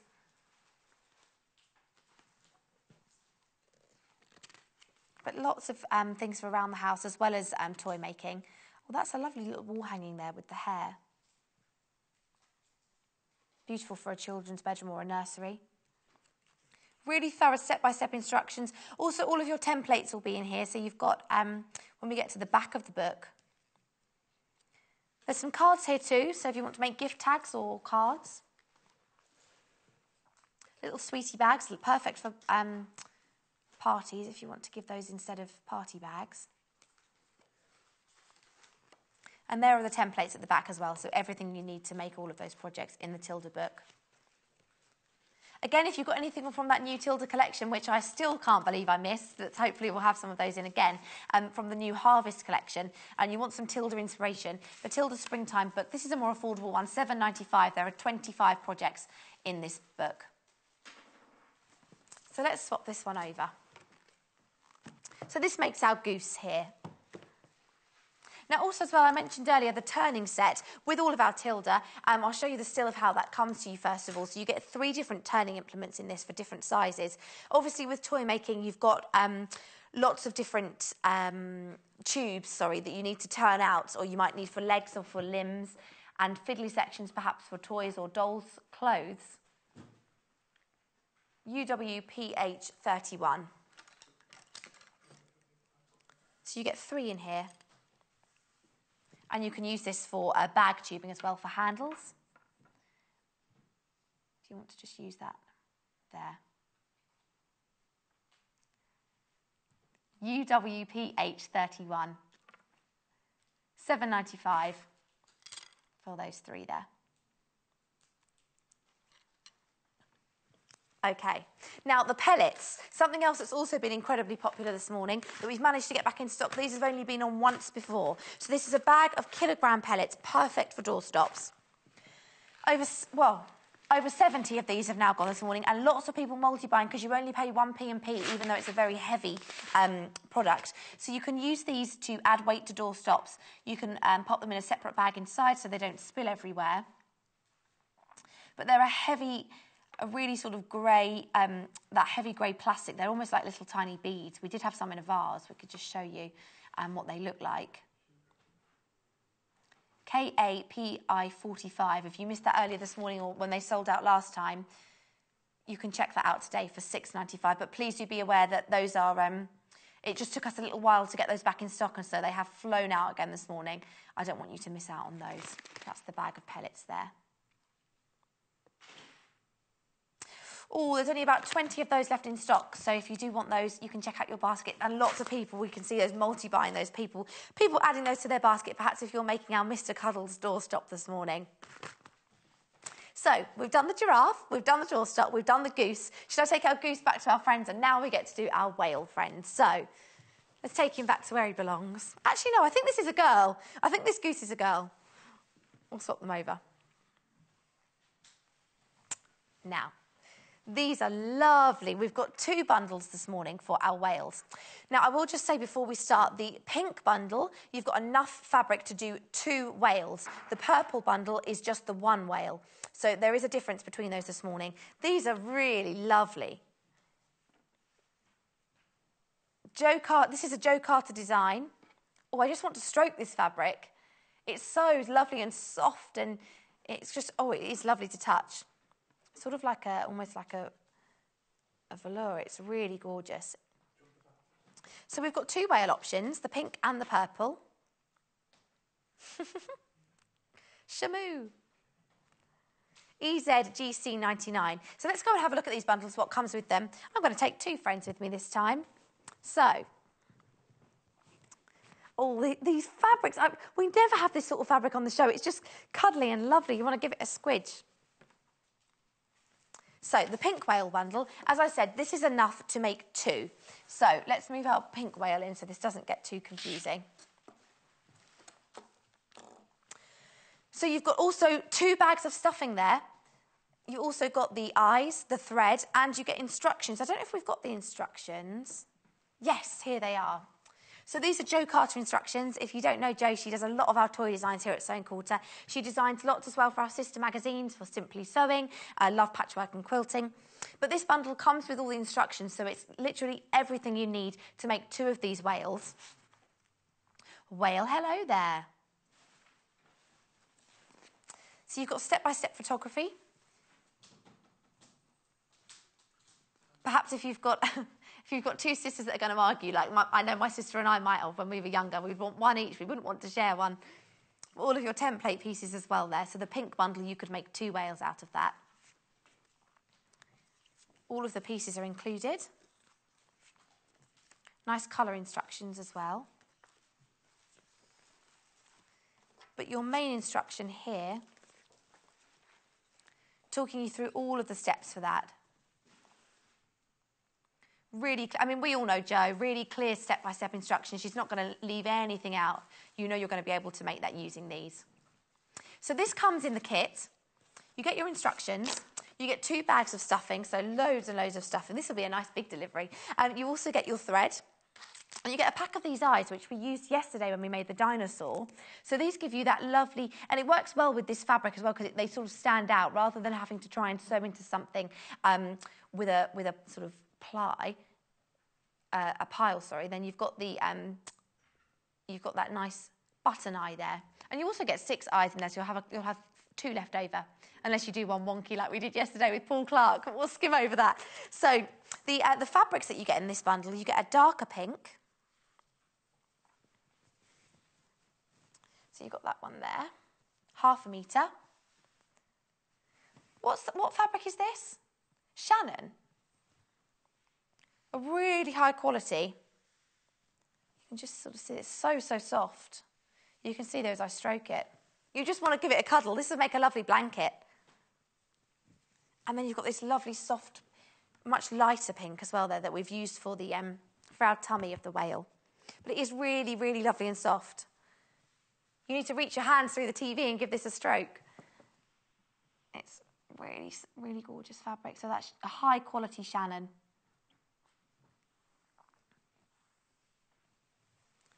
So for that bundle, just to clarify, you get enough for 2 whales. The Duo Pink Whale Kit, EZGC99. Now, perhaps you prefer the purple, or perhaps you only want to make 1 whale. We've got an option this morning for our lilac one too. So let's move this one to the side. Our lilac whale. So this is just to make the one all in one, rather than mixing and matching the colour. So with this one, I don't know if you can see, the bottom is, the tummy is a slightly different colour, that pale pink. With the lilac, it's all one colour there, all the way around. So it's just to make 1 in this bundle. Slightly more affordable if you just want to make the 1. And this is, again, is that high quality Shannon, but this is in a lilac. There he is. I love how the tail tips up at the end. And obviously just 1 bag of toy stuffing with that one, with the toy filling. But still, you'd have a couple of eyes left over. You'd have 4 eyes. And your thread. This is the thread that you get for this one, teamed with the fabric. It's almost like velvety. It's got a nice sort of sheen to it. You can see how it catches the light. It's almost like a silvery glimmer. Now, if you want to watch the show where we made the whale, that was on the 12th of August with Jo, so you can go back and watch that on YouTube. You can watch the tutorial for the whales. But as I said, all of these bundles come with your whale hello there instructions from Jo. So it's like having her there with you. Step-by-step instructions. And photography too. So you've got everything you need there for the process, for the actual making of it. KWGC 33. 1995.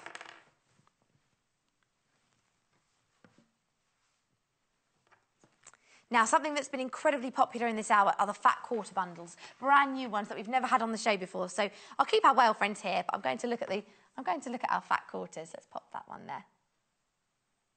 So here we go. This is a brand new fat quarter bundle. So when you're in single figures for this one already, it's flying out. So as I said, 6 fabrics. You get 3 florals, 3 polka dots, and they're in different colourways. So you've got you've got a lovely purple, a pink, and a mushroomy colour there. I'll show you those first of all. If you wanted to just look at the polka dots together. But it's also teamed with these 3 florals. I don't know how easily you can see them when they're laid out like that, so I'll just show you the whole thing. You've got the blue there. Got a nice vintage floral. So you've got one of those. Then you've got one in the cream. I'm going to lay it over the top so you can just see. But picking out the blue, actually, in that one behind, so you can mix and match those. And then you've also got the pink, which is my favourite fabric in that bundle.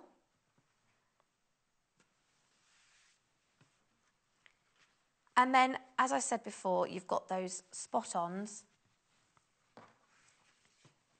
in pink, mushroom, and this really different purpley one there too.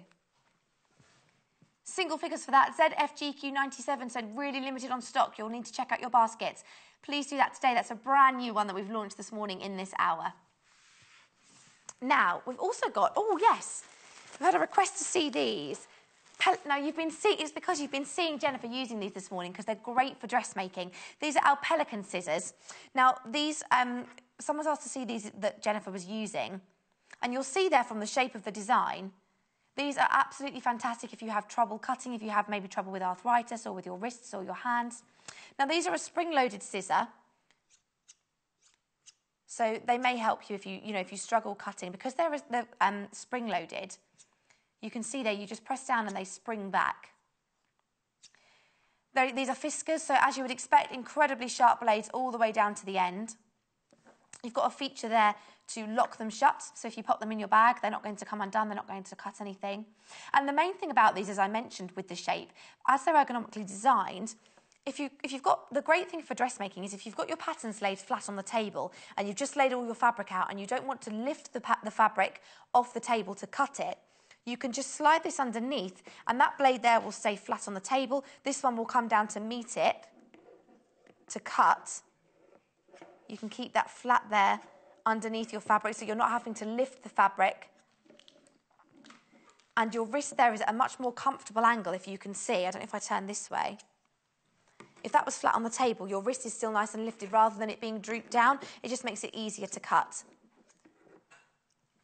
IVGQ13, if you did message in about seeing those scissors this morning, those are the ones that Jennifer has been using, the pelican scissors. They've got that lovely soft grip, the spring load, really easy to use.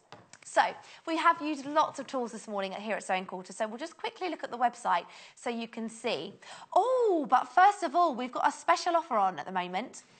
So if you go to our sale, we've got an extra 25% off in the sale at the moment. So if you use the code extra25, you'll get an extra 25% off plus on top of those prices that you see there. So it's going to be an extra discount on top of that, say $6.26 or whatever it might be for the different products. An extra discount. Now, also, there's a code for the Great British Sewing Bee on our website. So if you do want to go to that event at the XL, we've got a discount for that too. It's the 21st to the 24th of September at the XL. Really easy to get to. I was there a couple of weeks ago on the DLR. So you can just use the code for that on the website. You also get a discount. The code is SQD, so Sewing Quarter discount for the Great British Sewing Bee discount if you're going to go to the show there in September. So we've also got the menu, what's coming up on tomorrow's show. Let's have a look. At 8 o'clock is the cutting mat bag. Who's in tomorrow? We're just checking that. Jennifer Taylor. And Derek's in tomorrow morning. Lovely. And Joe Carter as well. Wow, double whammy. Purses, purses, purses. I can't believe I'm missing bag making day. That's a bag made. I love bags. That's a day made for me. The City Shopper at 10 o'clock. I'm going to have to watch in the morning. And the swivel tote bag at 11. So a lovely show lined up for you in the morning. I hope you've enjoyed today. I've had a great show here with Jennifer, looking at this blazer. As I said, I've kept it on all morning. I didn't need to, but I just wanted to. If you did make that, or you wanted to make that, the pattern was on at 8 o'clock this morning from Vogue. Then we've also had the lovely craft bag, looking at quilt as you go, and these brand new fabrics for our different animals in this hour.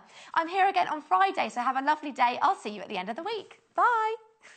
Join us on Wednesday the 6th of September for a day of stylish bag making with our experts. We're joined by the Girl with a Sewing Machine author Jennifer Taylor, who will be turning her talents to a useful cutting mat carrier to help you sew on the go. She'll then fashion a chic patchwork city shopper using some gorgeous linen look fabrics.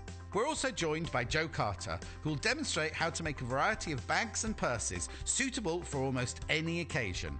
Amongst her creations will be these stunning frame purses, which come as a handy kit with full instructions so you can make your own at home.